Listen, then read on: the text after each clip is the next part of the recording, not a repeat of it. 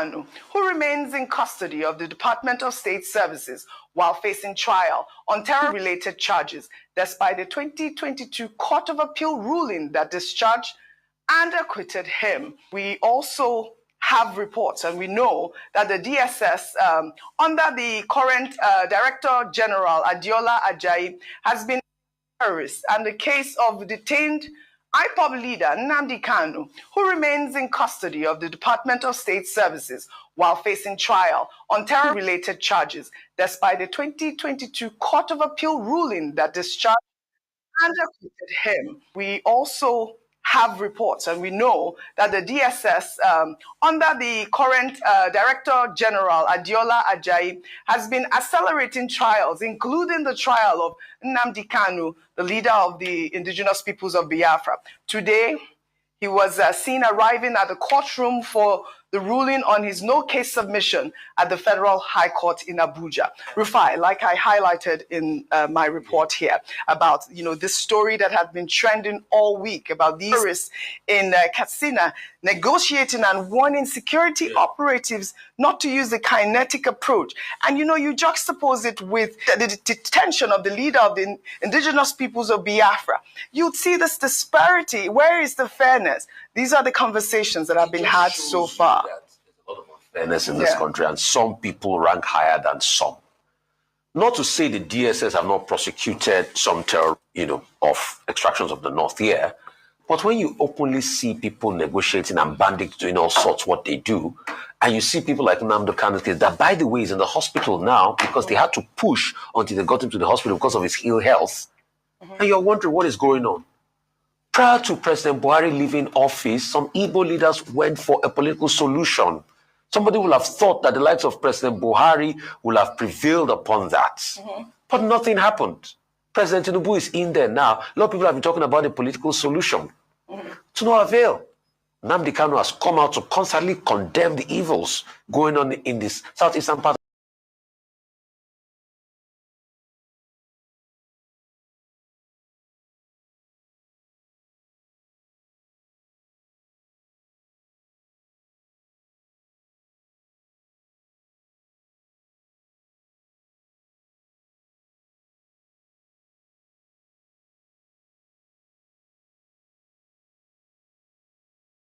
And after, when they hold the bandit, the next day they will show Ashwa for them. They will say they are rehabilitating the lives of bandits. I mean, yeah. Well, all right. This is the conversation that is out there now, and I thought it was important to bring it out there for the federal government's response to these concerns about, even the people from the north and the people in the southeast and the agitation for the release of Nnamdi Kanu. I believe I also saw a report from the governor of Abia State, Alex Oti, talking about the fact that all southeast governors are, pushing for his release at this moment. We'll follow.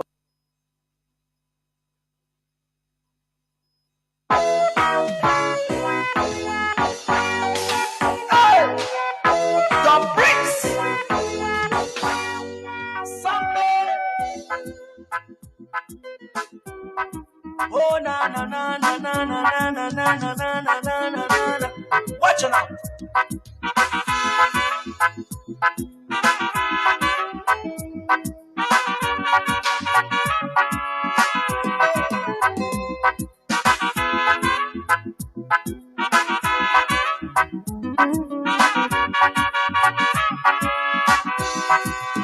Watch me far away. See me far away, Shabada. Tell me what you saw. I will show you what I have. Because I have myself. Then think say na defense. Make you watch my back. Now wait till you they see, unless you have the sense, so go learn to pretend, do not run away, kind of over than you, that is why I say, that is why I say, that is why I thought, that is why I say, that is why I say, that is why I am. I know somebody.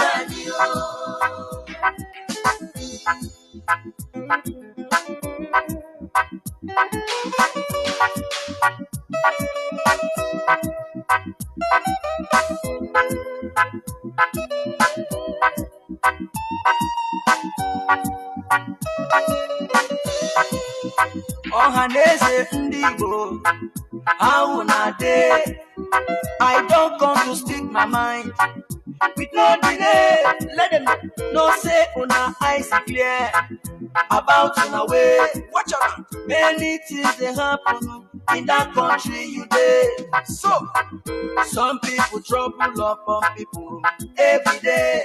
Even when you dey, you go talk say you know dey. I need to understand why this one about.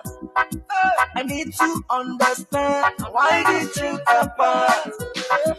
The promise that we got and nationalize. The promise we will live and no complaints. Watch me far away. Watch me far away. See me far away. See me far away. Tell me what you saw. I will show you what I have. Because I have myself. Oh, then things say na defense. Oh, make you watch my back. Now wait till you they see, yeah. Unless you have the sense, so you go learn to pretend. Do not run away from me. Kind of Sabotage. That is why I say, that is why I say, that is why I talk. Biafra, that is why I say, that is why I say, that is why I am.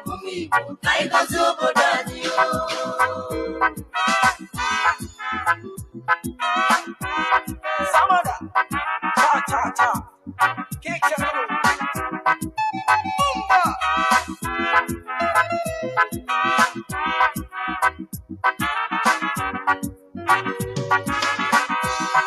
I come back again to tell people say, now here we dey.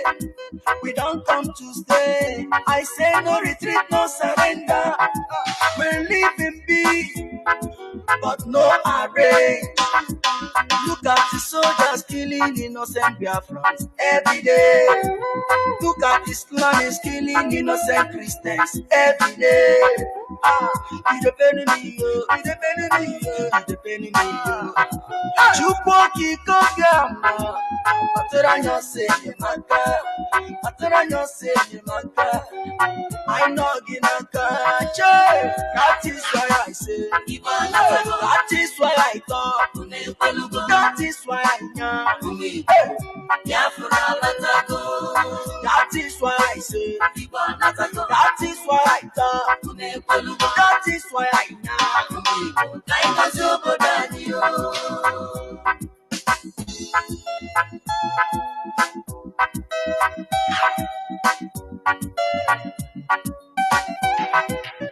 Mazi Nnamdi Kanu, one. Biafra nine, ayisigi gabaniru, onya kaya tocha, weli feneme, onye naya netuno hine, chuku kwa mawaja.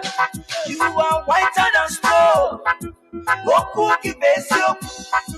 We stand where you stand, we say no secret trial. Onye chuku, Eso sika, osiki, ohamadike, no secret trial. Prophet with young, osiki, ohamadike, osiki chisike, Mazus,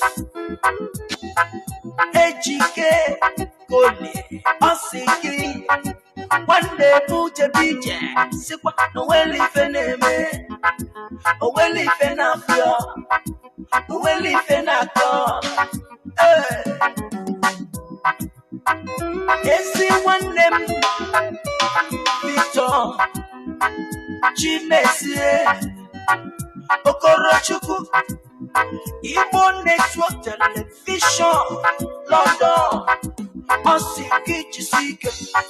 Na habuge nazu Umu Biafra nile Gedine nuwa Asiki gabaniru No secret trial No secret trial No secret trial No secret trial. Hey! Watch me far away See me far away. Tell me what you saw. I will show you what I have. Because I have myself, oh, then think say na defense, oh. Make you watch my back. Now wait till you they see, yeah. Unless you have the sense, oh, you go learn to pretend, oh. Do not run away. I know so bad, yeah. That is why I say, that is why I say, that is why I thought, Biafra Latago. That is why I say, that is why I say, that is why I am. That is why I say, that is why I say, that is why I thought, Biafra Latago. That is why I say, that is why I say.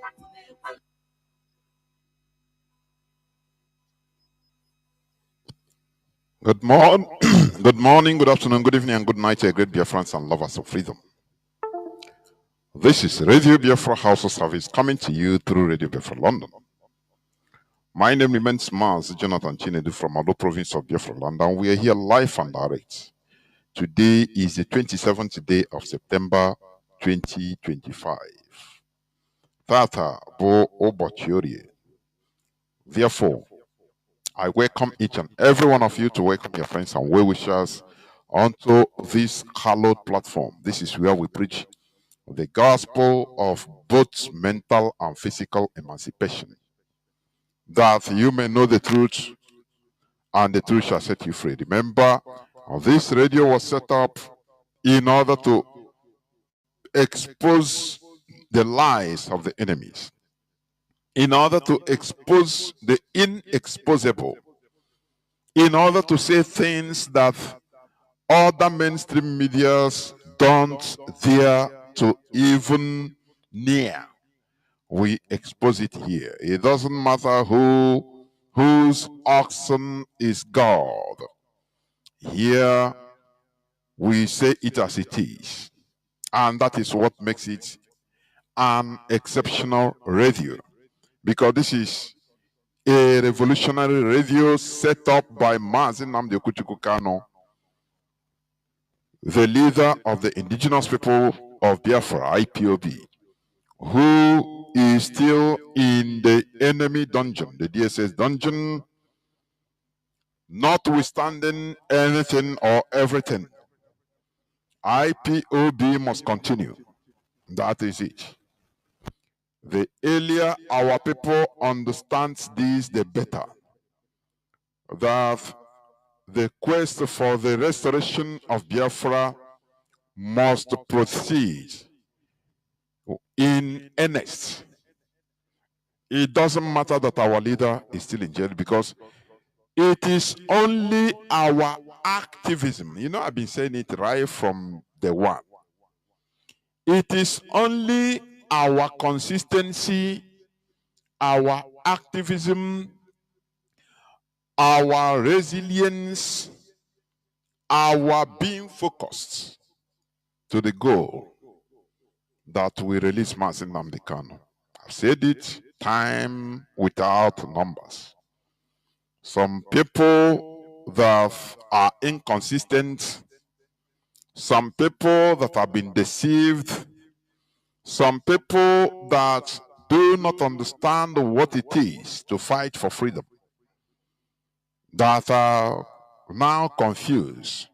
Some mischievous people have, since the rendition of Mazi Nnamdi Kanu, taken it as an excuse in order to become confused, either to be confused or to stop and say, now let us wait until Mazi Nnamdi Kanu come out.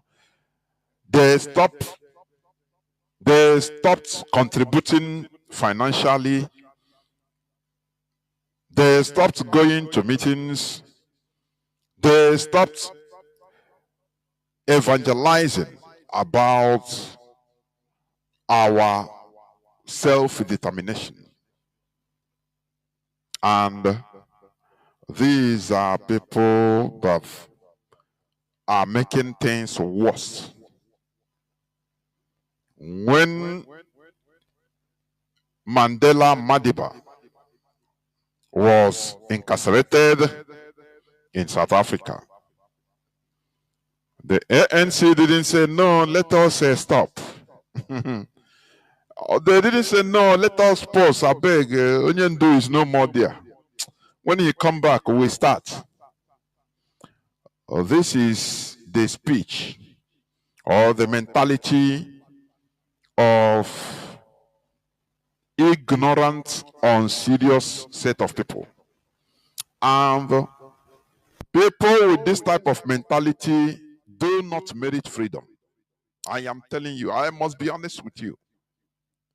Once you see people that are easily disturbed or confused or frustrated by events that they are seeing or that is happening in this struggle, including the judgment or the court appearance or the shenanigan they call court proceedings of our leader.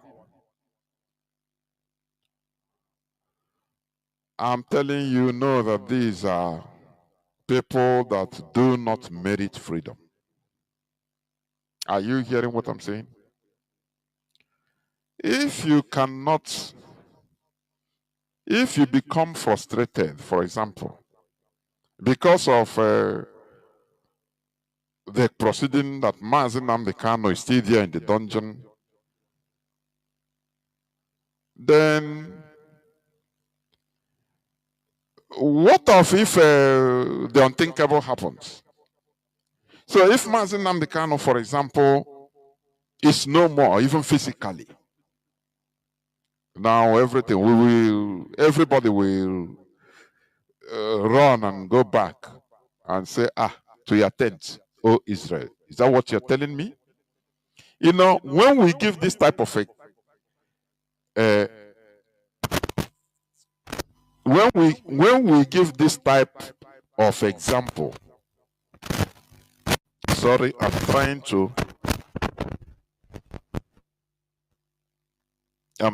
to find out this noise.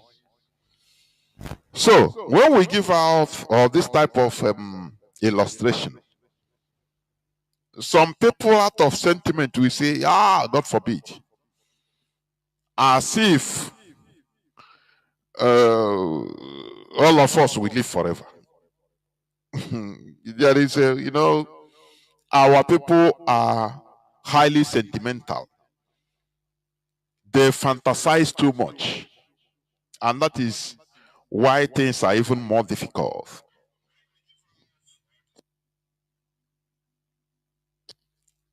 You know, our people are highly sentimental. When you talk about death, as if, no, don't talk like that. Oh, no, as if I will not die. As if you that is hearing my voice will not die. We are talking of reality. Reality is different from fantasies. Reality is different from all those illusions that we carry in our heads. This is a fact. So when you jettison or you go into holiday because Mazi Nnamdi Kanu is not there with us, you are as worse or as bad as our enemy. Because if you go on holiday, I go on holiday, everybody goes on or go on holiday. Who do you think that we maintain? What will happen? What will happen? Do you think that we even help in Mazi Nnamdi Kanu? The answer is no. So let us jettison this our sentiments. I know it's not easy for Ndibo because we are born with it. Sometimes we cannot control our sentiments. That is why we fought a war of 3 years and abruptly we stopped. our father stopped. I continue saying this on radio. It's the same thing. The same thing. Now happening here on now wow. Pressure mounted on Ojuku. Now who are you going to? Who is going to be that Biafra self if Biafra comes? Whereas people lined up, countries lined up to recognize Biafra. Say, just pass this time. Let, is it January 15th, 1970? If you are able to hold on till January 15th, we recognize. Countries will start putting mouth and recognize. Once the countries start recognizing Biafra, games will change. Because there will be call, even in United Nations, for negotiation. That is it. But our people, out of frustration, the same disease, the same good old disease that is still worrying our people till today, they jettisoned. Look at what is happening in Gaza. I hope you understood when countries, mostly European countries, like the United Kingdom and others, warned Israel that if they didn't stop their bombings and killings of civilians and madness, that they will recognize. They warned Israel even some months before yesterday's recognition of Palestine. Oh yeah, you know, again, this type of people, tomorrow, you start challenging them. No, you are lesser now. You are lesser because you don't have the heart there. You were behind one now. You don't have the look at how they are being massacred. Look at what is happening every day. But how questioning or the easy. Or the easy. Tell yourself the truth. Or the easy. Our people, there is a character our people have. They can start something spontaneously. Now,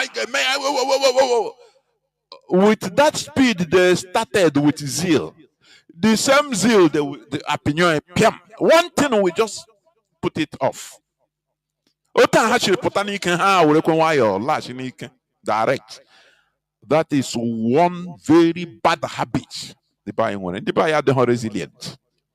I am telling you.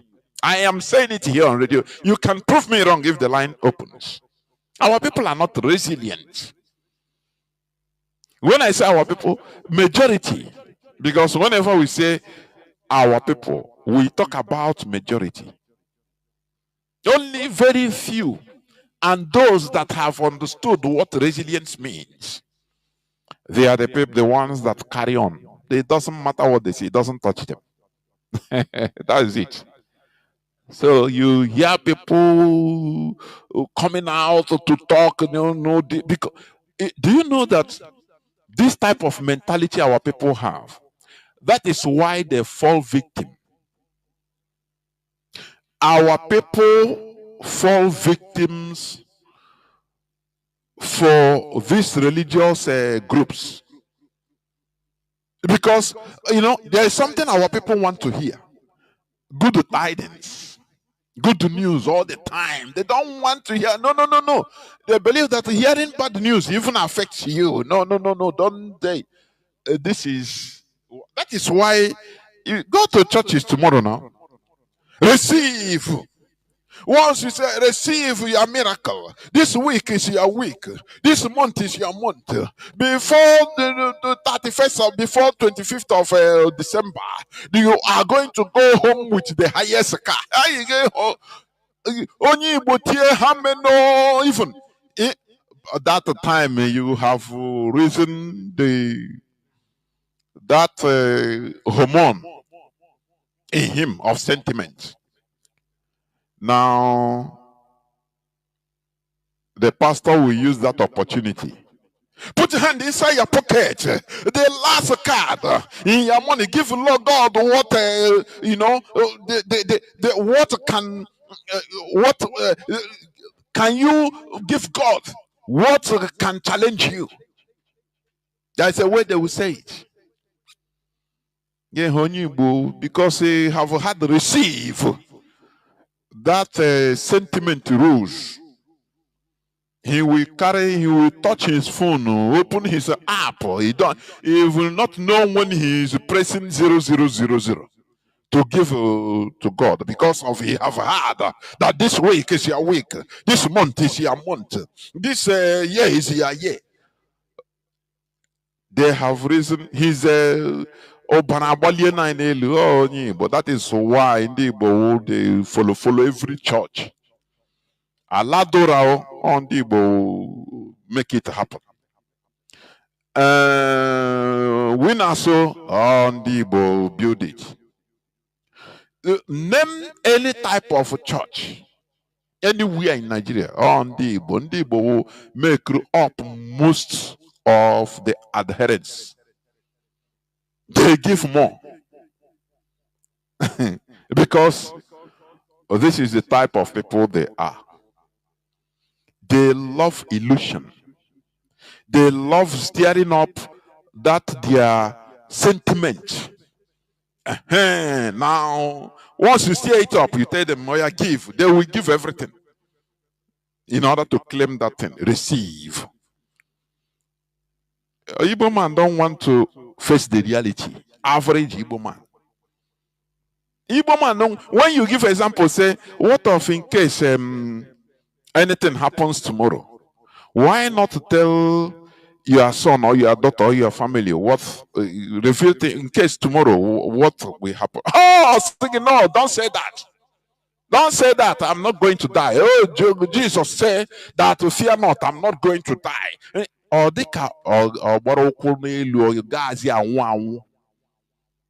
so our people are still battling between illusions and reality. That is the problem. When somebody will say, "No, now this I'm confused. Wait, I will not contribute my quota until Mazi Nnamdi Kanu comes out." You look at that person. It is the character of average Igbo man, or the mentality. He wants Onion to come out, or no equanoche, no may entertain. That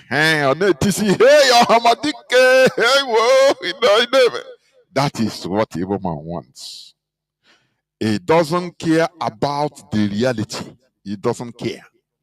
That thing inside his head, stir it up with illusion. Oh, I claim it. Now Biafra will come. He will come tomorrow. That is,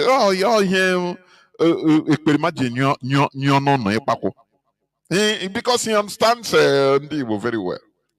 He has, after all, he has been the chairman of Igbo Welfare Union in Finland. So he understands Igbo people.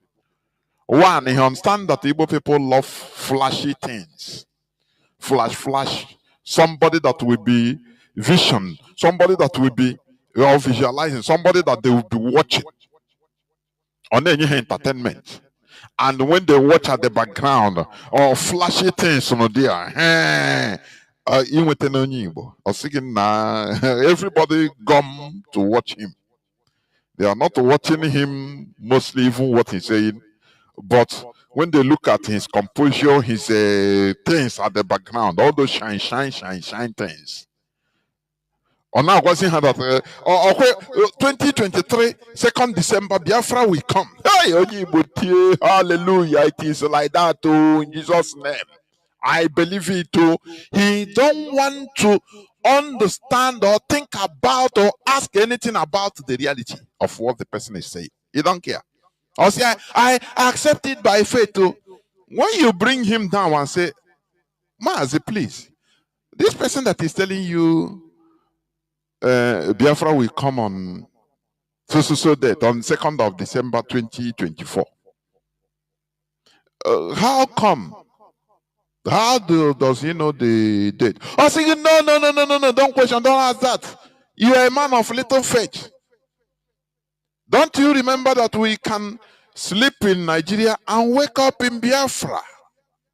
So don't doubt, because your doubting can spoil the thing. Please don't doubt. You see that we are still far. So what am I trying to say? Do not call here and tell me that, oh, Mazi, I'm short, I'm tired. No, I don't want to hear. I don't want to listen to that from you. Can you not get tired? In this type of battle, freedom fighting, can you not get tired? Which means you are not worthy to be free. That is the thing. I have been telling people, Biafrans, this is one of the reasons given by some countries. I'm telling you that if they come to start support, one day we will just because it have happened before. Now, when they will be discovered, we expose them for nothing. That you people are not serious. Until you are really serious, we will know. We will come. You will not tell us. We are watching until you are serious. You are just making noise for now. Because they know us, that we are not like South Sudan, for goodness sake. We are not like Eritrea, for goodness sake. Eritrea fought for 30 good years, from 1961 to 1991. Bloody war. No, they didn't say no. They just said they want to kill us all and run away. Say, oh, one Ethiopia, we have no, we have now. No. South Sudan, the same thing. 2 brutal wars. And they held on. And today they are free. I can the same thing that was started in 1967. We are still in the same topic. After running away, thinking that we can have our cake and have it. We can eat our cake and have it. We are still on the same thing. The same square one. Lamentation. The same thing. Because many of us thought that we can do things, we can have it, everything in very easy way. That there is shortcut for everything. After all, Igbo man, he don't want to waste time. He don't want to be on the line. He don't want to go through the process. What he wants is that result. No, sir. Freedom is not like that. Freedom is highly cumbersome. Freedom is rigorous, because once you are free, there is no reverse. It is irreversible forever. There is no way South Sudan can tomorrow, they will say, maybe United Nations can say, okay, because of this, now we are joining you back to Sudan. It doesn't happen anywhere. Once you are free, you are free. It depends on you what you do with your freedom. That is up to you. But before reaching to that extent, you must merit that freedom. Are you getting what I'm saying? So it is up to you that is hearing my voice to fall back in. If you are frustrated, or if you have been one of the people that said, no, when the come out, I will start supporting back, I will start contributing back. Come on, fall back and contribute your quota. That is the thing. That is the only solution. There is no shortcut. There is no trekking, going to bypassing visa to Europe. You trek through Sahara Desert and cross the Mediterranean and bingo. You are in Spain or you are in Italy. No. Without visa, no. You must, we must pass through that horrible process. That is it. Whether you believe it or not, reality is there glaring at us. It is not about making noise. It is not only about talking. No, the reality is there. It has nothing to do with your fantasies. In reality, reality is there. Is the truth. Is scientific. Is there, physical, waiting for you. So, this is it.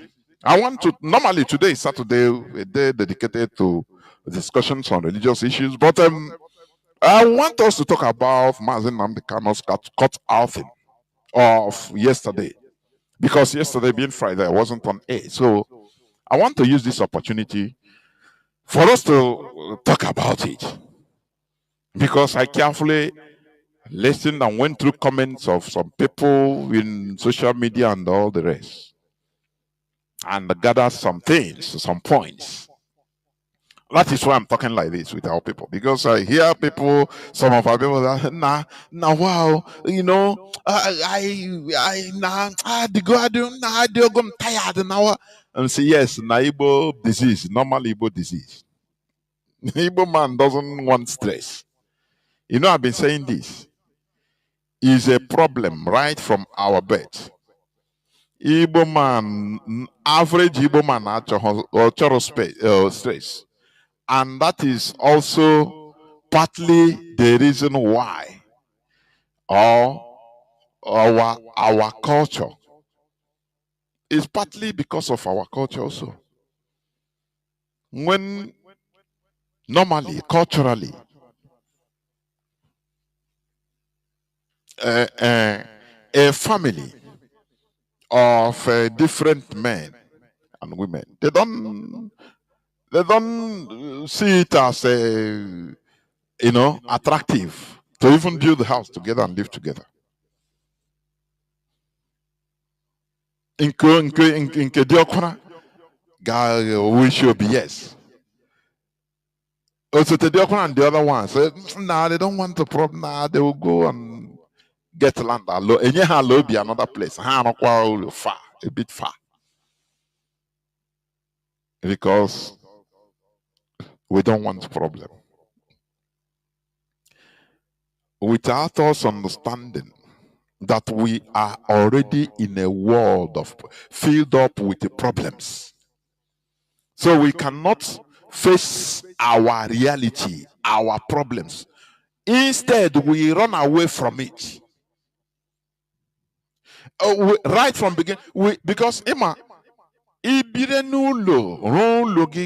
for example, on 2-3-story building, build it together, or even different buildings in the same compound. You know,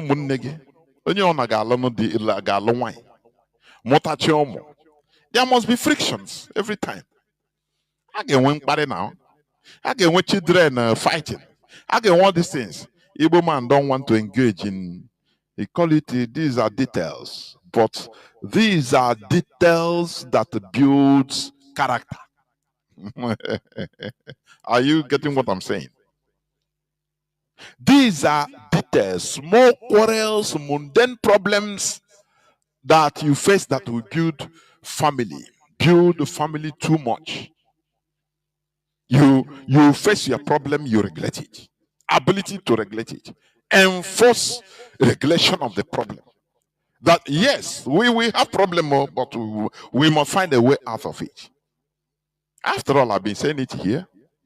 I've been on different groups with some of our people. Some of them they are now fit. Some of them now fit on Facebook today, on the TikTok and all the rest. I've been in the same group. I see how horrible their character is. These are people that cannot even manage being together, but they want to talk to people to be together. These are people always their own mantra. You know that they're not in group with our people. What will be here at any time? He gonna know.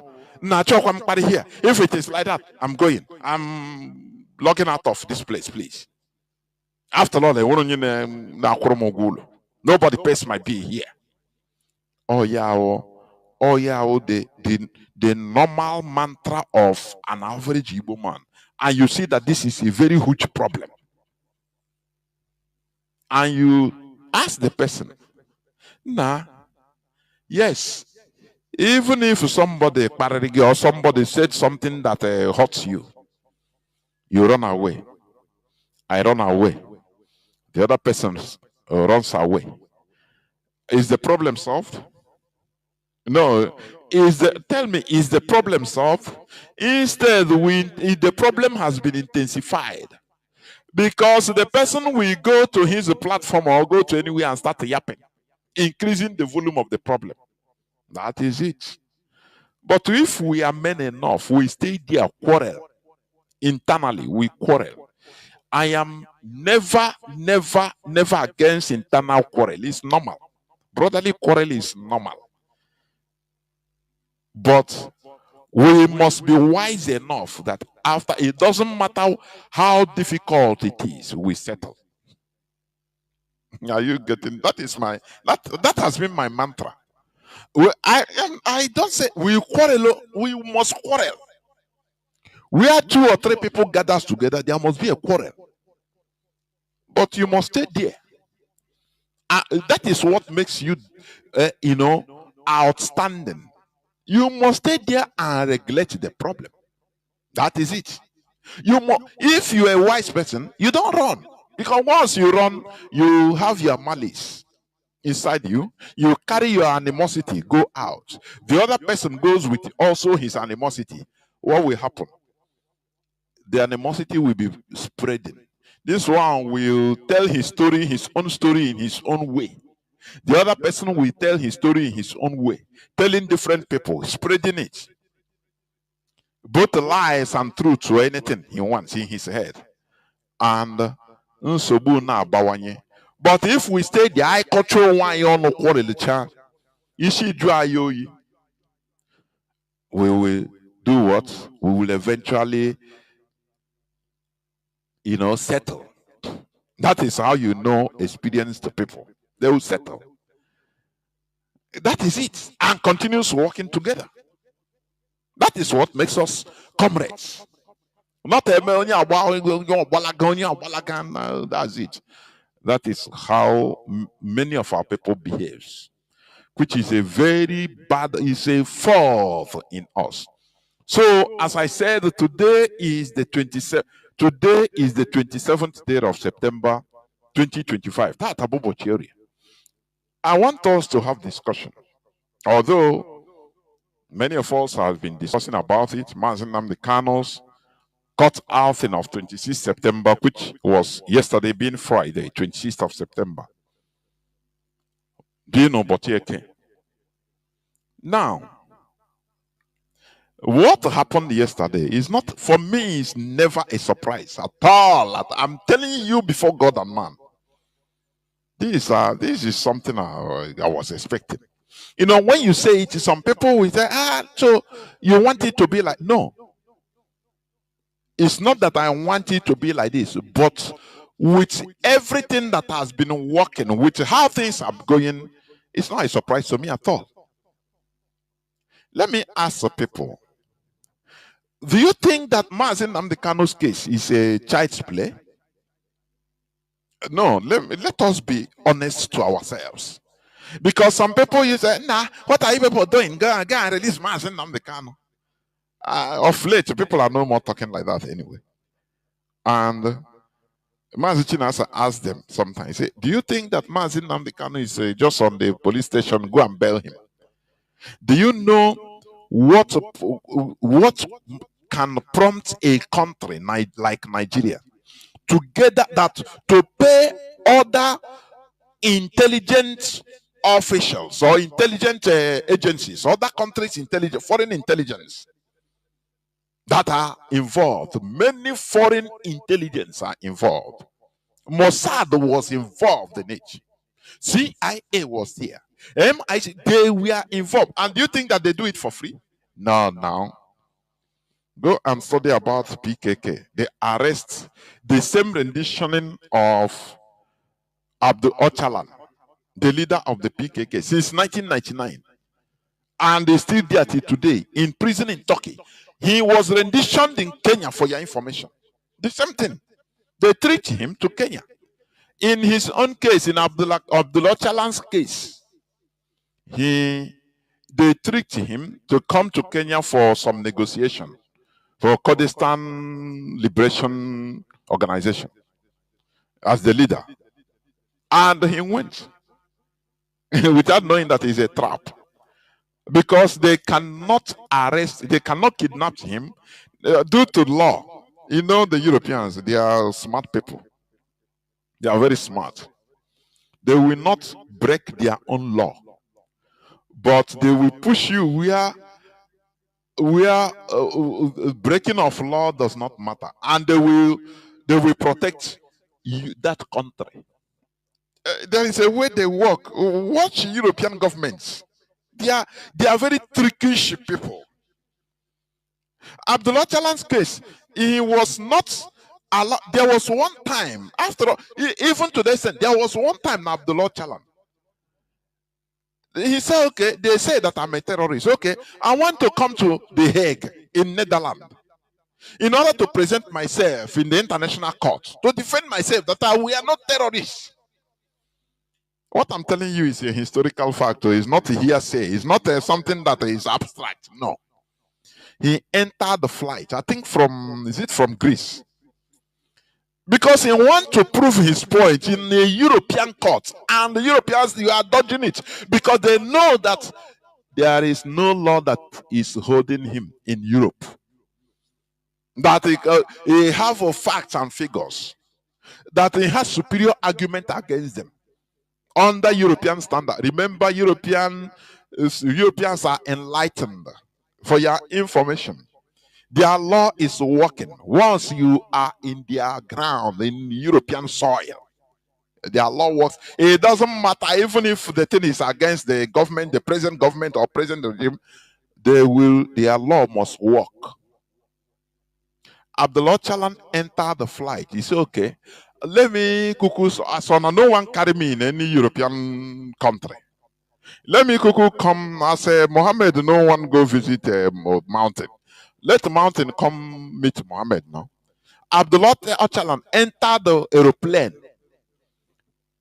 to this thing, The Hague International Court, headquarters, to The Hague in the Netherlands. Do you know that on air, that flight was returned, refused entry into the Netherlands because of Abdullah Öcalan. Because they know that if he land, he's going to The Hague. Say, oh yeah, on a say I be terrorist. Make on a come prove him. And by that time, he will become an embarrassment to Europe, to Netherlands, to The Hague. They don't want it, so they are planning a way. Turkey is not EU. You know that.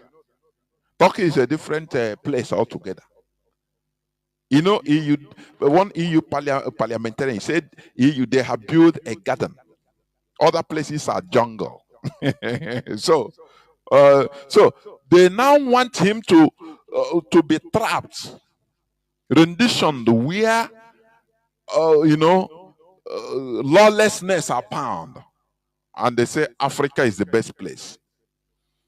Some European diplomats invited, say, okay, come to Kenya. We have to discuss about the issue, because he was defeating the EU with the logic, with superior argument. He told them that self-determination is not it's not a crime. That's why the Europeans, they were running from him. And they planned, the intelligence services planned and said, okay, they invited him to Kenya for them to have a diplomatic meeting, or meeting with with some European diplomats, not knowing that he's a immediately he landed there.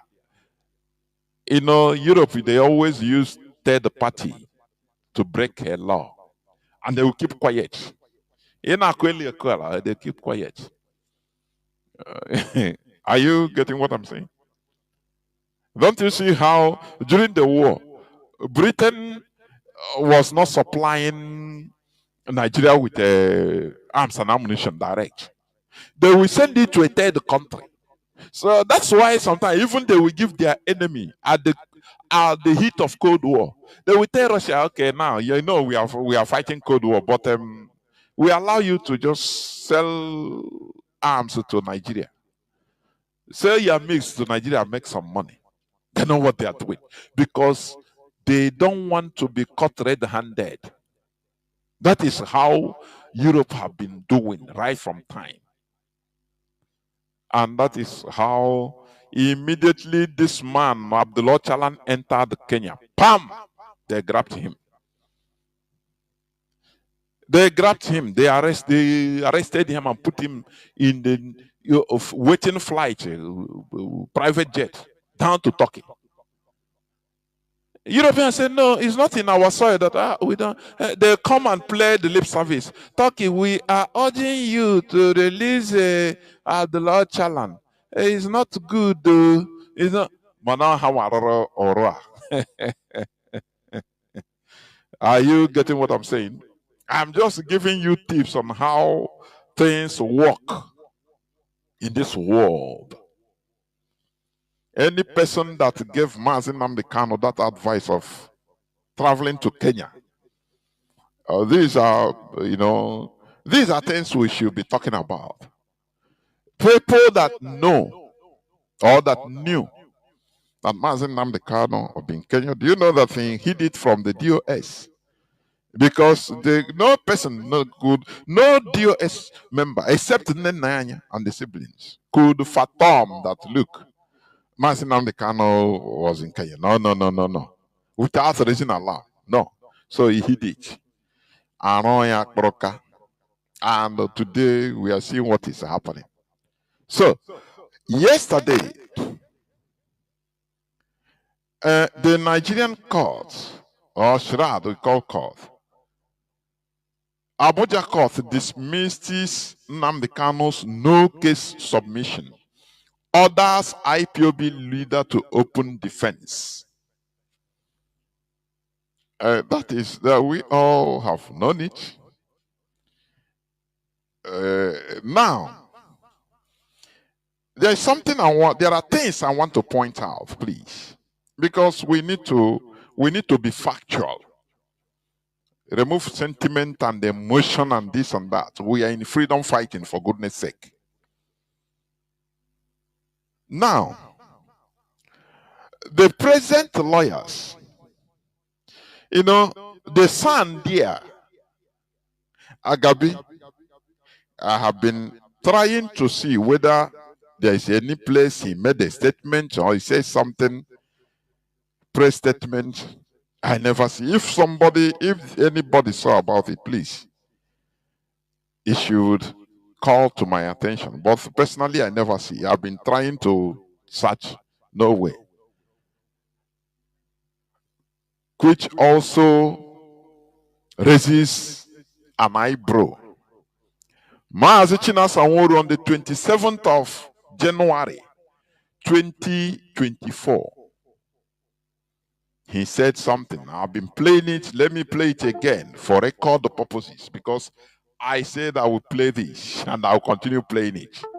Listen. Everybody right today is 27th of January. The leadership is determined to do anything they will do with strategically how we have been do our research, conduct our plans, which we are not making it anybody but you see the people pushing to court.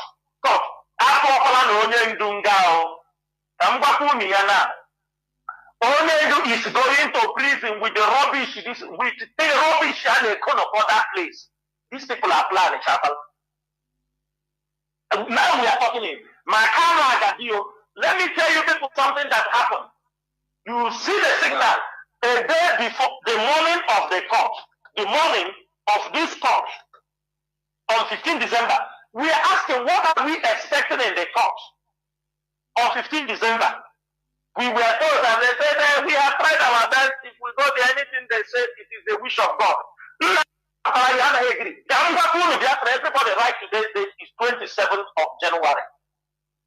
The leadership is determined to do anything they will do with strategically how we have been do our research, conduct our plans, which we are not making it anybody but best. You see the people pushing to court.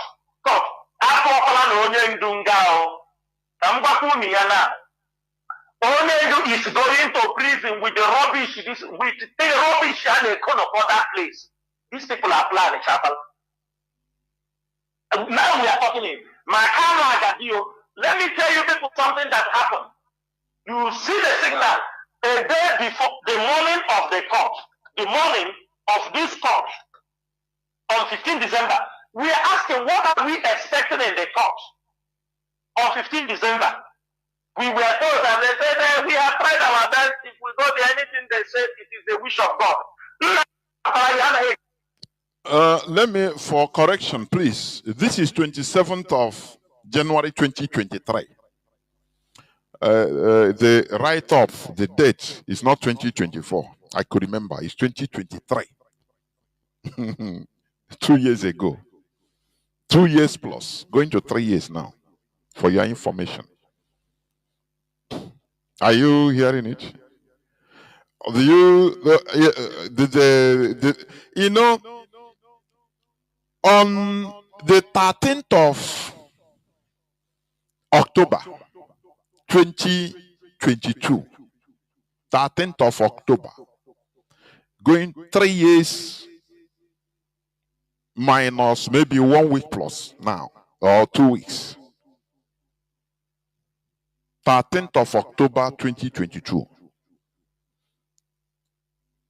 The appeal courts of Nigeria gave we obtained a strategic victory that the leadership of IPOB said now no need of going to court any longer. With this, we hold it. If they want, let them keep Mazi Nnamdi Kanu there. Are you getting what I'm saying? Today, I want us to discuss this. Ozekome tried because Ozekome, son, senior advocate of Nigeria, with Ejiofor, Barrister Ejiofor, they had a strategy. Ozekome said that, you see, internally, he said that, do you see this case? It is not something that is going to, win through the courts per se. But we shall try our best in order to make sure that we, we close the whole loopholes as experienced lawyers, where Nigeria will be given excuse. They will close the whole loopholes, legal loopholes, so that Nigeria will no longer have any Hagazi Ekutume.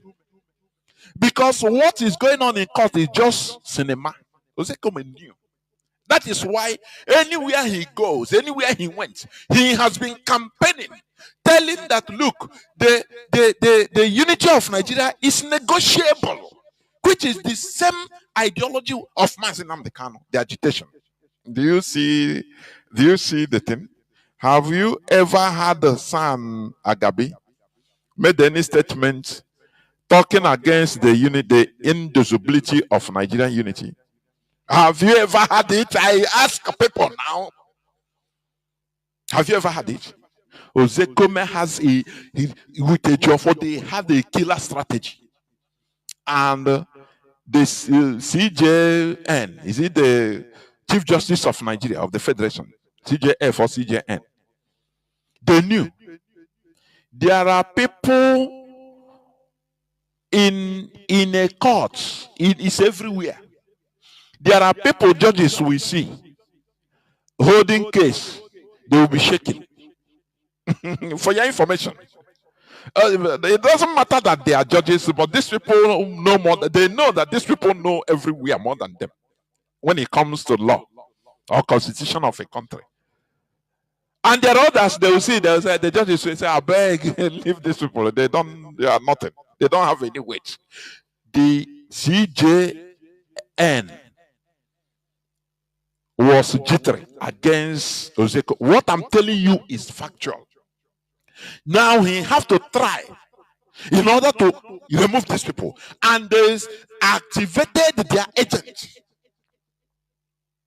in the person of Mazi Nnamdi Kanu sibling, and Mazi Nnamdi Kanu sibling in their own.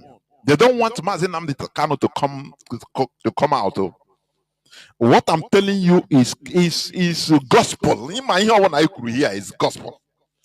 In their heart of hearts, they know what I'm saying. They don't want Mazi Nnamdi Kanu to come out because Mazi Nnamdi Kanu coming out meaning that they are no more relevant. Yeah, I know one political movement. We calculate. Are you getting what I'm saying? Since Onyendu has been out, or when he never entered into this problem, do you consider Kanu Memo Emmanuel? Many people don't even know them.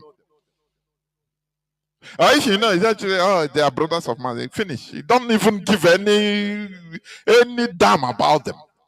But the rendition of Mazi Nnamdi Kanu brought them to the limelight, and they love it. Do you know what it means to send a message to governors, to president's son? Do you know what it means? Something they never dream of in this life. You see, they have finished their houses. They are making a hell of money. So they are playing lip services. These are things we understand right from beginning. I can make bold to say it. I'm talking it on air. They are playing double game. Because the rendition of Mazi Nnamdi Kanu being inside in captivity. You can say, oh, no, they are blood. They are fatal. Shut up. Do you understand politics? Do you know how things work in a political setting? You are using sentiment calculating it. Brother can kill brother when it comes to politics. Do you know that? You check around. If Mazi Nnamdi Kanu comes today, Kanu, Meme, and Maneka, they will melt into thin air. All those advantages and benefits will go. Finish. They will just be receiving through now, brother. Can you give me a hand? They beg and get small. Are you getting what I'm saying? But for now, as long as Onyendu is inside there, everything is in their hand. Oh, how can they even Onyendu? If they go on message and that thing is the cost of that is 10 million naira, they will tell Onyendu, this and that, 100 million, say no 100 million. Onyendu is inside. There is nothing he can do.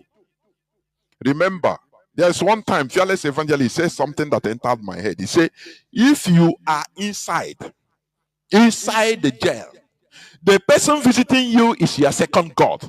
And I concur. If you have had that experience, I concur. You know, it is a very big privilege. All of a sudden, they are the people that determines who comes to see Mazi Nnamdi Kanu. If you not give them the money they want or the thing they want you to give, they will not put your name to go and visit Onyendu. Are you understanding me? So all these benefits, they are enjoying it. They don't want it to finish. That is why they made sure, in order to monopolize Onyendu being there. I don't know. Our people are highly sentimental. That is why they are not critical thinkers. Many of our people are not critical thinkers. They only yap. You think that they want to hear nothing. When you tell them, think critically, no, you give them job. They don't want it. No. That thing that is inside their head. No, I believe what I believe. I beg. It cannot be possible now. That is why our people are making strategic errors. Highly strategic ones, I'm telling you. Because they mix up sentiments with realities. It makes them not to think critically. But IPOB, that's why I said the highest thing Onyendu did is to gather both Tom and Harry, Biafrans, Mandioma, critical thinkers and morons, OBT, any type of human being all over the world, gather us in one family. Everything. Now, do you think that we are local champions? Or was Rickes Masop? No. Here on radio, Mazi Nnamdi Kanu started it. We pinch your mentality. Think critically. Reason like a human being. That brain inside you is not it's not Jara, please. That is what it means. Do you think forget about lip service? Kanu, hey, my brother, you don't know that he don't want our leader to come out. That is right from day one. Because for him, he automatically believed that after Mazi Nnamdi Kanu is him. Don't you remember the few weeks of our leader's rendition 2021? How he used to come out on air. I never hosted him. Because I saw something from beginning. I never hosted him and I didn't want to. The only day I hosted, Kanu came to my own platform was the day I hosted him with Mazi Chinedu. Because I understand, immediately I understand what once that rendition of Mazi Nnamdi Kanu in Kenya, once we had that news, let me tell you something. People don't know the thing. I'm a broadcaster here on Radio Biafra. I'm a journalist. You've said that is it. There's no two ways about it. When it comes to Radio Biafra, I have the right to question even any member of DOS. I called privately the members of some members of DOS, so the leadership, individually. I questioned them. Mazi, do you know anything about our leader's rendition? Remember, anything you say here is just like you are saying it on that oath. I am Mazi Jonathan asking you this question. It's not on recorded, but I want to find out. When I'm talking to some things very important, you are talking to me through your statement. I'm reading your heart. I am telling you honestly. I'm reading your heart, the way what is inside you, not only through your words that is coming out from your mouth. I'm reading your heart. I called this one. He explained to me. He didn't know nothing. Nihu Chukuna, Nihu Mother. Mazi Nnamdi Kanu never tell them anything. And I saw the same way I was surprised. They were even surprised more than most of us. And I saw the genuinity in their voice, in their heart. I said, why did the Onion do this? Did he take these people as kitchen cabinet members? Is that what happened? Why is this? I started calculating things. I started hearing Ikechukwu Onoha hosting Kanonta. When he comes out on radio, he will be talking like Mazi Nnamdi Kanu, giving order. Now, I listened to it the first time. I kept quiet. The second time, I called Ikechukwu Onoha. I said, but you are hosting this man. Under what capacity is he talking to us? Or do they think that does he think that we are just morons? IPOB has a structure. I am one of the first people that rules internal alarm. I don't keep my own because in him I am not like many of us that are sentimental. Hey, man, I could remember some people that time. That now they have corrected themselves. I know. No, I cannot believe that Nnamdi family is a blood, though. It's thicker than water. It can do it. No, I laugh. I say anyway, time shall tell. I rose alarm. I say, why do we allow this man come on air? Talk to us like under what capacity? Do we have Mazi Nnamdi Kanu sibling in our organogram, IPOB organogram, or are we playing? If this is a joke, I get out of this place and do my thing. I go and face my normal life. What am I doing? If we cannot respect our organogram, under what capacity? That is when things started moving inside, internally. Ikechukwu Onoha was giving order, don't host him again. Because he's hiding on the after all, he is Mazi Nnamdi Kanu's brother. And have the right. You see, my brother, if he comes to me, I will not give him that right. I will tell him, go and meet Ofoma first. Are you hearing me? Go and meet Ofoma. If he directs you, I will host you, but after I will query him as your form. I say, under what capacity do you give him this chance to come and talk to us like this?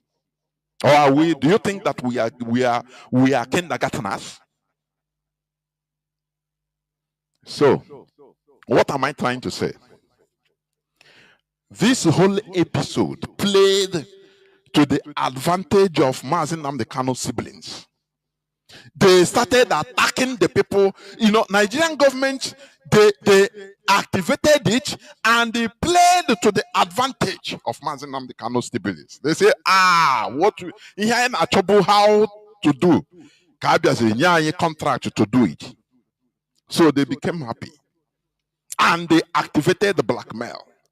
Because, let me tell you, Mazi Ejiofor, Mazi Ozekome, they were highly involved. They were genuinely involved. Because in order to remove Mazi Nnamdi Kanu from this mess and not to allow IPOB to fail, these are the two things. These are the two things that these lawyers now, they don't care. They want IPOB destroyed. Even if Mazi Nnamdi Kanu come out, let him come out. Even if it is at the detriment of IPOB, let it be, so that they will have that honor. Are you getting what I'm saying? I want to analyze this today so that you understand it. The present lawyers, they are not like the past ones. That is why these present lawyers, they don't care about the organogram, the structure of IPOB. What matters to them is, let him come out. I've spoken to one or two of them. I know the way they talk. I know. So when I'm talking, I know what I'm talking. I've spoken to one or to a few of them privately. Let him come out first. I said no. He cannot come out at all costs. Otherwise, it will cost IPOB. These people, they want IPOB destroyed. The former lawyers, Ozekome and Ejiofor, they want Mazi Nnamdi Kanu come out. IPOB being intact, and because they love what IPOB is doing. Because the situation of Nigeria, they don't like it. These are two different things. So, these people, the Nigerian government, the CJN, Chief Justice of Nigeria, wants IPOB destroyed. So they instructed that woman, Binta Nyako, the former judge in charge of Mazi Nnamdi Kanu's case. They made a plan. They say, tell these people that they should do away with these lawyers. They are the people obstructing Onyendu's release. Are you hearing me? Where your enemy is telling you the way you have to go to defeat him. Biafra, do we think at all? How can you want to fight? You are fighting with your enemy. Your enemy now will be giving you the idea and the system for you to fight to defeat him. Is it possible? No, is it possible now? Kanu, Kanu and Kanu Meme, the siblings of Mazi Nnamdi Kanu. This Ozekome. They insulted him, threatened him, blackmailed him, To the extent, have you forgotten how Chinchong, the Mazi Nnamdi Kanu in law, said that Onyendu is better in DSS dungeon than coming out in the care of Chikedoziem's IPOB? Have you forgotten? You know, the problem our people have is that 15 minutes you have forgotten. Just 15 minutes. Within the following day, you ask him what happened yesterday, he will not tell you, he will not be able to tell you. You're saying, forget. That is how our people are, like kindergarteners, like toddlers. They forget very easily. Have you forgotten? Where this guy openly said that, look, that Onyendu is more safer, is better in DSS dungeon than coming out and being under the care of Mazi Chikedoziem's IPOB. Have you forgotten that? For you to know that these people, because why they became so conspicuous is because Mazi Nnamdi Kanu is not there. So they become his representative. They want to continue being his eternal representative. Anything, how will you go and see him now? Unless they write your name. Unless they okay you, now you can go. And okay you bypassing them is not easy. Do you see that? These are the privileges they are enjoying. They don't want to lose it.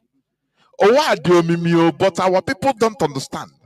When it comes to interest, when it comes to interest, oh God Almighty, you be careful. Are you getting what I'm saying? You be careful. That is what happened. They used, to the extent these people went and wrote petition. The petition against Ozekome and the Jiofo in NBA, Nigerian Bar Association. That petition was brought out, I think, last 2 or 3 or 4 months. It was circulated. We went and dug it out. Even they themselves didn't know, because that petition was written and given to NBA, and they said these people are crazy. They didn't even tell Ozekome. Is after all this thing that they told, after everything I've done, they told recently they told the Geofund, they said, do you know that these people, look at the petition they wrote against? They say, what? Are you serious? They say, we didn't want to tell you guys because we know that these people are mad. That's why. So you have to. They told Ezekiel, just be happy that you leave these people with their problem. Leave them, I beg. A man that wanted, he knew what he was doing. He said it, that look, we are going to be systematic. And they obtained a very favorable judgment, which will now be used by IPOB, for our activism. On discharged and acquitted of 13th of October, we stand. They went and destroyed it. They said, no, these people that they are obstructing.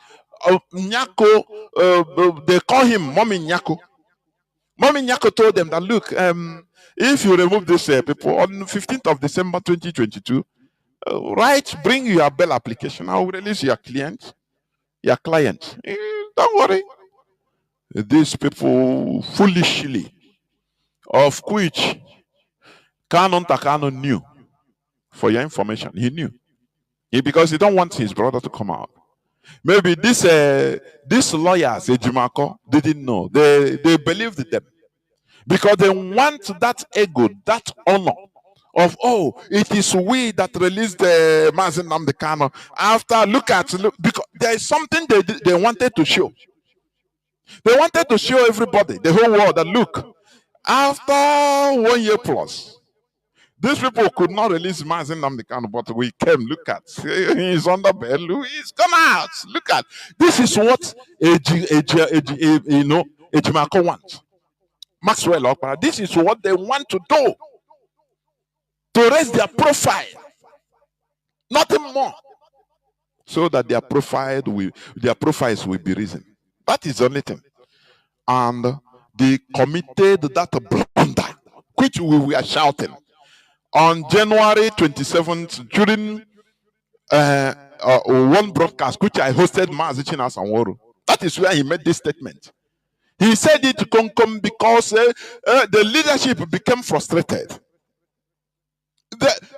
Because these people frustrated the leadership.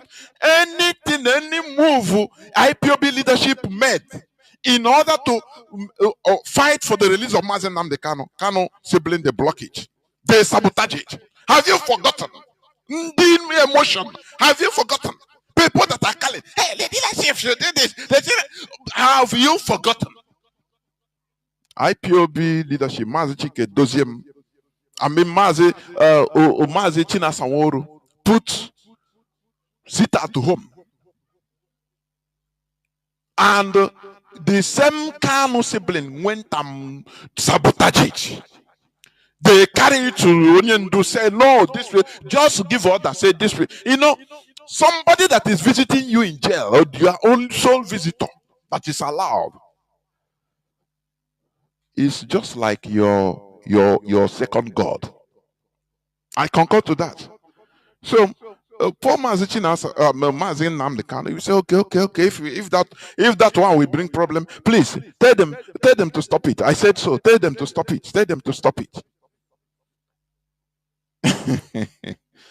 They came something that the whole I had the people saying, lock down Biafra land now. Lock down Biafra. Is it the lockdown? When you put it, they will sabotage it. Nigerian government now has mastered the art of compromising and using it to kill our people. They have agents on ground. So people that are saying, lock down, this thing, lock down Biafra land. It is now, do it now. When I look at our people, I say, do we talk just for talking sake? Or do you think that the leadership, they are not humans? It's an institution, a sacred institution that should never be messed with. Are you getting what I'm saying? If they put any lockdown because of this, Nigerian government have enough agents in order to unleash mayhem using that. And the same people will come out to shout, do you see, hey, these Biafra people, they have come again, no? So people should think before talking, please. People should think before talking. The same leadership they dealt with. Anyhow, Mazi Nnamdi Kanu sibling, anything the leadership put, they will come and sabotage it and vilify it in the mindset of people. They made sure to stop the sit at home. Mazi Edoziem, who I respect a lot, I hosted him. He painstakingly came and announced the end of that sit at home. Mazi Edoziem is alive today.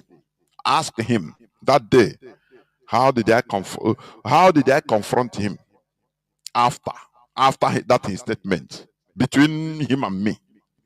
How I was so furious. I don't know. I ran basic on him. After I switch up I log off from A. I told him, Mazi, don't go. Wait. Why did you do this? Ask him, he's alive. He wanted to talk. I shunned him. I said, I don't want to hear you. Why did you do this? Why did you stop this? Sit at home. No, he said, Mazi, don't you hear me? No, Mazi Chike Doziem is a gentleman, honestly. He started calming me down. Say, come, I understand you. Me, I'm in a very great pain like you. But he said what? He said, but I have to obey orders. You know, we are under command and control. I have to Onyendu. I confirm that this thing come from Onyendu direct. So I have to stop it. I don't like it, but I have to do it. Or do you see the people they are abusing? Or do you see the people they are abusing. And do you know what? After stopping the sit at home, now Biafrans continued. Ekperima went back and started blackmailing the leadership that they have collected money. That's why they stopped the sit at home. And the same Mazi Nnamdi Kanu sibling went through the back door to Ekperima to pump him, tell him continue enforcing the sit at home. This world no balance. So that's why when some people are talking against the leadership, I look at them, I say, no, you people, you know, sometimes you forgive people because they are ignorant. I'm telling you. I say, no, these people, they don't understand. So how will you explain to them, if not what we are doing? Those that want to understand, that are genuine, they will try to listen in order to think about what we are saying to understand. But those that are just there just to make noise and inflate everything, they have made up their mind. So how will you convince them? There's no way.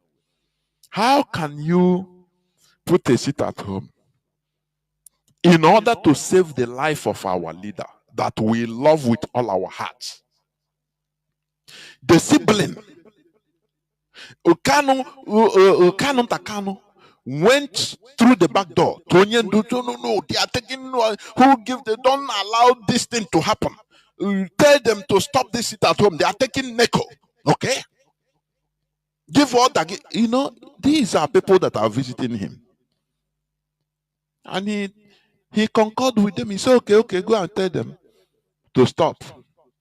They came and told the leadership. The leadership want more confirmation in case.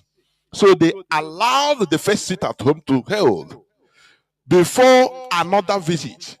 Another lawyer went and came back with the same message, saying, no, it is Nnamdi really that did it, that said it. That is confirmation that it is from Nnamdi. So Mazi Chinedu came with a heavy heart and announced it. And that is where problems started. Because this is what the siblings of iniquity want, to put confusion so that the leadership will be overwhelmed. And they will be using it against them, even in the presence of Mazi Nnamdi Kanu, that these people you put, they are incompetent. How can you knock gong, blow whistle in the bush, make noise in the bush, and come out on the road and start shouting? Who is making that noise? Are you not a narcissist? This is crime against humanity. I am telling you. There are some people, they cannot bear this. I say there are some people, they cannot bear this, because this is something, it's a criminal act. They made sure to stop this walking sit at home that Biafrans cherished. No enforcement of any kind. Everybody concurred in Biafra region and say, yes, this is the least we can do. And on Monday, the first Monday, there was complete ghost town that was carried even by Washington Post. He reached even Ambazonia. They did the same thing in solidarity. These siblings of iniquity, they said no. If this thing continues, which means the DOS will be on top. So we need to scatter it and put confusion. And they did. Let me tell you something. If Biafra comes tomorrow, or this type of people, you see, Kanu sibling, they need to be tried publicly before God and man for treason. Because what they did is abomination, is horrible, is antithetical, is anti-people.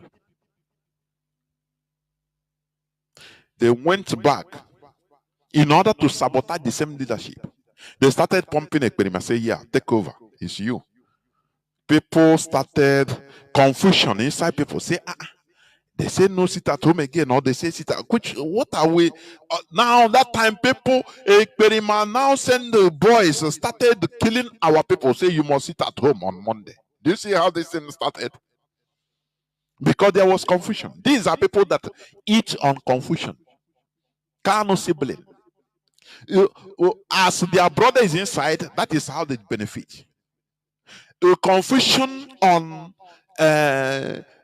against DOS. Now they thrive. They now started giving support, secret support to Ekperima. Now continue what you're doing. Hey, Chineke. This is evil.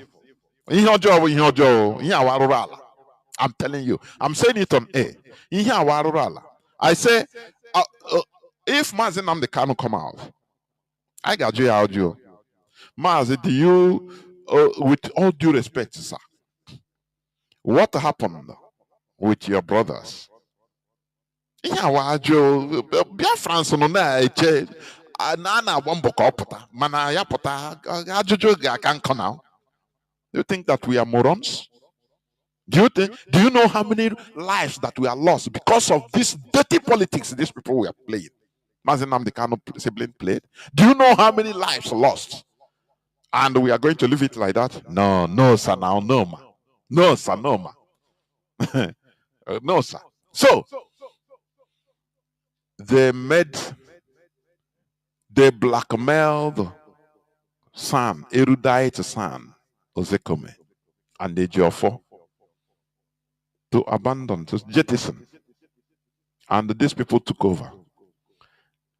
Whereas we are standing on 13th October 2022 appeal court's decision, because that is where we even the leadership of this struggle said it promptly, no need of going to court again. That is the decision. And even though they concord that we have gotten the apex this decision. Cuts the highest we can receive. This is only thing. Now every other thing is on campaign and activism. If they want to chop onion, let him be there. If they want to no more, let him be there. No more going to court. You will stay there and say, no, I've been obey the court order first. I must be released first. I no longer need to go to court. Let us see, this is this was the plan. But these people came and destroyed everything. And say Mommy Binta said on 15th of December 2022, he will be given a bell. And that is what go back to the video. It's on YouTube. Go back to the video of when Onyendu came to court on 15th of December. All of us, we are horrified. His attitude. He started shaking everybody, embracing everybody, even the Fulani prosecutor. He shook hand. The man removed his hand. Hey, because they have told him, his siblings and the lawyers, this Ejimako have told him with the certainty that look, you are going to be released on bail today. So there is no more, you have no more enemy. Even the prosecutor is your friend. So if you go to court, check him, no problem. That you have fulfilled everything. So, to sign, say, okay, you have been released on that bail. That day was horrible. They wanted to, according to the information from the court, it was not on video. They said, the Jimako said, with Maxwell, all of them, they said, hey, we have fulfilled what you want us now. You want him to be on bail. He told them, Bintanyaku change the face. He told them, come on, what are you talking? This man must continue the court proceedings. They were shocked. I mean, these lawyers, the Jimako, you are saying. That's why they said that we were not prepared. We cannot continue because they were not prepared for anything. Their preparation ended on the 15th of December 2022. What I'm telling you is the sequence of how things happen. These are facts. They were shocked.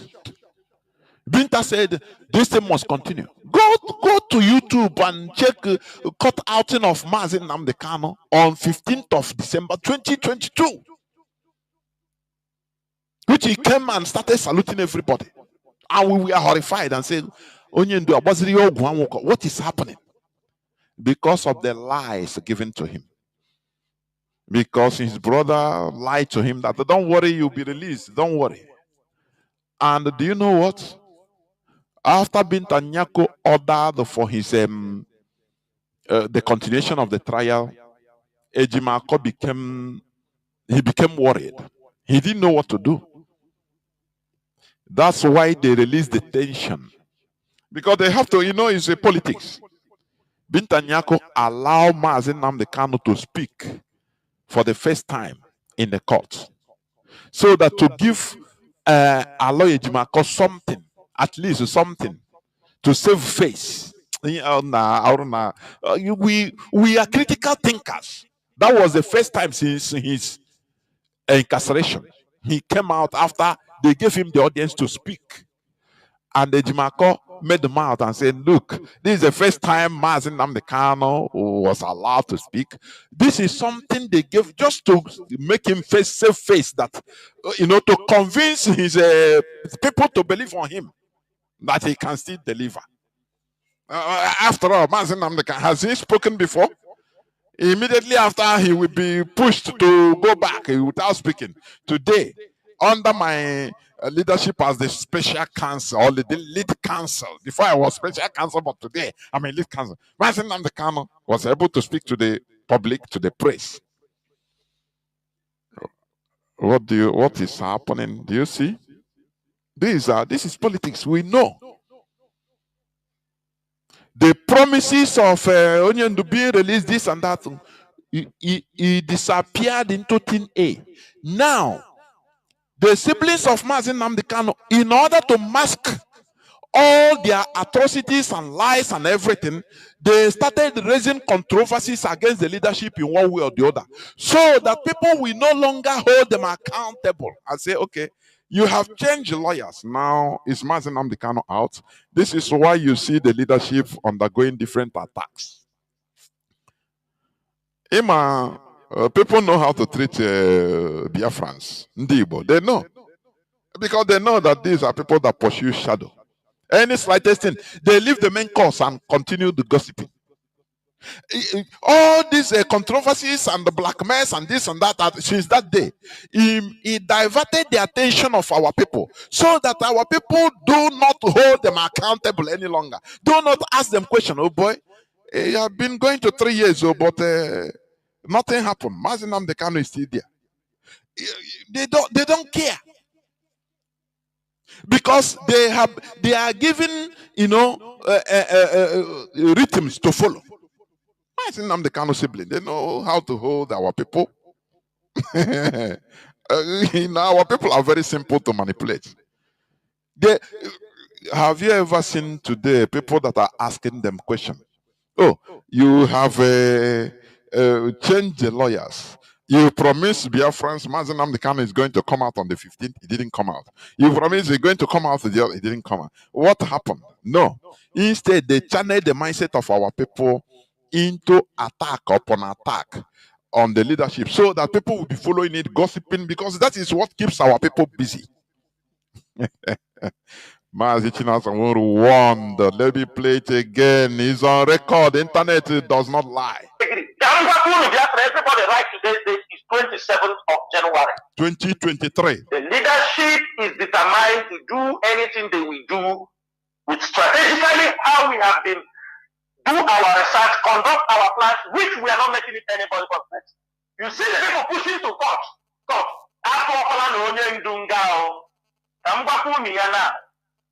Onyendu is going to prison with the rubbish, with the rubbish and the corner of that place. These people are planning, chapel. Now we are talking in. My camera, let me tell you people something that happened. You see the signal a day before the morning of the court, the morning of this court, on 15 December. We are asking what are we expecting in the court on 15 December. We were told that they said we have tried our best. If we go there, anything they say, it is the wish of God. I agree. Everybody right today is 27th of January. The leadership is determined to do anything they will do with strategically how we have been do our research, conduct our plans, which we are not making it anybody but best. You see the people pushing to court.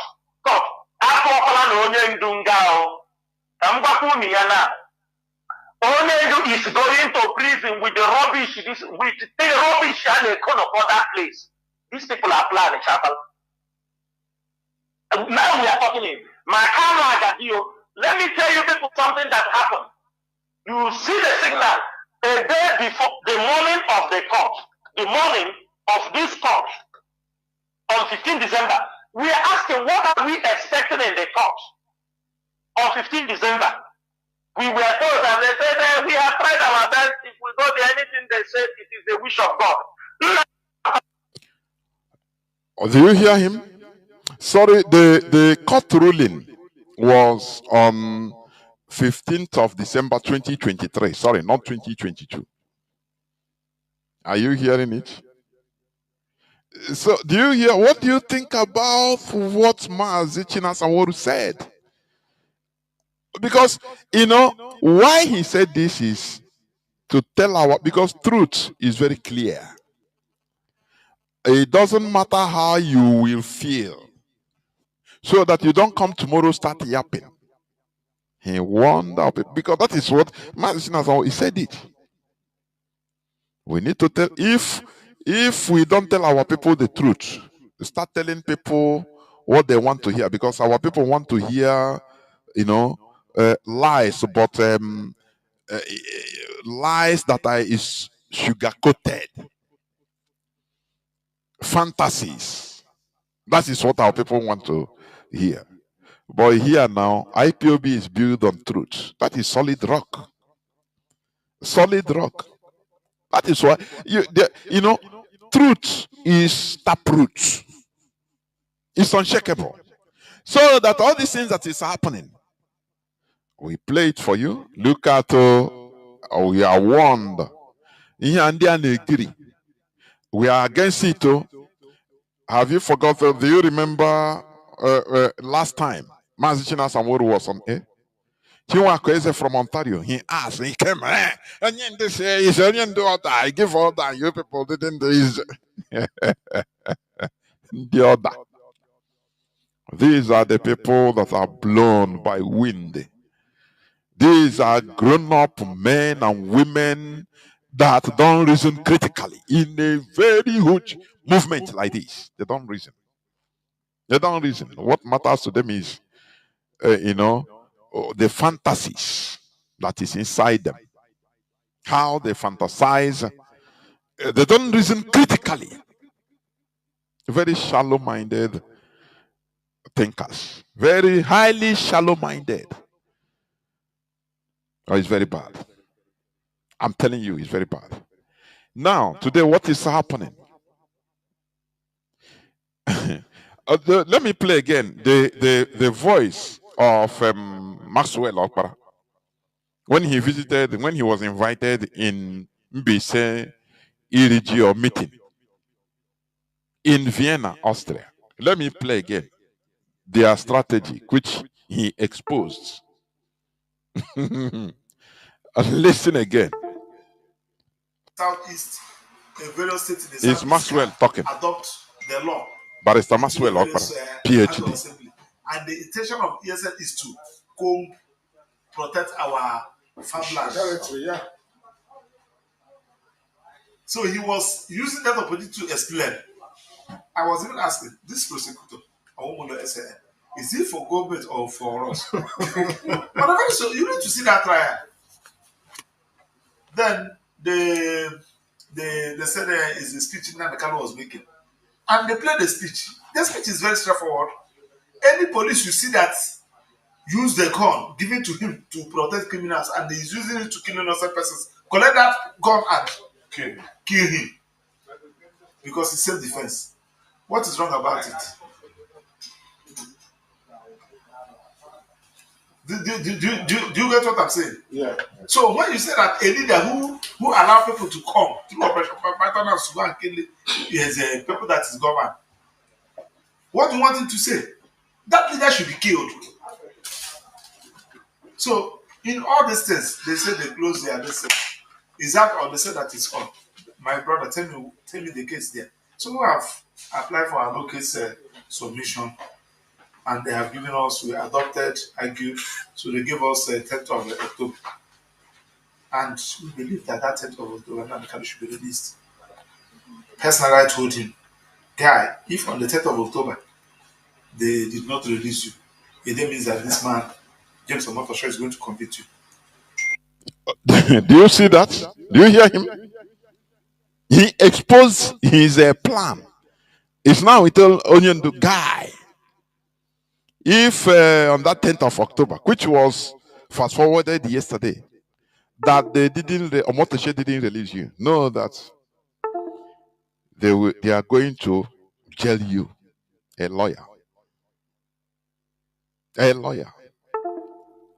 Now, why did they continue the case in the first place?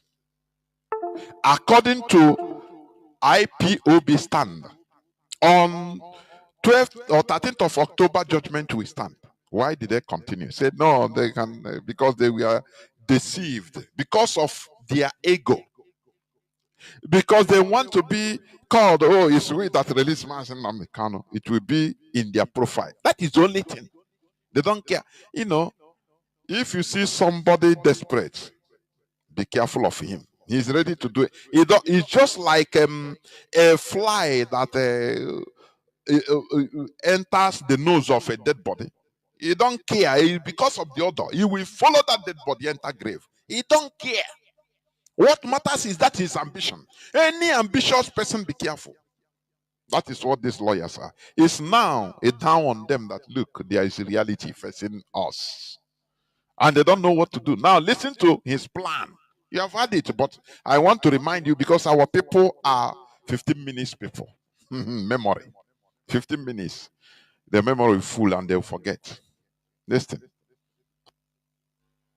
So the best thing there is that don't come to court again. So the best thing there is don't come to court again if Omotosho didn't release you on 10th of October, which was yesterday, fast forwarded to 26th of September. Don't come to court again. That is a lawyer. Then what is the need of going to court after obtaining that landmark victory by Ozekome?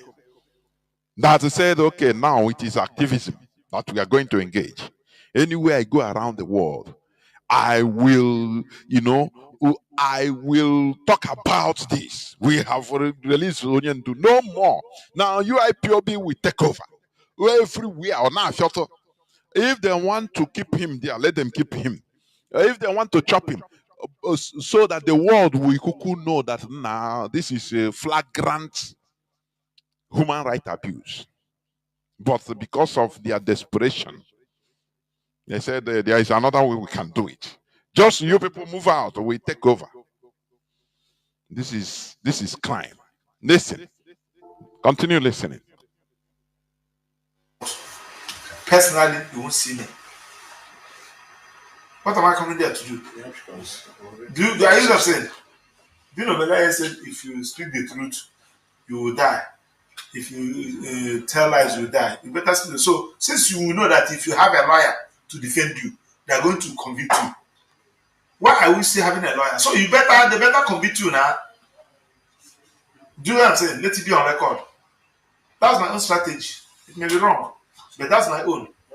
So, but the only thing we are going to do is that we have to go and use opportunity to move around the whole world. It's moving around the whole world. When they have distorted and blackmailed the IPOB, what we were doing right from time, any move we made, they blackmailed the DOS, blackmailed the leadership. I say, Mazi Nnamdi Kanu siblings say Mazi Nnamdi Kanu is better off in DSS. than coming out from Chinedu's IPOB. I say, have you forgotten? It is now the people, the structure they despise. Now they want us to do magic because we are spare tires. I was spare tire. That is what they want. Whenever they need us, is that time? Okay, come on. I tell me, money, please. Let us begin to sensitize our people. Let us begin to let our people know, not all this rubbish, the so-called politics, IPOB politics. They left what they're supposed to do and what they're talking, who is the head, who is not the head. Do you see? It's foolish IPOB politics. Who is the head and who is not the head? Without a structure, how can you organize a people? No, tell me. You know, passing 6 is not passing sense. Without a structure, how can you organize the people? I think he has spoken in MB. What else? Okay, they sensitize other. What structure? Do you remember obedience? Where are they? When they were making noise everywhere, 2023, 2022, prior to 2023 election campaigning, everywhere now just obedient. Atiku and Atiku Abubakar and even Tinubu, he mocked them. He said, these people, they are just making noise. There is no structure. They don't have any structure. And that is it. Without a structure, you can do nothing. You must be a whole human being with a hand, head, eye. That is your body. Before you can walk. If you have any defects, maybe you are crippled. There are some works you cannot do. If you are decapitated, you are no more a whole body. You can't do anything. You must be a whole body. You must be structured in order to effect any meaningful activism.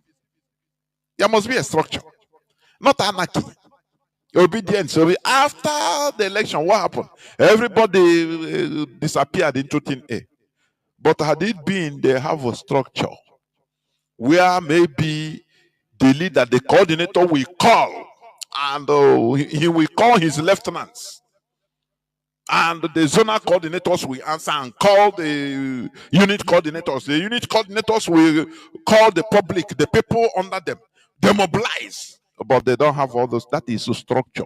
So there is no way you can function as a group without a structure. It's impossible. You just make noise. That is why when I look at all these people that are making noise on social media, you know, when they look at their viewers, whether it is a computer or anything, people gather, all Nigerian government that mobilize people to come and support them. They thought that they have arrived, but there is no structure. You talk finish. There is no. You cannot call any. You don't have any way of calling meeting and calling out people, and people will come out.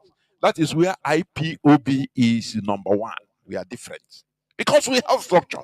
So anybody that is trying to destroy the structure, you must first of all protect the structure so that we will function effectively. Because once the structure is disfigured, is dismembered, no more. Everybody is to your tent. It becomes anarchy. Are you getting what I'm saying? Mazi Chinedu can just put out a call to his lieutenant, to continental representatives. Continental reps will call the country's coordinators, the national coordinators. The national coordinators will call the zonal coordinators. The zonal coordinators know how the people. They start calling the individuals because zonal zones are plenty all over the world. Now they know the people. They call Mr. A, Mr. B, Ryoko, say no, that is structure. We organize. We are organized. We can never function well without maintaining this organization. That is what this man is supposed to understand. He said we are playing politics on who is this, who is that. And that is the structure they want. Kanu. And this man, this barrister, they want to disfigure. But after they try to destroy, and after they see come back and say, no, why are we protecting our structure? So they want us to be acting on anarchy. No order, nothing. Do you remember when IPOB called for protests in Finland? That is how we function. The leadership put a call, put a memo. It was organized. So day. All roads lead to Finland, and it was done. And you know, that protest we did. Anyway, let me keep quiet. It worked wonders. That is IPOB. Without a structure, you cannot do it. You cannot call. Who are you going to call? Under what umbrella? This person tell you, say, I used to support you people on social media, but I'm not a member of IPOB. So I don't need to waste my money to buy tickets to. Are you going to pay ticket for me? You said no. You see, people came there, people went there with their money. They reserved the hotels with their money because it is a structure. It is an order. That is how structures work. But they want to destroy this structure, but still they want IPOB to function to their advantage. Does it? You know, you cannot eat your cake and have it. We must maintain this structure because that is the way we can give our best. That is the only way IPOB can function best is maintaining our structure. If you call it plain IPOB politics, so let it be. All those people now fit on Facebook, they don't belong to anywhere. Let them now call for anything. What is their structure? Nothing. That is where IPOB beat all of them hands down. This is the structure they want to destroy. Do you see that? This is what they want to destroy. Ejima Akko disparage the IPOB and the leadership. Say, no, IPOB have no leadership. It's only Mazi Nnamdi Kanu. I don't know, one Mazi Chinedu. That is, are you kidding me? And you want IPOB to work to support you? You disparage us as a structure, as a body, as a movement, and you want us to support you, to be at your back, so that you use us as a tissue paper. Come on, I know maybe Mazi Chinedu is listening. Go and think, go and reason well with your head. I am telling you, IPOB has a mind of its own. That is what little I can tell you. This man, he wants to eat his cake and have it. See, IPOB is playing internal politics. We have to maintain our structure that you and Mazi Nnamdi Kanu siblings once destroyed. Because without it, we are gone. Who will you be talking to? You talk to Ikuku, talk to Breeze. When you cannot call for, without a structure, you cannot call for anything and people come out. Why are you going to call? Let all those people talking on Facebook who blackmailing this, tell them, oh yeah, call for one meeting somewhere. Let him call all those his viewers. Say, okay, let us come and do the. He will tell you, boy, give me, who are you? Kabeg, is it because I watch you on social media? Are you going to pay my ticket? I beg. That is lack of structure. And that was the reason why Atiku and the Tinubu mocked obedience. You know, our people like we are noise making. Noise making and reality is two different. They are two different things.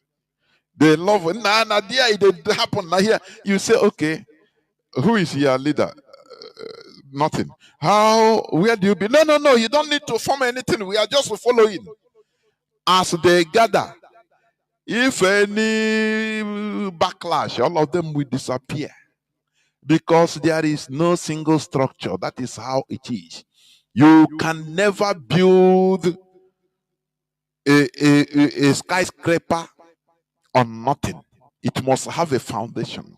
And that foundation must be maintained. That is it. Before it can stand. That is the structure. With that, you cannot just come and start constructing on nothing and say you have a structure. No, it cannot happen. So, if maintaining IPOB structure means playing IPOB politics, let it be. Any person that tell you that, he say yes. If you see where this man is talking like that, he say we are playing IPOB, say yes. We must survive first in order to save others. We must first of all survive, be ourselves. Before we can be able to plan on how to move forward, we must survive first. That is it. That is saving our structure. So we cannot allow you to come and put asunder the structure that people put their blood on. The structure that we are upholding. You can't do it. That is why anywhere IPOB leadership calls for physical protests, you see IPOBians coming out. It doesn't matter, New Zealand, China, say there is a gathering, you see IPOB because of the structure. You see that? Without it, nobody will be there. You can't see nobody there because of there is no structure. And that is what we continue maintaining.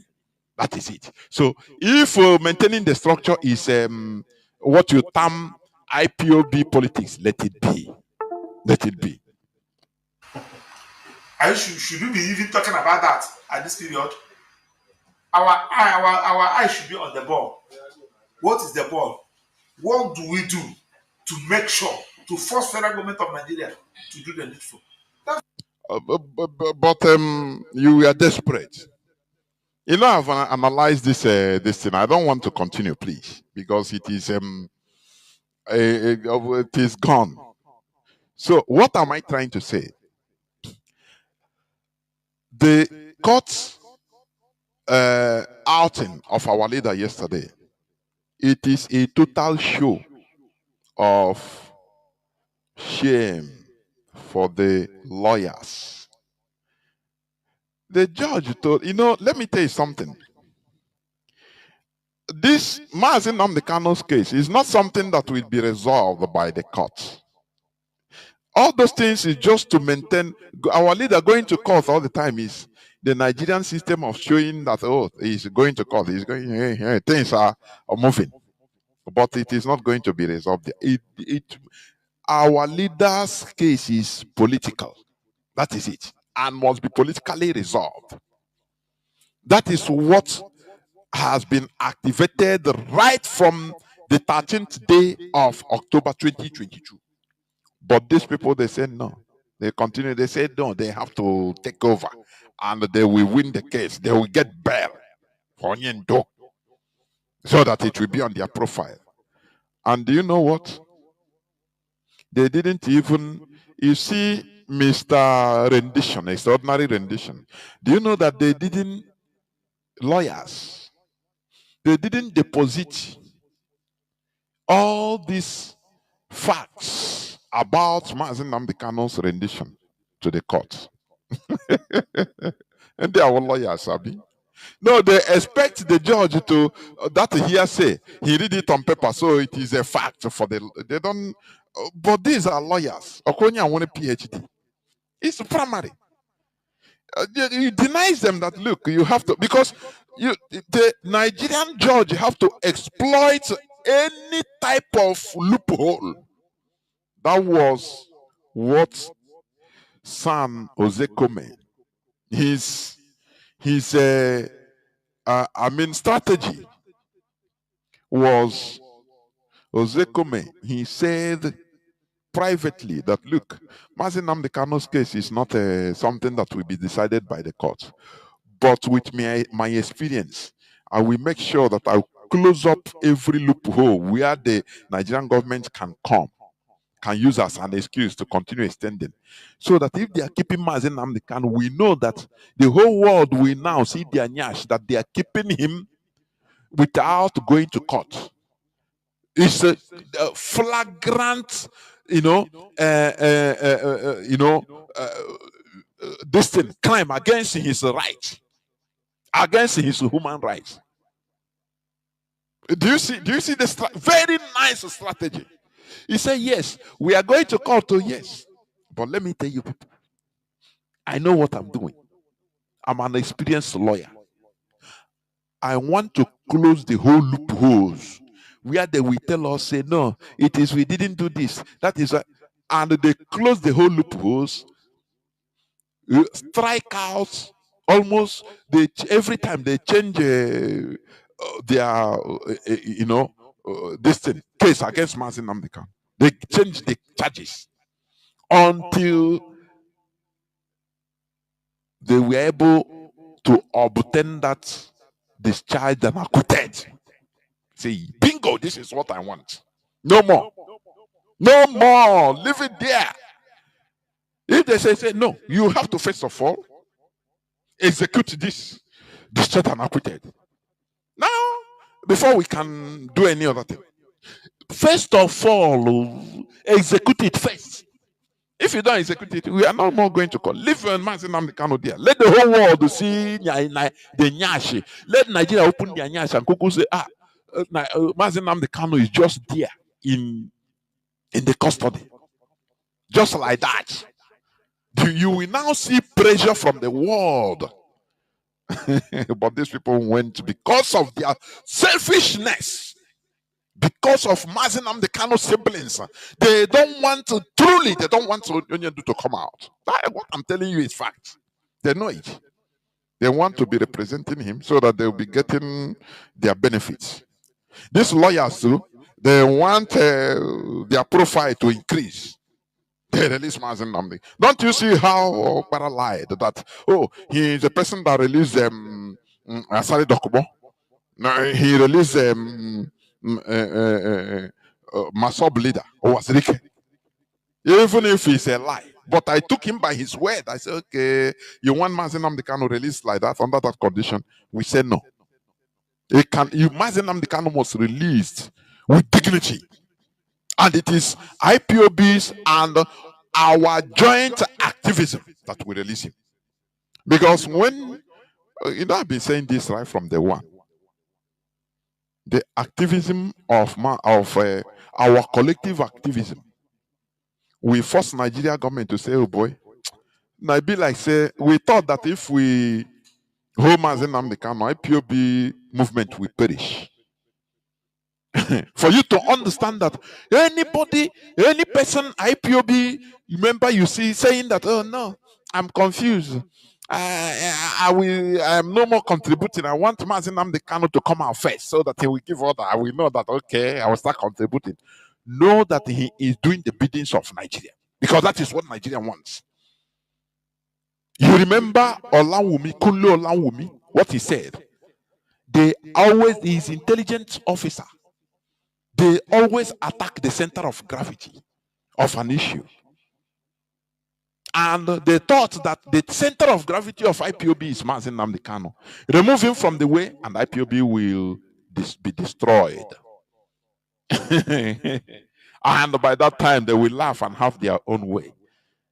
But they are seeing that, no, these people is not what we say, by picking Mazi Nnamdi Kanu. Once we continue moving on without fear or favor, I am telling you, they will go back to Mazi Nnamdi Kanu and say, oh boy, we thought that holding you will stop IPOB. Now, how can you help us? We leave you so that you go and manage IPOB so that we can come to terms, please. How can you bring them to a table? Because, Nigeria, let me tell you, the Nigerian government is saying that IPOB leadership, they are stubborn. That there are people, one thing they observe is there are people you cannot buy and ties with money. That is the first shock of their lives. That Igbo people, you cannot entice with money? No. Do you remember, according to Mazi Sanwo-Oru's revelation, do you remember when they called the governor, called Emma Powerful and say, okay, we shall give you $500,000 just for you. Leave IPOB. leave anything about IPOB and their press release, it just disappear. He refused. Do you know that this thing gave them a shock of their life? That IPOB leadership, they are not people that are interested in money. You know, this is a credit. It's a very big shock to them because they believe that they can buy anything with money. They can buy anybody with money.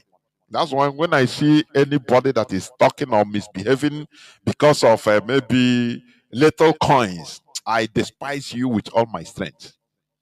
I despise you. You are a person of no dignity.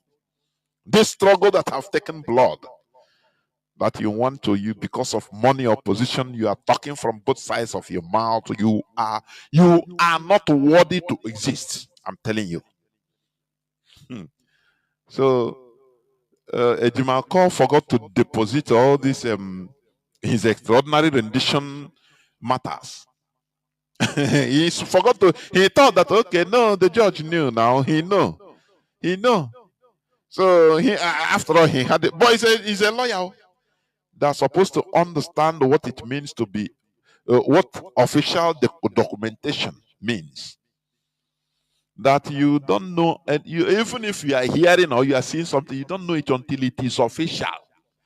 It is officially written, submitted, and you read it and stamp, giving you the date, everything that it is okay, yeah, now you're okay. But he thought that at least Omotoshe have had it now. We are talking of extraordinary rendition all the time. So Kenya court have ruled this and that.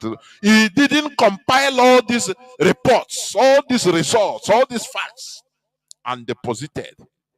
And you are telling me that this is a lawyer? No, this is a lawyer in a very high-profile case like this. These are people that are brought by Mazi Nnamdi Kanu siblings in order to destroy, to make sure, to mess up the case of Mazi Nnamdi Kanu. That's their agenda. That is their agenda, and it is working for them. The more Mazi Nnamdi, do you know how much they have made all these 4 years? No, do you know how much they have made?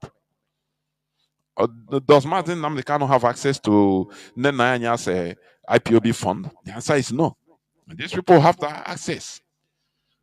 They can go to Mazi Nnamdi Kanu, come out and tell Nenanya, say, "Na onye ndosi tinye $100,000 eba na this account."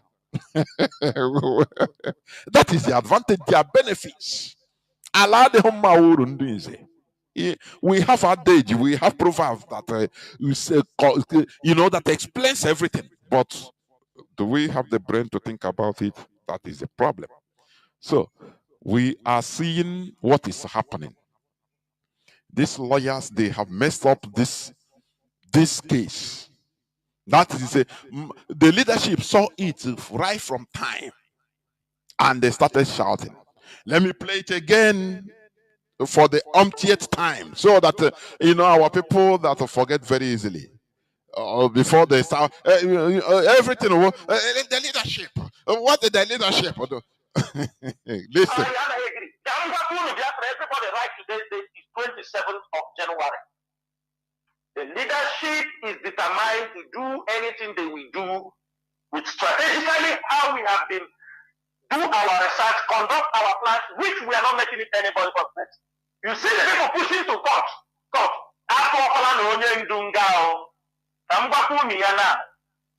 Onyedu is going to prison with the rubbish, with the rubbish and they come upon that place. These people are planning, chapel. Now we are talking in. Let me tell you people something that happened. You see the signal a day before the morning of the court, the morning of this court, on 15 December. We are asking what are we expecting in the court on 15 December. We were told that they said we have tried our best. If we go to anything they said, it is the wish of God. That is it. And before I open the line, let me tell our people, for people that will come here and start telling, go and beg San Jose come, go and beg Ejiofor to come back. We are servants. Do you think they are IPOB members? They are not. Let me tell you something.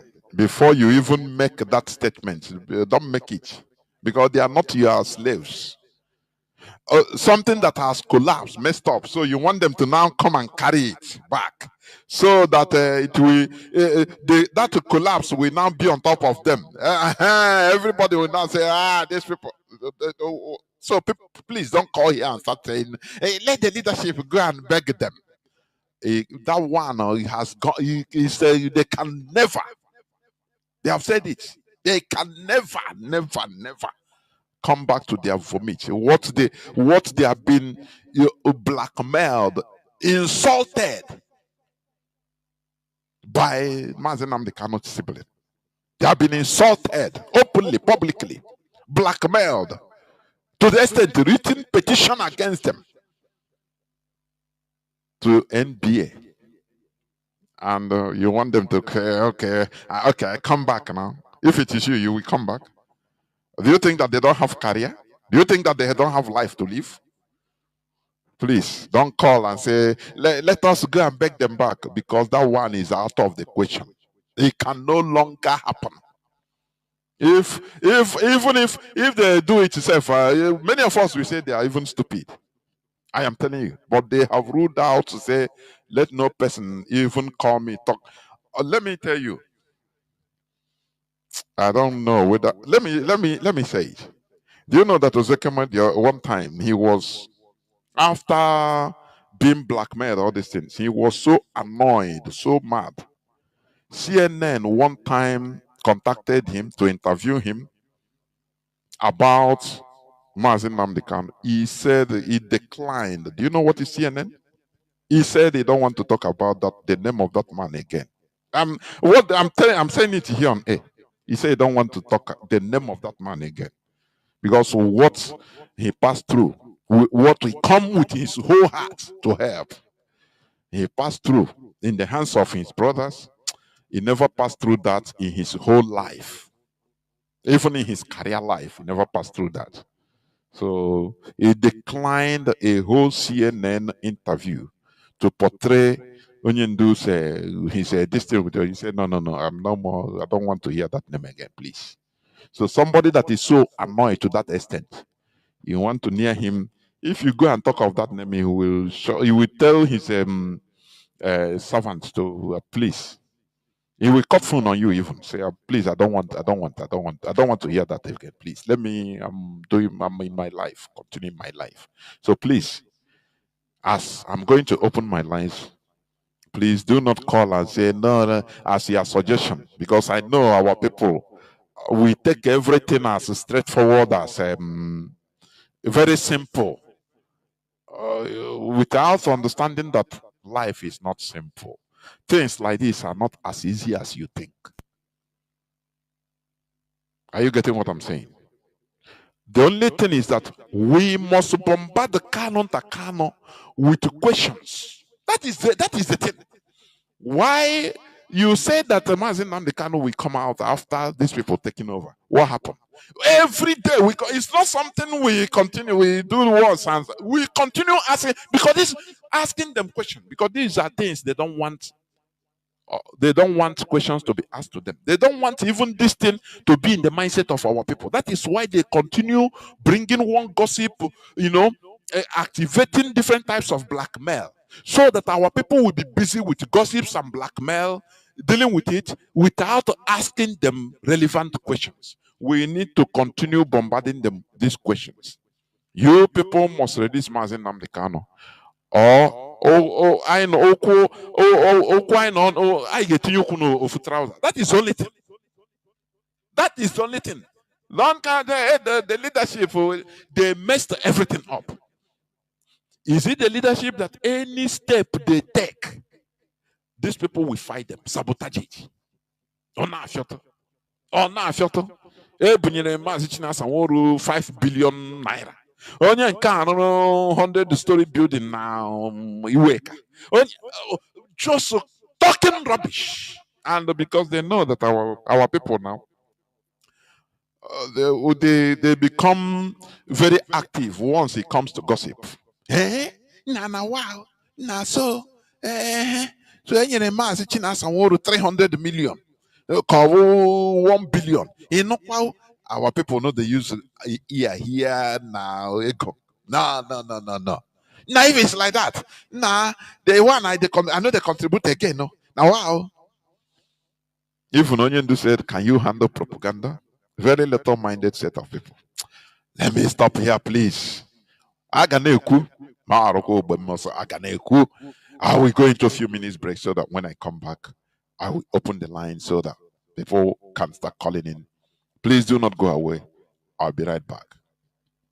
IPOB leader Nnamdi Kanu, who remains in custody of the Department of State Services while facing trial on terror-related charges, despite the 2022 Court of Appeal ruling that discharged and acquitted him. We also have reports, and we know that the DSS, under the current Director General Adiola Ajayi, has been accelerating trials, including the trial of Nnamdi Kanu, the leader of the indigenous peoples of Biafra. Today, he was seen arriving at the courtroom for the ruling on his no-case submission at the Federal High Court in Abuja. Rufai, like I highlighted in my report here about, this story that had been trending all week about these terrorists in Katsina negotiating and warning security operatives not to use the kinetic approach. And, you juxtapose it with the detention of the leader of the indigenous peoples of Biafra. You'd see this disparity. Where is the fairness? These are the conversations that have been had so far. There's a lot of unfairness in this country, and some people rank higher than some. Not to say the DSS have not prosecuted some terror, of extractions of the North here, but when you openly see people negotiating and bandits doing all sorts what they do, and you see people like Nnamdi Kanu case that, by the way, is in the hospital now because they had to push until they got him to the hospital because of his ill health, and you're wondering what is going on. Prior to President Buhari leaving office, some Igbo leaders went for a political solution. Somebody would have thought that the likes of President Buhari would have prevailed upon that. But nothing happened. President Tinubu is in there now. A lot of people have been talking about a political solution. To no avail. Nnamdi Kanu has come out to constantly condemn the evils going on in this southeastern part of the country. Then at the same time, you see bandits carrying their guns or their AK-47s or their machinery and coming out and even threatening the military. And local government officials are meeting with them. I mean, this is the imbalance we talk about. So please, if the government wants to redeem itself, we need to see those bandits that are being brought to book. Yes. Because it looks as though they have permeated into the ecosystem. It looks like they are stakeholders in society. Look at them. They are stakeholders. They even have uniform. And after, when they hold the bandit, the next they will show Ashwa for them. They will say they are rehabilitating the lives of bandits. I mean, yeah. Well, all right. This is the conversation that is out there now, and I thought it was important to bring it out there for the federal government's response to these concerns about, even the people from the north and the people in the southeast and the agitation for the release of Nnamdi Kanu. I believe I also saw a report from the governor of Abia State, yes, Alex Oti, talking about the fact that all southeast governors are, pushing for his release at this moment. We'll follow up on the story. Welcome back. This is Radio Biafra House of Service coming to you through Radio Biafra London. My name remains Mazi Jonathan Chinedu from Alo province of Biafra land. And we are here live and direct. Today is the 27th day of September 2025. Remember, we are talking about Mazi Nnamdi Kanu's cut outing, the charade, the shenanigan called the cut outing of 26th September, where the Abuja court dismissed Mazi Nnamdi Kanu's no-case submission. Others IPOB leader to open defense. And ayag ha ahapo, ikenyonahani, kewishiokwo. That is the thing. The people that are involved in this case must be questioned. And that is the only thing. We must continue questioning them, bringing them to accountability. This is what they don't want. You see Mazi Nnamdi Kanu's sibling? They must be held accountable. That is what they are trying to avoid. And that is why they have been instigating all sorts of blackmail so that we continue fighting this blackmail without holding them accountable. We must do it. And that is the only way forward. We must do it. Our lines are now opened. Our WhatsApp and Signal line remains +61 405 142 547. I repeat, +61 405 142 547. I repeat again, +61 405 142 547. I have callers already lining up. I have a caller on signal. Mazi, I think you are the first caller. Please start by giving us your name and where you're calling from, if you may. Mazi, can you hear me?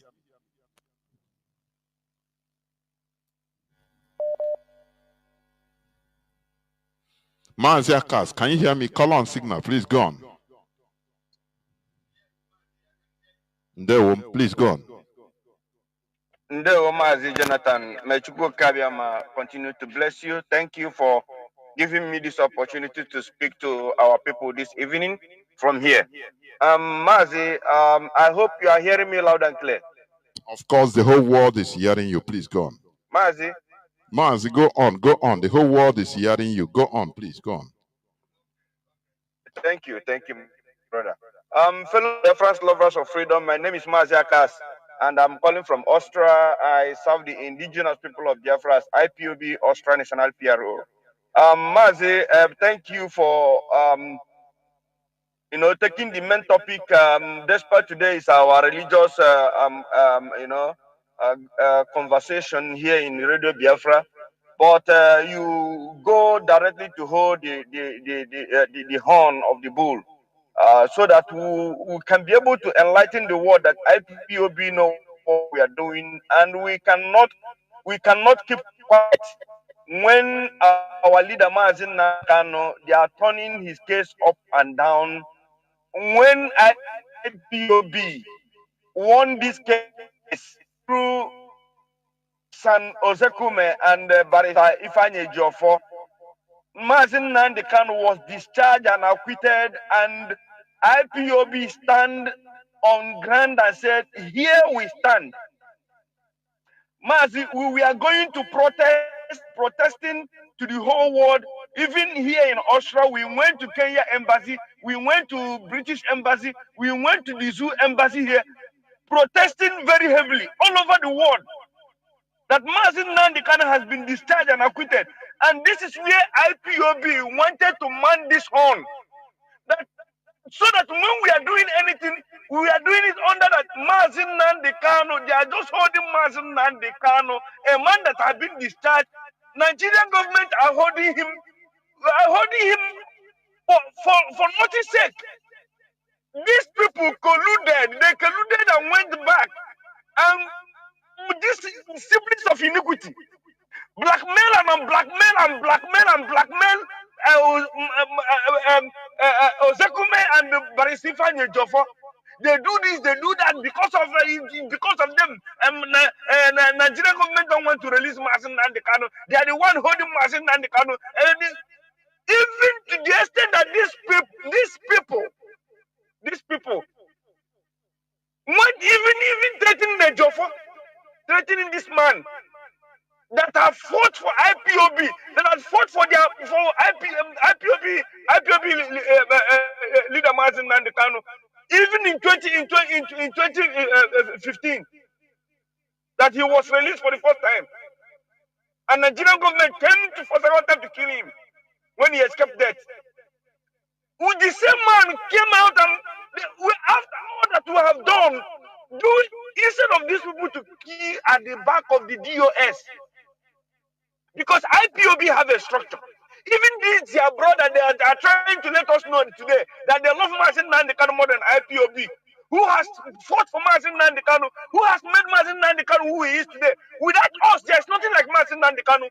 Let us remove emotion and sentiment here. Without us, there's nothing like we made him, and he made us.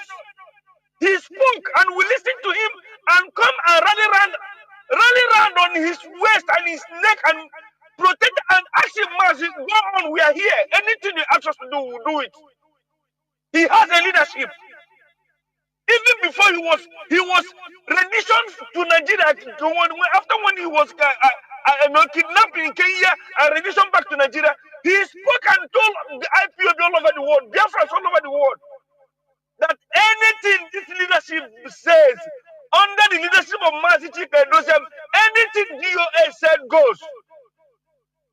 Why can't these siblings allow IPOB to champion the release of Mazi Nnamdi Kanu? Why do they want to do it on their own? Because they want to gain what they want to, things they want to use Mazi Nnamdi Kanu to play chess.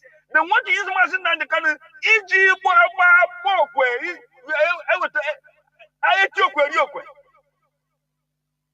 And today, Maswell can get bold enough to say Igbo is not doing anything. Those in that place not doing anything. So then after insulting IPOB leadership, after insulting the lawyers that got IPOB discharged and acquitted, they want us now to go and be protesting for this thing they are doing. At the end of the day, they want to use IPOB to shine. We are looking at them. May God help them. Or they abandon in this case. They will know the wrath of Biafrans. They are joking with the life of Mazi Nnamdi Kanu. Even when Mazi Nnamdi Kanu, all those days Mazi Nnamdi Kanu, we are sick, IPOB is running down and bring doctors. They are still blackmailing IPOB that we are not doing anything. Today they are complaining Mazi Nnamdi Kanu is sick. How should I have protests all over the world? They are sick. We are here we are watching them. Let them go release Mazi Nnamdi in good heads. We are this family game. We are who joined the family of Mazi Nnamdi Kanu. Ne joke with the life of Mazi Nnamdi Kanu. Even to the extent that these people they hate the wife of our leader. When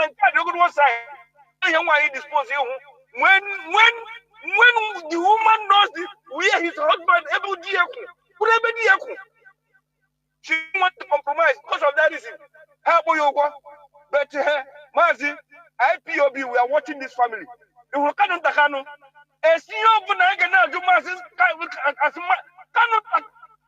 disciplines of iniquity. Yes, IPOB. Just for how many years now? For how many years now we are waiting? And now, where is she? We are watching. And what do you hear? I am now watching these people, the game they are playing. The time will come, they don't know what they are talking with. Bless you from here. We must continue.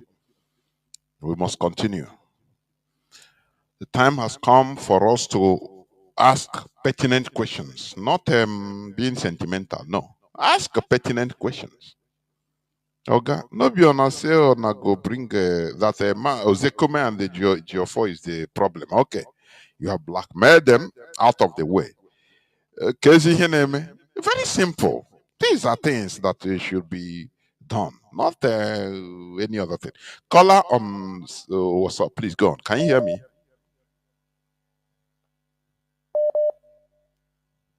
Caller on WhatsApp, can you hear me? Please go on. Caller on WhatsApp, once again. Can you hear me? Caller on WhatsApp.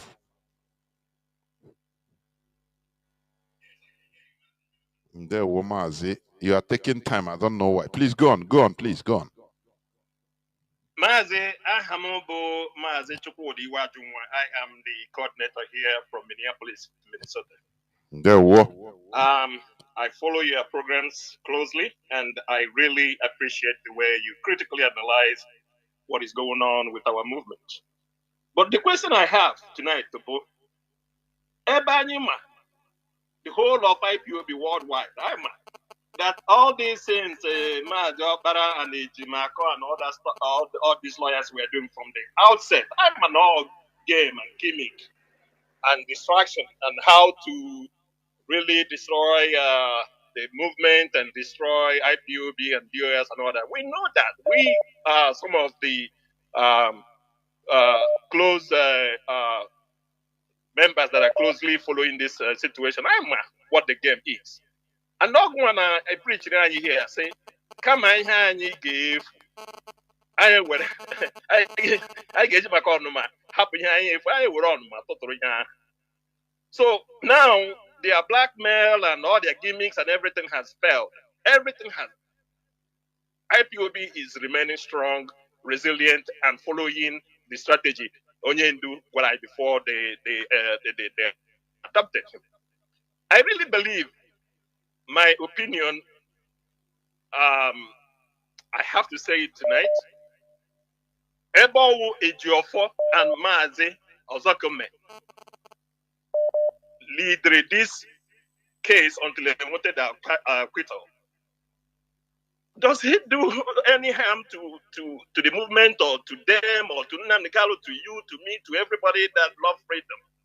What would it cost us to articulate the way forward instead of spending our energy, spending time chasing on one neck, Mazi Nnamdi, Meme, and all these people, and the Jamaica and all these people? We know their game from the outset.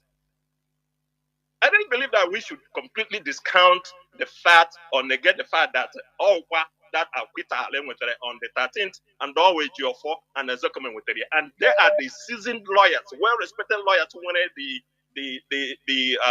ability to move this very case forward by standing on that acquittal. So I really believe that nobody should call and say they should come back.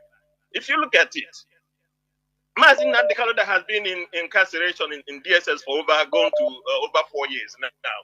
Lost his parents, lost everything, lost his prime age to take care of his family and do his career and all that stuff. And you spending time and energy and money, and the rest of the people, first Biafran war, now once we speak, they cannot lose their businesses. So how much humiliation will equate?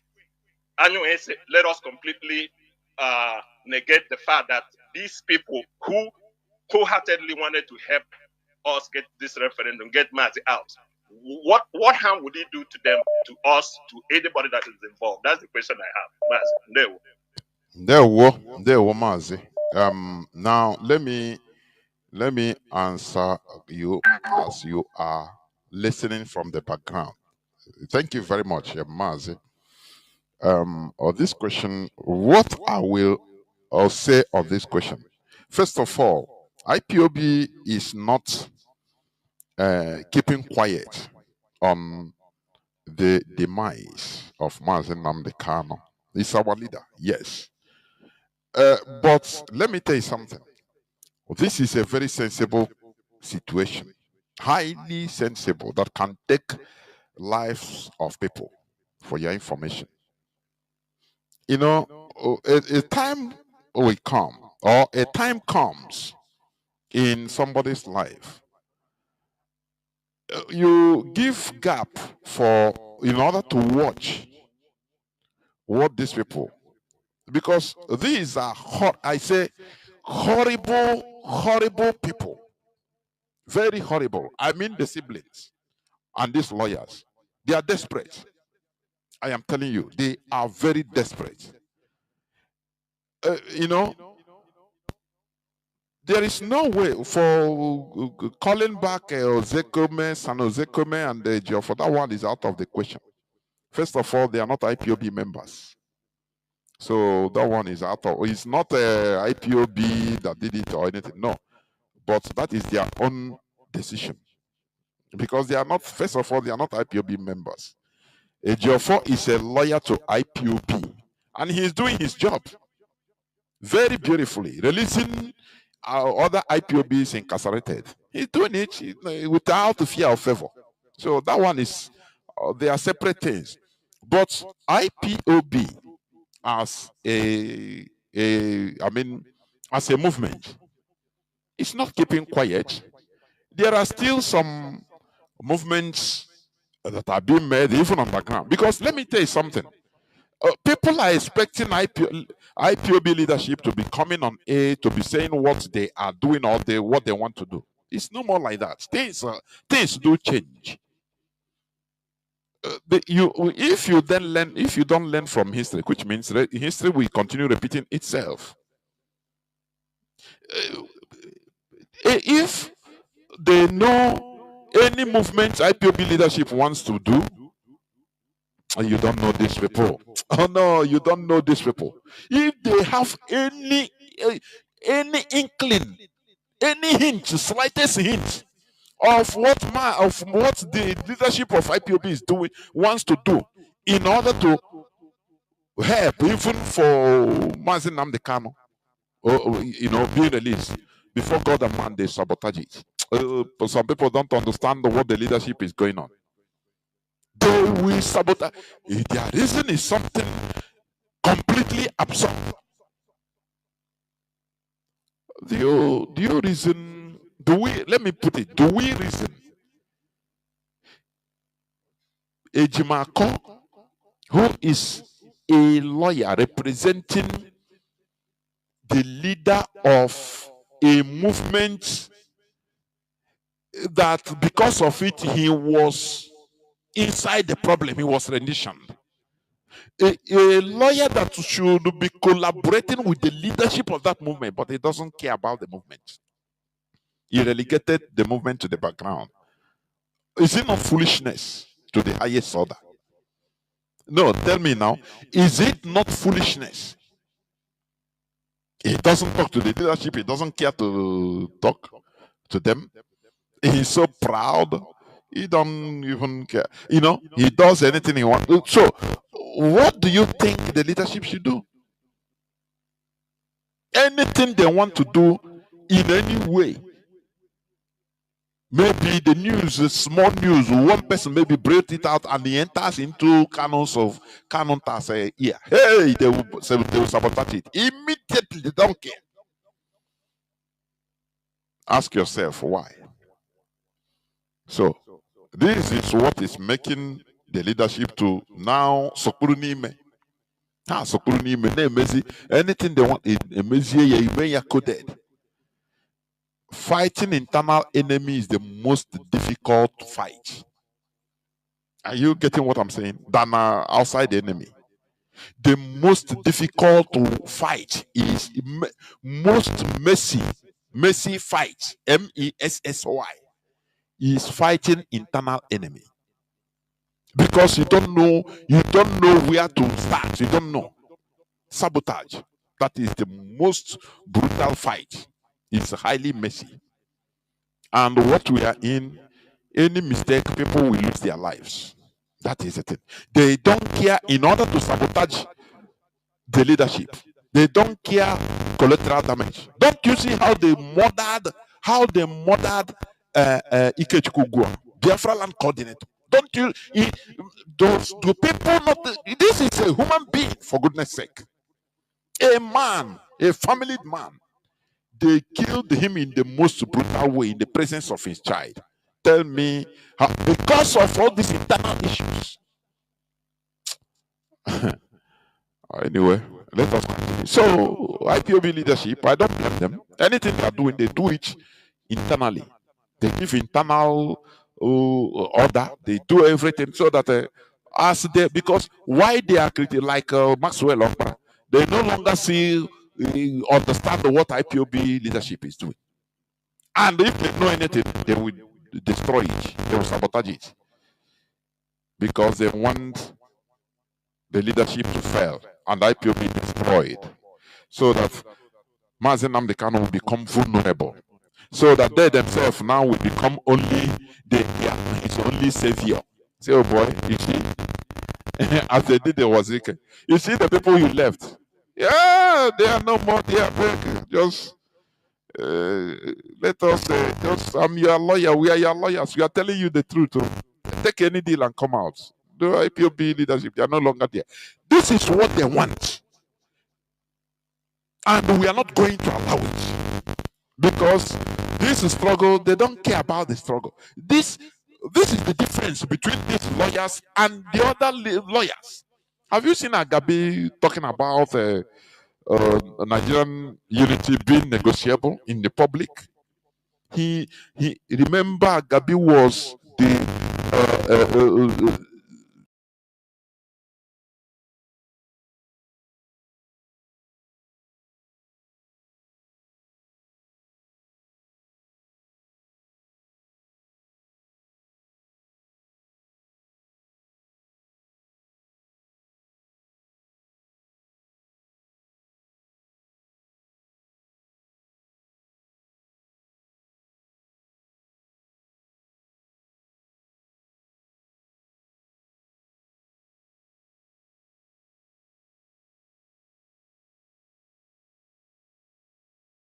Chief Justice of Nigeria some time ago.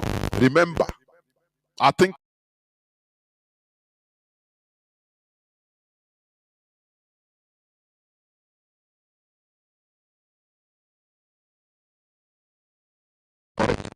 yeah, we don't try to be politically correct. We say it as it is. You don't recognize me, I don't recognize you. That's it. It's squares. So we watch them and be doing anything we can internally, codedly to help. Because if they see anything, they will destroy it. So we watch them. Only we continue asking them questions. That's the only thing. It's not about only talking and saying, no, it's not, it doesn't look simple as you say it. No, go and meet these people now. Let them, Mazi Nnamdi cannot have suffered. No, these people have lives to live. I mean, Ozekome, they have their lives to live. They are not members of. If had it been members of IPOB, you can even come and order say, okay, forget about what has happened. Come, these are independent people that genuinely can do help. All of a sudden, they are met with, with brutal attack, blackmail, and everything. So how can you think that you can go back to these people and say, okay, very easy like that? In a situation, in a case like this that can eat their heads, if any mistake, they will now go and carry the mistake of others because how they are Jesus Christ that wants to die for cross for everybody or take people's sins away. No, Mazi. Let us reason it now. If it's me, I don't even agree. Caller on WhatsApp, please go on. Caller on WhatsApp. Are you there? Caller on WhatsApp. Caller on WhatsApp, please go on. There are too much calls coming in that my phone is blocking. I don't know. Caller on WhatsApp, please go on. Caller on WhatsApp. Once again, go on.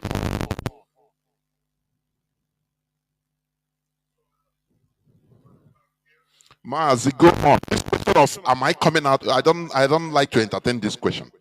If you go on, if you are not coming out, I will automatically tell you, please. So go on. Once you hear, go on. Go on. Please go on. But it's okay, man. Thank you for taking my call. I am Mazi Nnamdi calling from Sabotage. I want us to look at what are facing us with our leader from a different direction. What we have here is two camps fighting for our leader. The camp of the light and the camp of darkness. And our leader right now is in the camp of the darkness. I'm not accepting anybody. From A to Z, all the lawyers, everybody there, they are all involved in what is happening. This is a planned game. They've planned this and they're carrying it out. And the camp of the light are watching. You see, they know what they are doing. It's just like bring somebody out of his house and let him where he will fall into the danger and you stay, leave me alone. How you will get hurt. This is what is happening. These people are not for IPOB, they are not for us. It's enemy game. what they are doing is just take the man away from IPOB, surround him with all enemies. Okay, imagine a lawyer that neglects IPOB is telling his where he's talking to people that they will be going around the world to do what? What can he do? And he's talking down on a whole foundation like IPOB. I mean, I would like the leadership to see this whole scenario as I'm just speaking now, so that they will know the next step to take. Because we don't leave our leader in the hands of the enemy. Our leader is right now being surrounded with enemies. All of them, I'm not exempting any one of them. All the lawyers, from A to Z, they are not for our leader. They are playing the game of the enemy, as they all agreed to do. So this is what I'm just calling to submit, so that we will see it in a different way. This is my submission, Matt Jonathan. I will leave you here. Thank you for that is working for and the restoration of the. Good evening from here. Thank you. Thank you very much. Okay. Please, I need confirmation that the output is coming out. Let me see. Caller on signal. Caller on signal. Can you hear me? Caller on signal. Mazi Oba. Can you hear me? Caller on signal. Caller on signal. Mazi Oba. Can you hear me?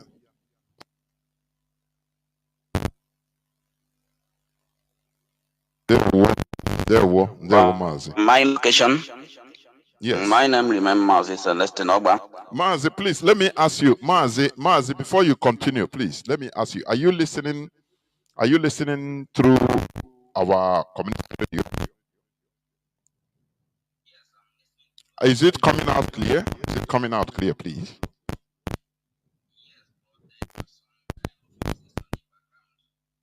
Really?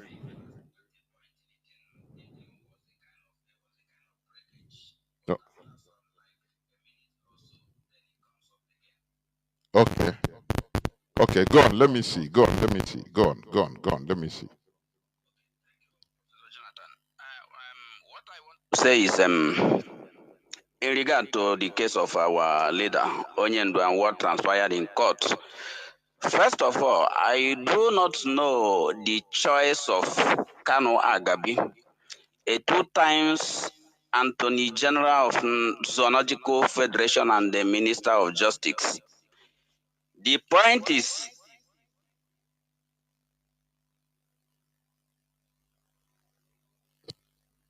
Mazi, are you still there? Go on, please. Professor Jonah, the thing is like the thing is echoing, but maybe I don't know if You go. No, go on. It's okay. Okay, please go on. It's gone. The output is good. Go on. Agabi as a led counsel, 2 times Attorney General of the Nigerian Federation and the Minister of Justice.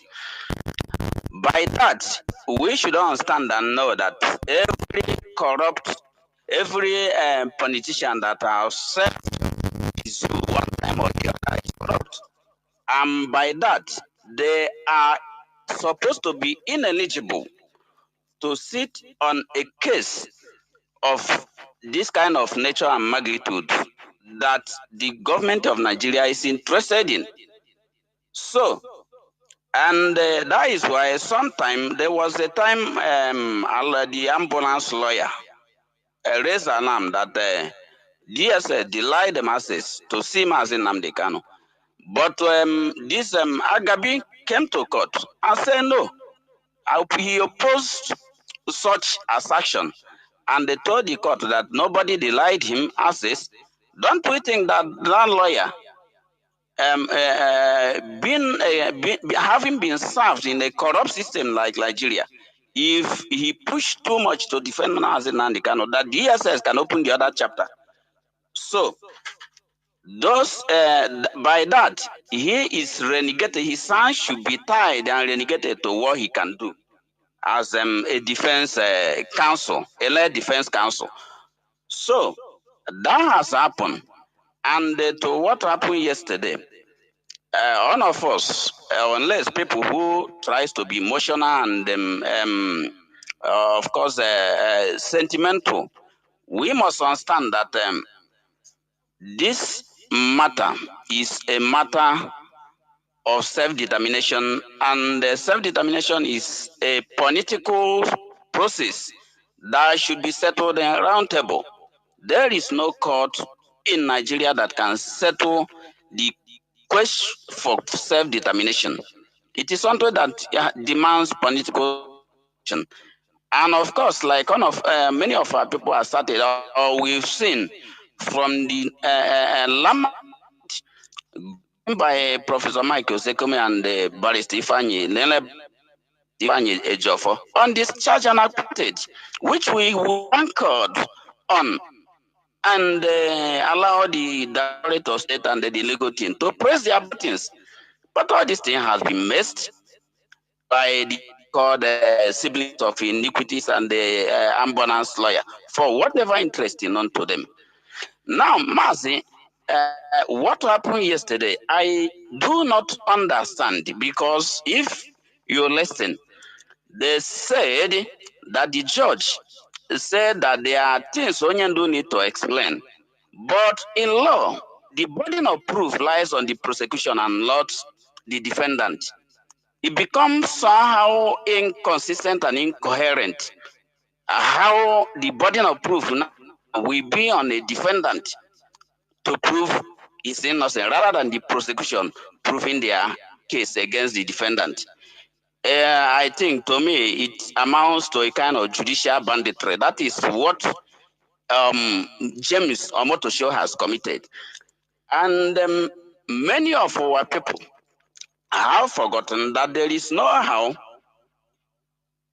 Nigeria we assign a case of Mazi Nnamdi Kanu to a judge that is fair in love, like the appeal court, the led woman judge of the appeal court that delivered the landmark judgment. I think that was the greatest mistake that they made, and that have reasoned their consciousness that any judge that they are giving this case must be a very highly corrupt judge, like Binta Nyoko and this justice injustice what is this his name, Omotosho. You understand? So this Omotosho, the moment they assign this case to him, we know where he's going, we know what is going to happen. So people like us are not very